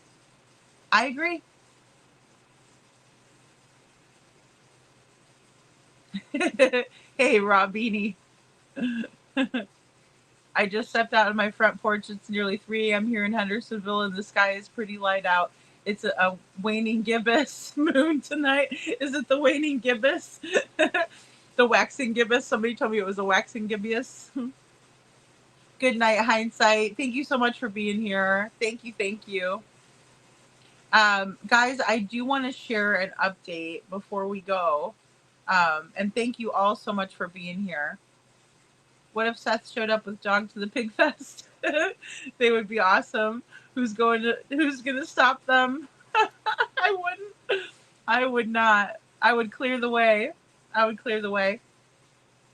All right, guys, I want to share this with you. This is sad, you know, and I mean, it's just too bad that we don't take better care of these beautiful children. I mean, just a beautiful little girl. Sad. All right, so here we go. Let me pull it up. Now, this is a little 9-year-old girl. As cute as she can be. Her name's Reneesme, just like on the Twilight books, right? And that piqued my interest because those are, you know, books that my daughter liked to read. I still have them for her.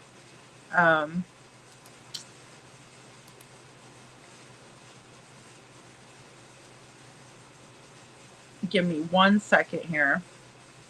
And we're going to go ahead and go to videos. And again, guys, this is graphic.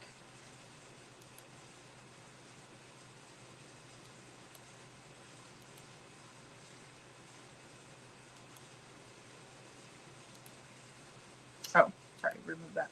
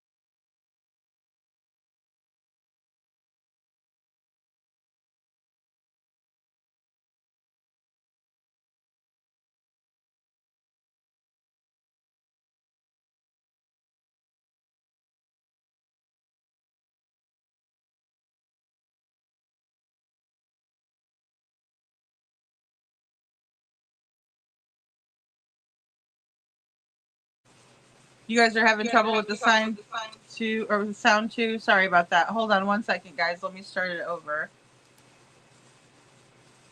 Oh, I know why. It's because there's no sound on the YouTube thing because I took it off for the other. Okay. Here we go, guys. Sorry about that.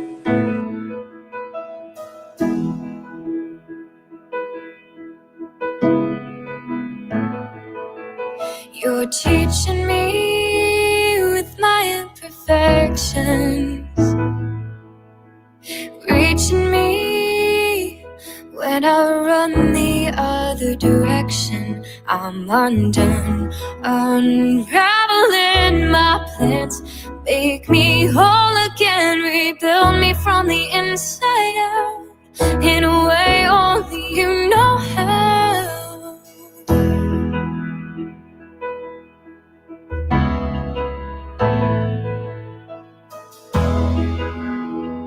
This little girl was likely killed long before a report was made to the police.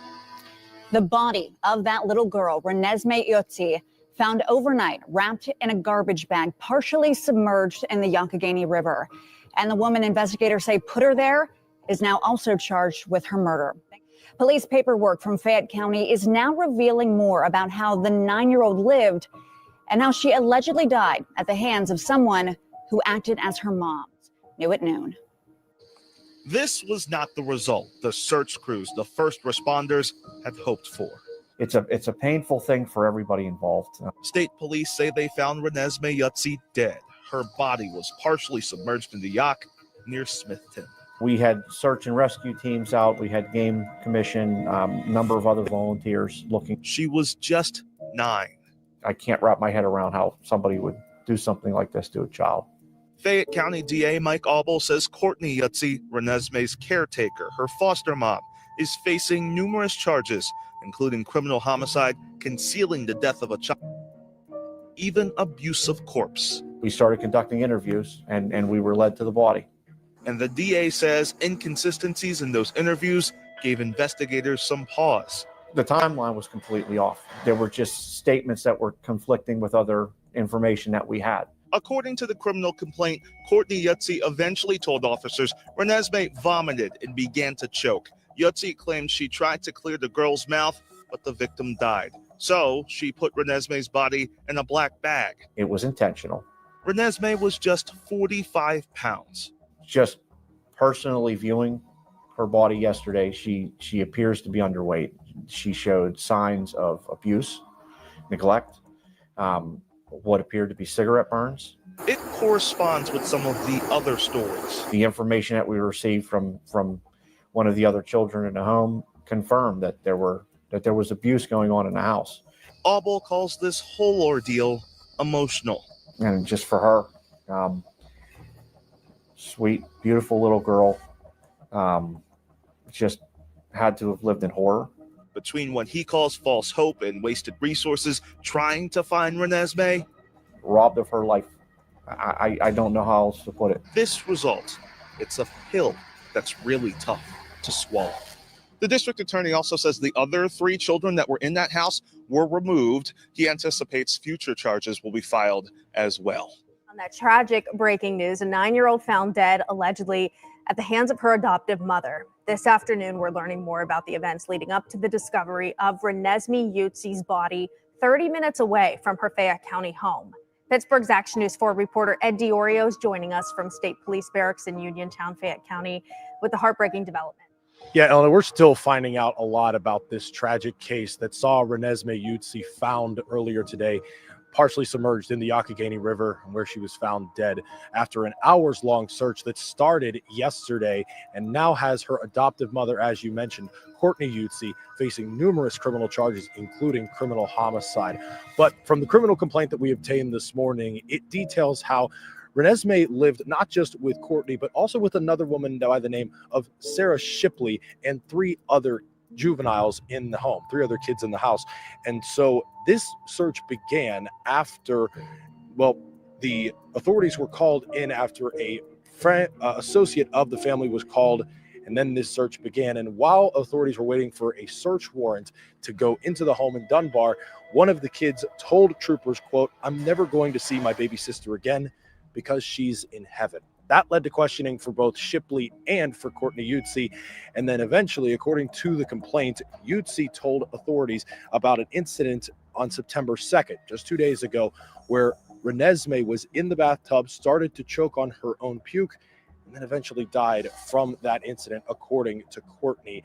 Then Courtney allegedly said she was scared, so she put Reneesme in the bag, and then that's where she was found earlier today in the Youghiogheny River. Now, Fayette County District Attorney Michael Auble told Ava Rash earlier today that he expects more charges to be filed on. We are learning more tonight about the charges filed after the tragic end to the search for this little girl. Early this morning, we told you police found the body of 9-year-old Reneesme Yutsi in the Yak River. She was reported missing from her home in Dunbar, more than a dozen miles from where she was eventually found. Her foster mother, Courtney Yutsi, is now charged with her murder. And police say that girl was killed hours before she was reported missing. And the details on this are truly heartbreaking. Channel 11's Kara Sapida is live in Fayette County tonight with what that foster mom told police. Kara. This is just devastating to this community here tonight. Lisa, so many people came out to search for this young girl. This was not the outcome they had prayed for. Today, I interviewed her biological mother. She said she searched for 13 hours yesterday, only to wake up this morning and find out her daughter had never actually been missing. Tonight, a community is heartbroken. The search for 9-year-old Reneesme Yutsi has ended in devastation. Police say her foster parents reported her missing from her Fayette County home, knowing all along where she was. The amount of resources that were dedicated to this, immeasurable. It's not the result that we wanted this morning. Reneesme's body was found along the bank of the Youghiogheny River. The district attorney says the signs of abuse were unmistakable. What we saw this morning was a girl that appears to be malnourished, various bruises, cigarette burns on her body. It's very apparent that this girl suffered and that her mother was responsible. This is one of the last public photos of Reneesme with her foster mothers, Courtney Yutsi and Sarah Shipley. Yutsi is now charged with homicide. The couple was living with Reneesme and her 3 biological siblings, along with their own child. Police say those children witnessed the horror. According to the criminal complaint, one child told police, "I'm never going to see my baby sister again because she's in heaven." Said her mom killed her sister and put her in a tote. One child woke to Reneesme screaming and crying and saw Shipley and Yutsi yelling, then kicked her in the stomach, and heard them say they would take her to a river, quote, far, far away. Yutsi told police she didn't call 911, afraid of being reported for a back burn on the girl and malnourishment. Said the girl began vomiting and choked and that she tried CPR for 20 to 30 minutes to remove vomit. She did not deserve the abuse, the malnourishment, or any of it. She didn't deserve to be thrown away like she was garbage. Reneesme's biological mother, Christina Benedetto, told Channel 11 she had made mistakes as a mother and left her children with family members while trying to get back on her feet. They were supposed to be somebody I could trust with my kids. Well, I got my life situated. I wasn't the best mother, but I was still there. And they wouldn't let me have any contact with any of the kids. Christina searched for Reneesme for 13 hours yesterday, only to learn this morning her daughter was never missing. My baby didn't deserve that. She was innocent. She still had her whole life ahead of her. As for Shipley, the second foster mother in this case, she has not been charged. However, the criminal complaint does detail and describe her involvement in the abuse and in hiding the body. The district attorney telling me more charges are coming in this case. Live in Fayette County.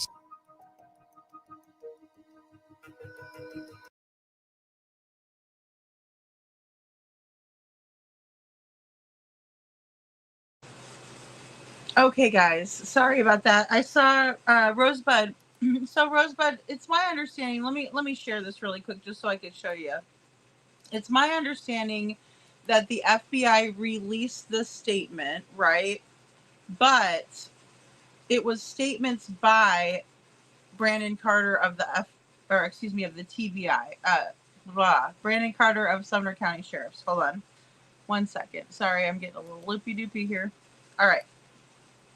So it is from, and I'll drop the link again for you, hun, too. So if you want to go over there and look at it to yourself, bear with me. It is actually from an official website of the United States government, which is, oops, did I lose it? I lost it. Hold on, I gotta. Hold on a second, bear with me. When I took the link out, I should have copied it, not cut it.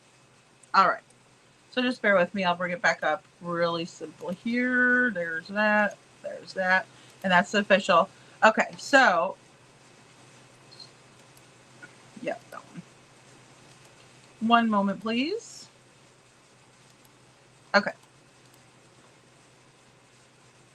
It is from FBI.gov, right? So the federal government, the FBI, offering a reward $50,000 for information.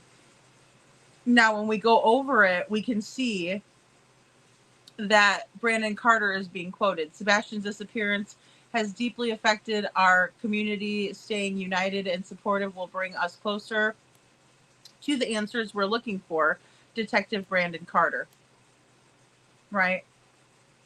I think we've been supportive enough. But either way, it's quoting Carter, right? So he's telling Katie's story. So it's all Carter's statements until here's another one. Katie called her husband, said Carter. This case has a question mark, says Carter, right? Another said Carter. So I mean, we can see all of these statements are from Carter. Again, he's describing the search efforts, said Carter. And then this one is from a guy named Barrett. I contacted our FBI child abduction rapid deployment team for initial consults, and then they brought in the FBI behavioral analyst unit to assist, right? BAU shared statistics. And that's when, in the beginning, when Widener was, Ken Widener was talking about how, they were consulting experts on, autism, children on the spectrum. This is a quote from Josh Savely. We have followed through on every tip that has come in, says Special Agent Josh Salvey, who is in charge of the Criminal Investigation Division of the Tennessee Bureau of Investigations, right? So we have a bunch of different people chiming in this, but this was put out in an official statement by the FBI, right? Here's another Carter said, right? And then we have Craddock here. Continue to share Sebastian's official missing persons flyer and don't wait, said Sheriff Craddock. If you see something, say something immediately. Take your own advice, pal. If you call right then, we can get someone hot on the trail. What a friggin' jerk. That's not true, in my opinion. And this part, Rosebud,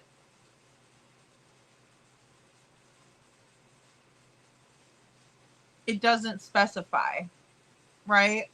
It just says law enforcement further investigated. It doesn't specify who is making the statement, and it doesn't show any receipts. And as a matter of fact, this portion right here, I'll blow it up. I have it blown up for y'all. Oh, here, we'll do this one first. Hey, Jocelyn.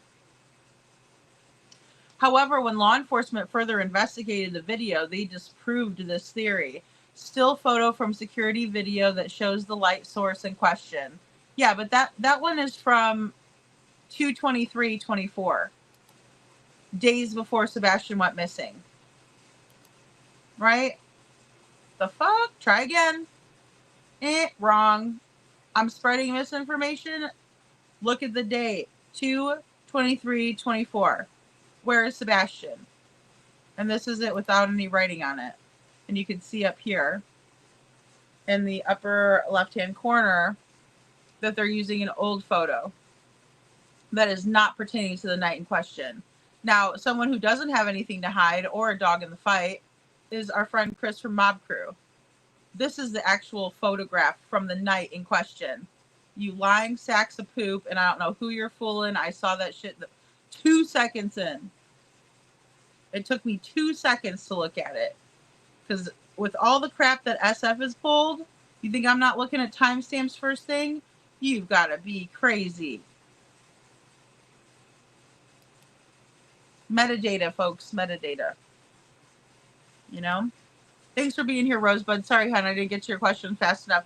But it's a loaded question because it is released it was a release from the TBI, right?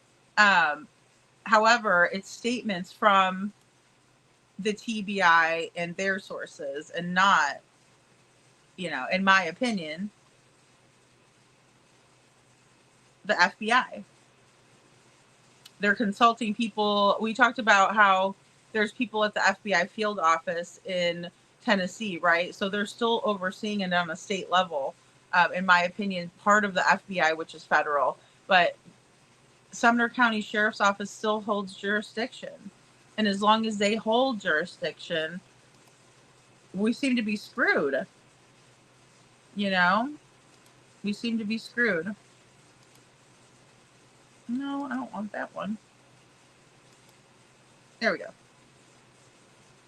In my opinion, this is retaliation of Seth's being in front of their office. They had to put out something since it went local in the news. Wonder if the news got this write-up as well. Interesting. I thought the same thing, Rosebud. I'd be lying if I said that I didn't think that way. I'm like, oh, they're coming out now, right? In order to do this. Well, because when I was reading over, I was livid. KJ Max says I was thinking the same thing, Rosebud. I'm glad you said that. Me too. Thank you, Rosebud. I appreciate you. Retha Bell says Detroit, Rock City. I've been missing you. Glad to see you in here. Aw, Retha, good to see you. And Detroit, that was so sweet what you said about your girls being up there. I'm glad. I heard that they're trying to do everything in order to kind of vindicate this poor baby. Guys, in this case, excuse me, the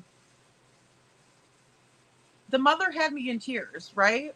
She thought she was giving her kids to her family members who were supposed to be taking care of them because she was going through a hard time, or in her words, she said she wasn't, the best mom, right? That poor woman. But she's like, my daughter didn't deserve to be, malnourished and abused and everything. Like, at least she's stepping up. Katie can't even do that. And that girl was a young girl, and she also looks like she may have had a habit, in my opinion. But I'm praying for her. Because at least she had enough balls to come up there and say it. Say, yes, I'm not a perfect mother. I did entrust my children with these people. And now look what's happened. She's not hiding. She's in front of the camera, bawling her eyes out. Real tears. That's a grieving mother. And if it didn't break my heart, I'd show it again. Hey, SI officer. And that's it, Rosebud. As long as they hold jurisdiction, then all the other agencies have to go off of what they're being told by them, because the other jurisdictions are not doing any of the investigating. It's sad, but that's where we're at. And the worst part is if they keep the investigation open, then no one can FOIA any information, because it's an ongoing and open investigation. See the catch-22? It's so bad. Retha says, I'm not thrilled with Barris, the reporter, but we wouldn't know anything if he hadn't put the lights video out. Sure thing. I mean, I completely agree with you, Retha. And that's the one that I always reference, right? Even though I know it's, a video of a video, but still, it shows clearly that there were two light sources, right? Subject 1, subject 2, subject 2, subject 1, doesn't matter. There are two light sources this far apart, right? They want us to think that those are truck lights from one truck. First, they wanted us to believe it was a trash truck. Now they want us to just think it's like a pickup truck. Was it Chris's pickup truck? Because I think we're getting a little bit warmer, if that's the idea. In my opinion, of course. Yes, seems every time there's a push, they come out and make a statement, etc. Yeah, every time that there's a little bit of a push. What prompted their second large-scale search back in April was the United Cajun Navy coming in to do their job for them.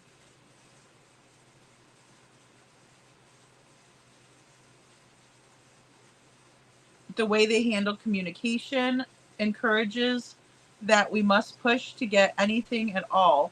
They cause this by a lack of communication. I agree. And leadership. Yes. Yes. They read the book, The Culture Code, do better. Yeah. Or they need to read the book, The Culture Code, do better. Yeah. Yeah. It's just like, it's like that movie, Remember the Titans, right? And they're having that kind of, group, jog and stuff. They're in Gettysburg, I think. And, they're all having kind of a rough time on the team, right? They're all a big team and they're having a rough time between each other. And the one guy looks at the other guy and he says, attitude reflects leadership. Attitude reflects leadership. And the guy had nothing he could say because he knew I believe he was the quarterback, right? Yeah, if your team is in a shitty mood and the morale sucks, it's probably reflective of your leadership. Maybe you need to reflect on what you're doing wrong. Eric Craddock, Brandon Carter from the TBI, field office guys, whoever, people lying, people putting innocent people, completely innocent people, in precarious situations, stressful situations, adding stress to a family. You're all okay with that as long as Chris and Katie are okay? No way. Jocelyn says, right, it takes a strong mother to admit that you're not good, that you're not a good mother. It's so tragic what that little girl suffered. I know, Jocelyn. And again, it seems like this little child was scapegoated, right? There's 4 other children. And how heartbreaking is it to hear a little baby, or a little kid say, I'm never going to see my baby sister again because she's in heaven. And we heard her being kicked. The kids told on the parents this time. Thank God for tattletales. Because we wouldn't have anybody in trouble. Detroit, my elderly sister is needing more care nowadays. It's been a new phase of me stepping up. Oh, Retha, all the shopping, etc. I'll eventually move her here. She's not safe now. I'm begging to learn. Oh, Retha, I'll be saying prayers for you. I know that's a tough situation to be a caregiver, She's very, very lucky to have you. Very, very lucky. How very convenient to keep the investigation open, stalling on information and preventing real information from from being released. I mean, who does that? If somebody was to tell me that, I would say, prove it. I'd be like, that's not going on. No, let me take a look at it first before I would do my due diligence for them as well. But, the beauty part is I've been following this case and that's all we've seen is corruption left and right. Who's true? Retha says, who knows whose truck? Mystery. I say no mystery. Don't talk about my truck. My daughter's stalker is trying to get in contact through a third party, violates PO, and his parole officer told me that we aren't here to make folks comfortable. I use my adult voice and it's not about comfort. Exactly. And you do have to advocate for yourself with things like that, right? It's just and I'm so sorry. I'll be praying for you, Rosebud. Yeah, but it goes to show the length that they'll go to, right? They just don't know when to stop. They don't get it. Absolutely insane. We're tired of the lies, Retha. We're tired of it. Nobody likes this. This is horrible. If they think we're having a blast over here, we're not. Lady Justice, I'm tough. I'll care for my sis. Aw, yeah, I know you are, Retha. You gotta be tough. You do. Rosebud says it's about safety. I'm furious. And actually, Ellie officer said that to me. Remind me of Snuggle Struggle. I say hello, internal affairs. You don't know me. Right.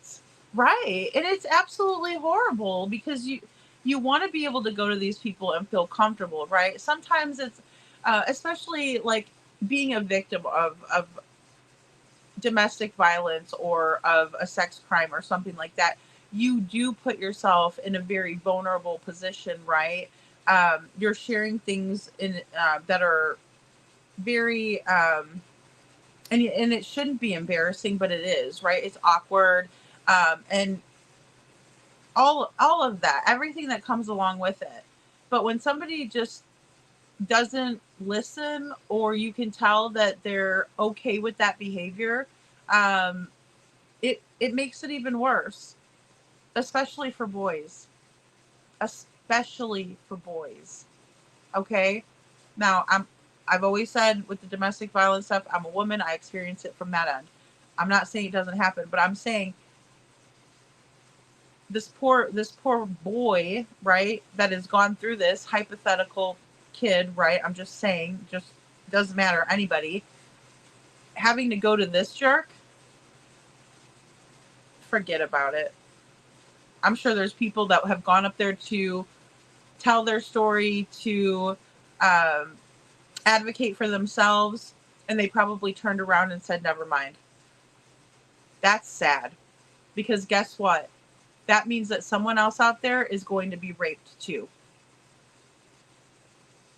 Because they don't stop. It's not like they did it one time. They're like, oh my God, that was terrible. I should have never done that. No, that's not how it works. It's sexual deviancy that exists in their sick little head.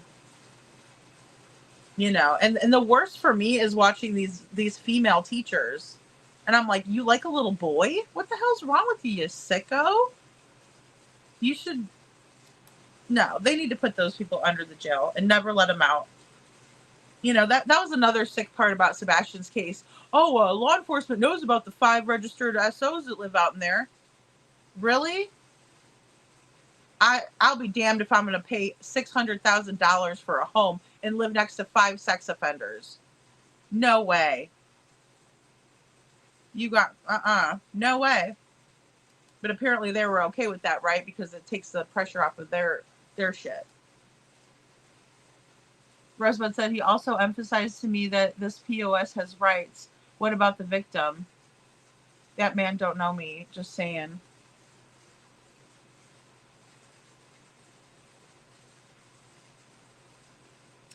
Rosebud, if you go to the judge, if you go to the courthouse for the judge that issued that, you should be able to file a complaint right there and don't even worry about going to the police. Just go right to right back to the courthouse. Immediately back to the courthouse. I am so sorry to hear that. That is ridiculous. How about he violated the order by going through a third party, because you're not allowed to do that. You're not even allowed to do that if you're the victim, right? You're not allowed to. You can get in trouble for that. So say, you know, I got a restraining order because, you know, my husband had hit me, right? And then I had the proof. I went in there, got the restraining order. If I was to contact him, then I would be the one in trouble, right? Because the restraining order goes both ways, or the no contact, right? Just for the people that don't know. Right's my ass. What kind of right does he have after he breaks the law like that? He doesn't, in my opinion. It's just like those cops in Moab with Gabby Petito. Oh, my wife has anxiety too. You just need a shower. Are you kidding me? No way. That's true, because our stalker did do it, another woman, after my daughter, and was charged as well. That sounds like my stalkers. They don't know when to stop. Yeah, and they should never be embarrassed. Never, Retha. Hey, Diana Smith. CP said that Ellie has all the information. What exactly did he mean by that statement, in my opinion? Oh, I know which one. Are you talking about the post on X? I think he's just pulling another CP maneuver where he's like, you know, you're going to apologize to me. You're going to have to apologize to me. There'll be a cold day in hell. Monkeys might fly out of my butt, or maybe pigs might start flying from the pig fest. Total creeper. Total creeper. I'm so sorry, Rose, but I'm definitely going to be saying prayers for you. CP and KP didn't care about protecting Sebastian, in my opinion. Not at all. Not at all. They fed him to the wolves. Katie sat there and allowed for Melissa to bully her son in front of her. Fully allowed it. Was okay with it.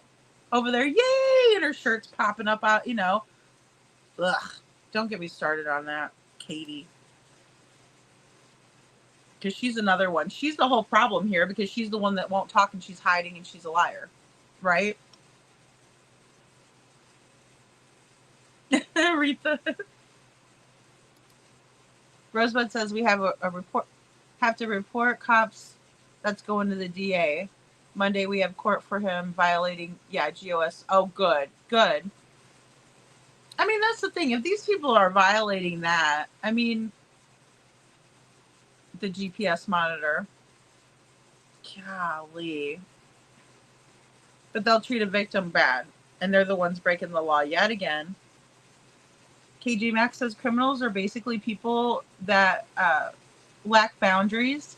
Yeah, I agree with that. If you boil it down, that's the issue. Good fences make good neighbors, as the poem says. You're right, KJ Mack. You're absolutely right. Excuse me. You're absolutely right, in my opinion. Boundaries are necessary, right? And that's the first thing that we learn when we get out of an abusive relationship is that, you know, from our end, what we can do is set those boundaries up, you know? And it's amazing when you start setting up boundaries and you're a people pleaser, what ends up happening, right? Because you're like, oh my God, everybody hates me. Everybody's mad at me. You know, people will be like, oh, you used to be so nice. Well, yeah, I used to be a fucking doormat is what I used to be. I'm sorry if you don't like this version of me. I'm sorry if you like it better where you could just walk all over me. I'm sorry. You know? And guys, it took me a long time to learn assertiveness rather than just being bitchy, right? Like I would go from, you know, 0 to bitch, right? And it's like, no, wait, whoa. It's okay to put a boundary up. You don't have to do that. You know, you can be confident, you can be assertive, but you don't have to be hateful, you know? But it was more of like, you know, to fight back for survival, right? You're not even thinking about it. And then you realize you're like, wow, like that person didn't deserve that, right? I was a little bit way too harsh on that person, right? Maybe you're a little bit too harsh or maybe you're way too harsh on the person. Is kind of what I'm trying to get at. So, thanks, Retha. You know, but I mean, but it's very hard to find that balance and to just say like, look, I'm not comfortable with that, right? And that's all you have to say. Most people will be like, oh yeah, okay, that's all right. Or they'll say, you know, why aren't you comfortable? They care, right? The people that don't accept the boundaries, those are the ones that you really have to rethink. Unfortunately, even if they're your family members, if they're not respecting your healthy boundaries that you put up, then they're not respecting you, you know. And that's the only thing we can do for ourselves. A lot of times victims get blamed because of the survival, right? Fight, flight, freeze, or appease, right? And people say, well, why did you allow for that to happen to you? It was surviving it. Don't ever feel bad about it. But know that you have the power to set those boundaries up. You have the power to do it. Sometimes people take your power away. You don't realize it, right? You're so beat down. Yeah, it's always the mother of a missing child who speaks the loudest. Yeah. That's a real mom that we saw grieving that had a conscience, that felt bad, that realized that her actions were contributing factors to what happened to her daughter, even if it wasn't her directly doing it. She showed remorse. She showed care. She was not crying for herself or what other people were saying about her. She was crying for her baby that was malnourished. Can't believe this child was, my baby was abused. She didn't deserve that. And she's crying. More than I can say for you, Katie. Sick in the head. It's defined as habitual criminal. Thank you. Exactly, Rosebud. Yeah, they don't know how to stop. Detroit says, I have a creepy story about a cop stalker that stalked my mom and me. Him and his tow truck buddy terrified my mom because she tried to help my cousin after a hit and run. Long story, long court case. Oh man, Detroit. I can relate to that. I actually had somebody that was a police officer that was far too interested, that didn't want to take no for an answer. So I understand that completely without you even telling, but I'm glad you did. I'm glad that you shared that with us, because a lot of people probably wouldn't necessarily think that would be something that was a thing, right? I hear you. And this officer knew I was married and everything. Followed me to my second job and everything. Very, very bizarre. Diana says, no, not everyone has a choice. And that's true, Diana. Look, there's financial abuse. And that's the thing too. Sometimes it'll be to the point where like you want to leave, but they have your keys somewhere and they hid them and you don't know where they are. And, they're not going to tell you, or they'll hurt you, or you will leave and they'll find you, or you'll think you're doing okay. And then all of a sudden they're looking in your window. Like literally looking in your window, driving past your house, and now people can cyber stalk people, right? Troll their Facebook, all of that. And I agree. And nobody should ever be blamed or shamed for surviving, right? Be proud that you're still here to tell it. Rosebud says, look, an habitual criminal is just stuck on stupid, in my opinion. Sooner or later, your stupidity catches up with you. It sure does. But then they still blame someone else, unfortunately. Sometimes they don't, but most of the time they do, Dirty cops, I'm telling you, Detroit. I'm telling you. And that didn't happen in the good old boy society either. That happened around the area I grew up in. Detroit, you ever read about Lori Bembenek? I hope I said that right. Bembenek. It's such a pattern. Little Miss Sharon says it's a pattern. Skinny, abused child missing. Right? Last seen in the area outside their house at 2 a.m, 9 years old. Everybody called it last night. Oh, thank you, Retha Bell. It's all right. I don't know. I think maybe God was like, here, you need to see this for yourself, since you're so stubborn you don't believe anything till you see it. I'm just kidding. So, but these kids are who I really focus on, guys, because they're vulnerable. They don't have a choice, right? Mom dropped the kids off with I think it was like maybe a family member, like an aunt or a cousin. I don't know the whole story just yet. But but could you imagine? They don't have a choice. Look at little Jaden Spicer. He didn't have a choice. He didn't have a choice in that matter. It wasn't like they were like, hey, Jaden, do you want to go back and live with your mom? Because he probably would have said no. And then he's no longer with us anymore, So if they expect us to think anything different when we see these patterns, like what Little Miss Sharon is pointing out here so eloquently, thank you. There you go. There you go. They're not going to do that. Rob Beauty Dabbin in the chat. Rosebud says, lady, you want to read a story of corruption and dirty cops? Look up Lori Bembenek. It's from the 80s. Okay, I will. I certainly will. I'm still trying to figure out why the TBI is exhuming bodies and all this stuff. I'm still on that, guys. I have not forgotten about you guys on that one. Whoever's interested in that either. Lori Why does that last name, it's hard for me to pronounce, but it seems like it's that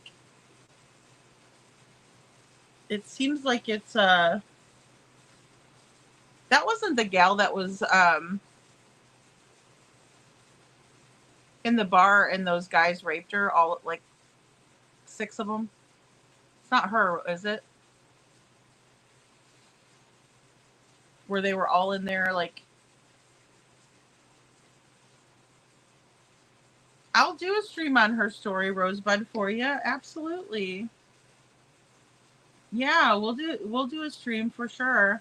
I'm very interested in all these cases, guys, because even if it's from the 80s and things like that, I mean, we have the technology, which is different. There's a lot of things, people are learning to put laws in place, and then that way they can kind of like safeguard some of it or combat some of it.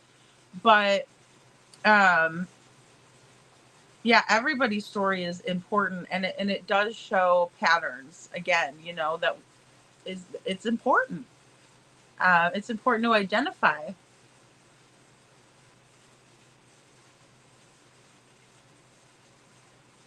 Terrible. Tried to intimidate your mom. Oh my goodness. We didn't give up and my mom won, but the cops still came for her. Scary. He had a horrible record and they kept him. I'll never understand that. I will never and again, there may have been some more to that, right? Oh my gosh, Detroit.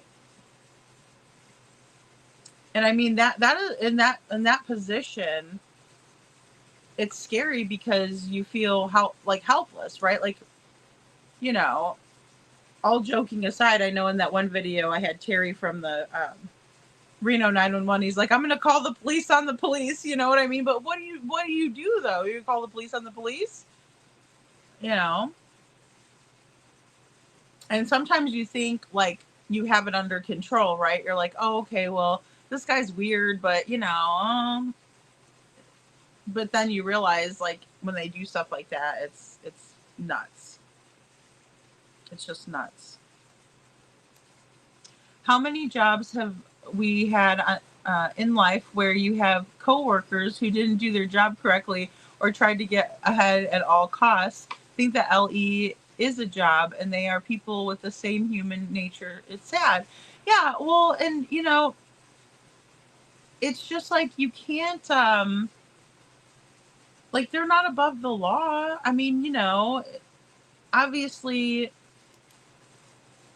you're going to get some stuff from, when you're a cop. Like that's what it was. I was working at the local like convenience store thing, and we gave the police officers free drink, like free sodas and stuff, right? Free pop. And that's why he was always coming in there. That's and all I did, guys, I'm going to tell you, all I did was help him out with a little bit of his change. He said he had a headache one night and he was holding his hand out like this he was buying the unis, right? The little headache medicine. And I helped him out. And that's all I did was grab the change out of his hand. And I said, I hope you have a better night. It looks like you have a bad headache. I hope these work. And for whatever reason, he was in there every single night after that. And then I was working at a bar too. And he was showing up in there. And one of the bouncers at the end of the night, I'm cleaning tables off and stuff. And he's like, hey, that cop wants to talk to you. And I was like, oh my God, for what? What did I do? And then I'm thinking something bad happened, right? Like at that time I was a mom to my daughter and I was, married. So here I'm thinking something bad just happened to my family. I just lost my mom from cancer. They don't think of that when they're terrorizing people's lives, but yeah, it was weird. And then he finally said, I want to see you on different terms. And I said, well, I'm married. And he says, yeah, I know. They don't care. They're very selfish and psychotic. Thank you, little Miss Sharon. Like I said, I don't know why. And a lot of times too, guys, it is a nice person or like somebody that's compassionate towards people, makes you a target sometimes. And that's what's hard when you're a people pleaser,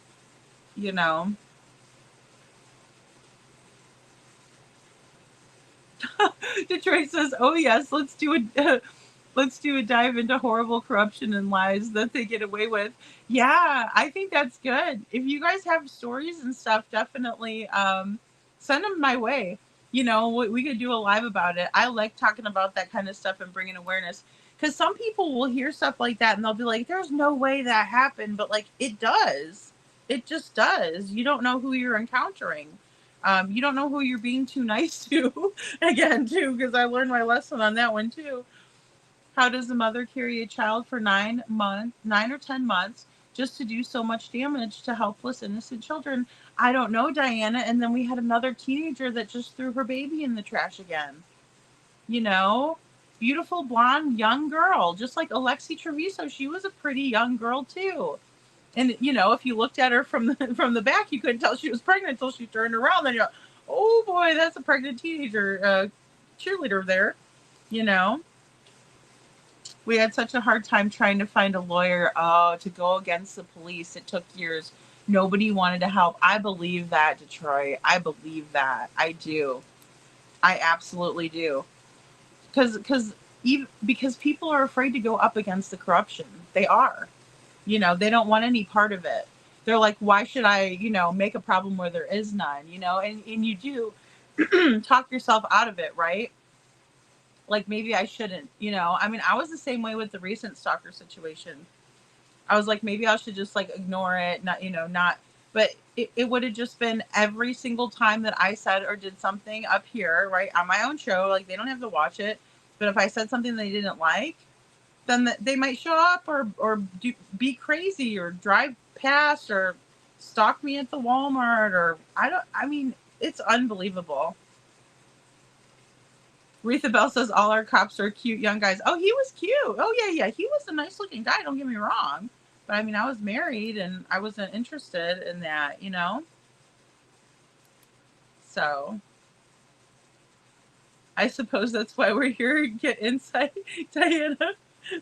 I love hearing your guys' stories of things too, though, because even like, you might say, oh yeah, no, that happened to my sister or my aunt, or that, some of the true crime stories, like I don't think I have heard of Lori before. So you're right. My dad always tells me cops are regular people like the rest of us. Anything is possible with folks. Yeah. And like that's why I don't fault people. Like if they're like, oh, Terry Bowersox had a police officer come meet him for lunch. A friend of his. It's like, well, that's not necessarily bad. It just depends on like why. Obviously the actions are going to be worse than the meeting of lunch, right? Lunch is innocent. Now, if you're meeting because your stepson broke up with his girlfriend and you want them to go harass her and pull her over and give her shit and put her through the ringer, well, that's a lot different, and the stalking thing, like there's nothing like it's not that they like you, they want to control you. It's not even that's what's sick. Like it's not like, oh my gosh, I'm so like I like you so much, I'm so obsessed, I don't understand like these feelings or whatever. Like it's so unhealthy and it's all about control. It has nothing to do with liking you, loving you, anything. Thinking like, oh, where have you been all my life? Like it's not romantic at all. It's all power and control. Oh yeah, Elisa P says we have internal affairs here in government that is not just on cops' side just because they are cops. The things going on in this case would never fly here. And that's the thing. It's the checks and balances, Elisa. And that I think that's fantastic because we all need that. It's like it's just like like with Lord of the Rings, right? He who holds the ring has all the power, right? So if you're all powerful, like it goes to anybody's head, right? It's just kind of one of those things. But I wish they would realize that with great power comes great responsibility. Look at Sebastian given. Yes. Well, I saw the Kurt Cobain quote, and then I'm like, oh, we need Sebastian, mad, right? Like, he's so cute, he's always happy. But that one, that's the Aunt Melissa quit being a jerk face, you know. This is there's no special class of people who hold better morals or KJ Mac. Amen, girl. Yep. Or smarter or better. Yep. We are all stuck in a biology of our human condition, and we can work to overcome impulses and rewire the brain. Yeah, and to break the cycle of stuff, right? Because a lot of times, like, we don't even realize it, but if there's like childhood trauma, then we bring it into every relationship we're in, right? Even if we don't mean to, even if it's like, I don't want to be like that, or I would never do that. Hey, Tony Fire, good to see you. I know. Oh, I know. And I always say I'm going to get off early and then we get to talking, but I love talking with you guys. I'm sitting here. Lady says, Elisa P says, lady, in my opinion, Tennessee's biggest problem is they have no balance of power in their government there. Yeah, I agree with that. Yeah, it's like, and that's when the big level of corruption comes in, right? Like, because it's not just Tennessee. Like I said, you know, if for instance, the dailies, like if they're just in office all the time and they're a shoo-in and they know, and they have people that are like, okay, you're going to vote for me. We're going to have this port, you know, this territory is in the bag, this one. They're not even trying to work for the position either. You know, and with politicians, it's hard because a lot of them will just find out what we want, you know, and then they'll be like, I'm going to be tough on this and I'm going to do this. And, you know, so.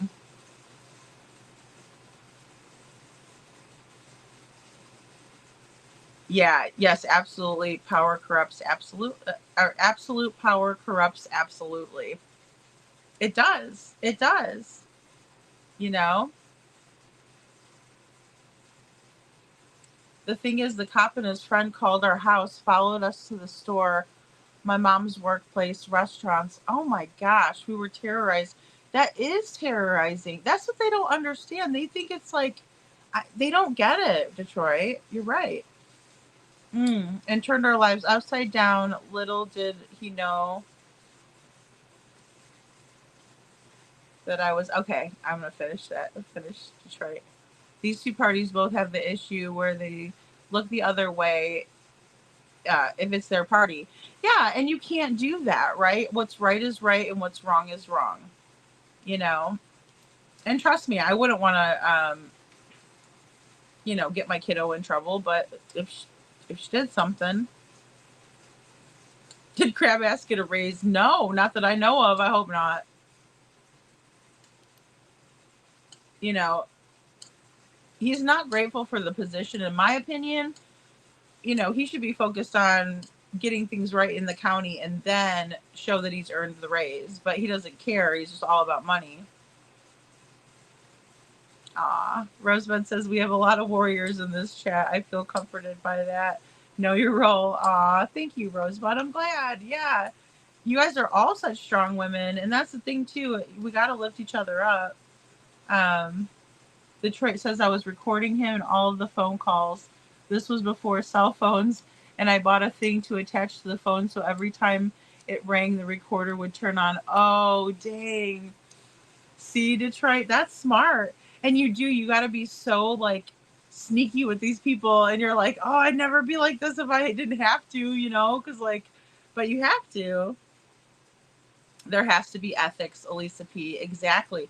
Integrity. And, you know, I know that, like, life isn't fair and, you know, you can't always be fair, but you have to try at least and do the right thing.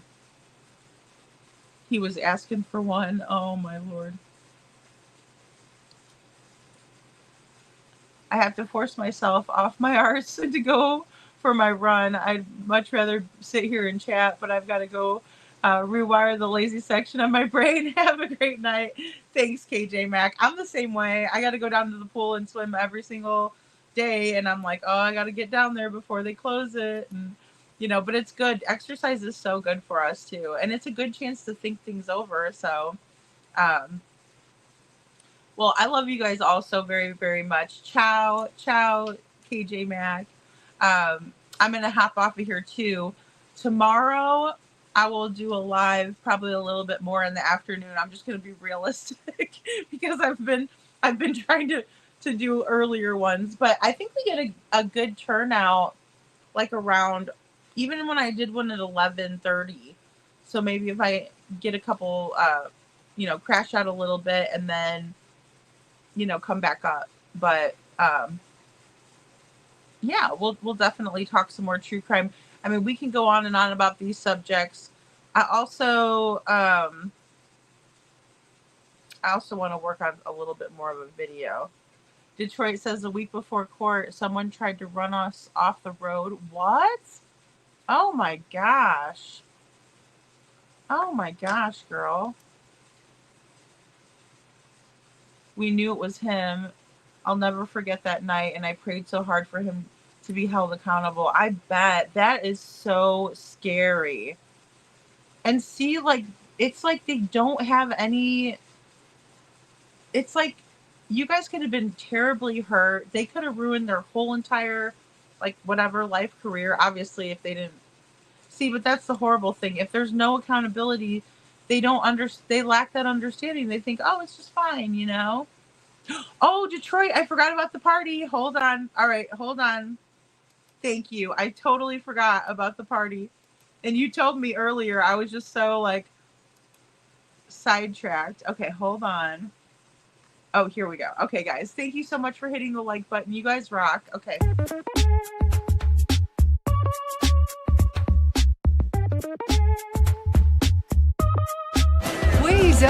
Weezer, there's someone I'd like you to meet. That looks like an autopsy. Laughter through tears is my favorite emotion. I'm so mad I don't know what to do. I want to know why. Lord, I wish I could understand. I just want to hit something. I want to hit it hard.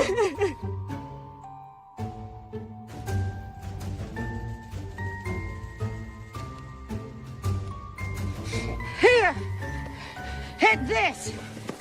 Go ahead, Malin. Slap her. Are you crazy? Hit her. Are you high, Clary? We'll sell t-shirts saying I slapped Weezer Boudreaux. Hit her.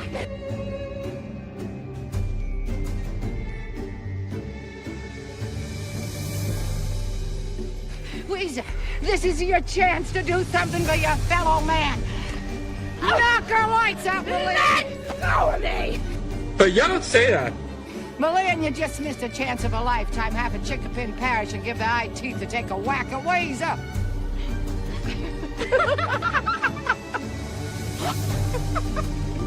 You are a pig from hell. Weezer, I was just kidding. Come back. Oh. Weezer, what brings you here? Shut up. Not a bad Christian thing to do. Oh, and now you gotta lighten up. If you can't say anything nice about anybody, come sit by me. Looks like two pigs fighting under a blanket. A girl is fair game until there's a ring on it. And I mean a wedding ring. An engagement ring just means she's ready for one more mistake. Okay, this is perfect. Watch this. Sometimes I wish I was smooth like Zahid. Of all the people I know, he's the best at girls.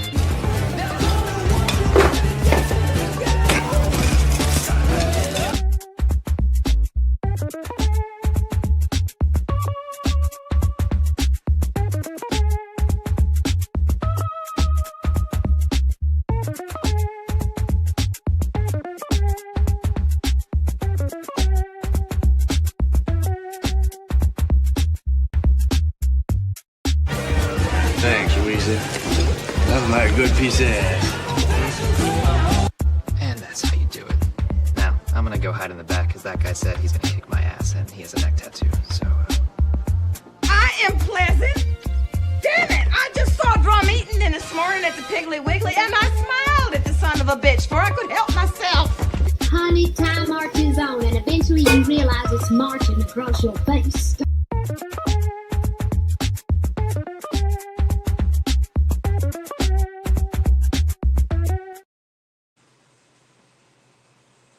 sorry, guys. I calmed down. I don't know why. All right. Thank you all so much. I really appreciate you guys being here. Thank you for sharing. Thank you guys for all of your kind words. Thank you, little Miss Sharon. Thank you, Town Chat Cafe and Rob Beanie, Detroit Rock City. Thank you, Elisa P. and Retha Bell. Thank you, guys. Oh gosh, Retha, you should have been here earlier. Oh boy, if you watch the replay, I was in rare form earlier. Not that y'all haven't seen that before, but I was chomping at the bit. Tony Fire, I hope you have a great day, buddy. Thank you. Thank you, KJ Mack, Laura Arnold. You guys are amazing, amazing, amazing women, and I really enjoy spending time with you guys. I will see you in the afternoon, Friday afternoon. It's Friday. All right, guys. Thank you again. Have a wonderful, wonderful rest of your evening or morning, or have a great Friday at work, and let your hair down afterwards. Right? Thank you. Thank you, Rosebud. Good night.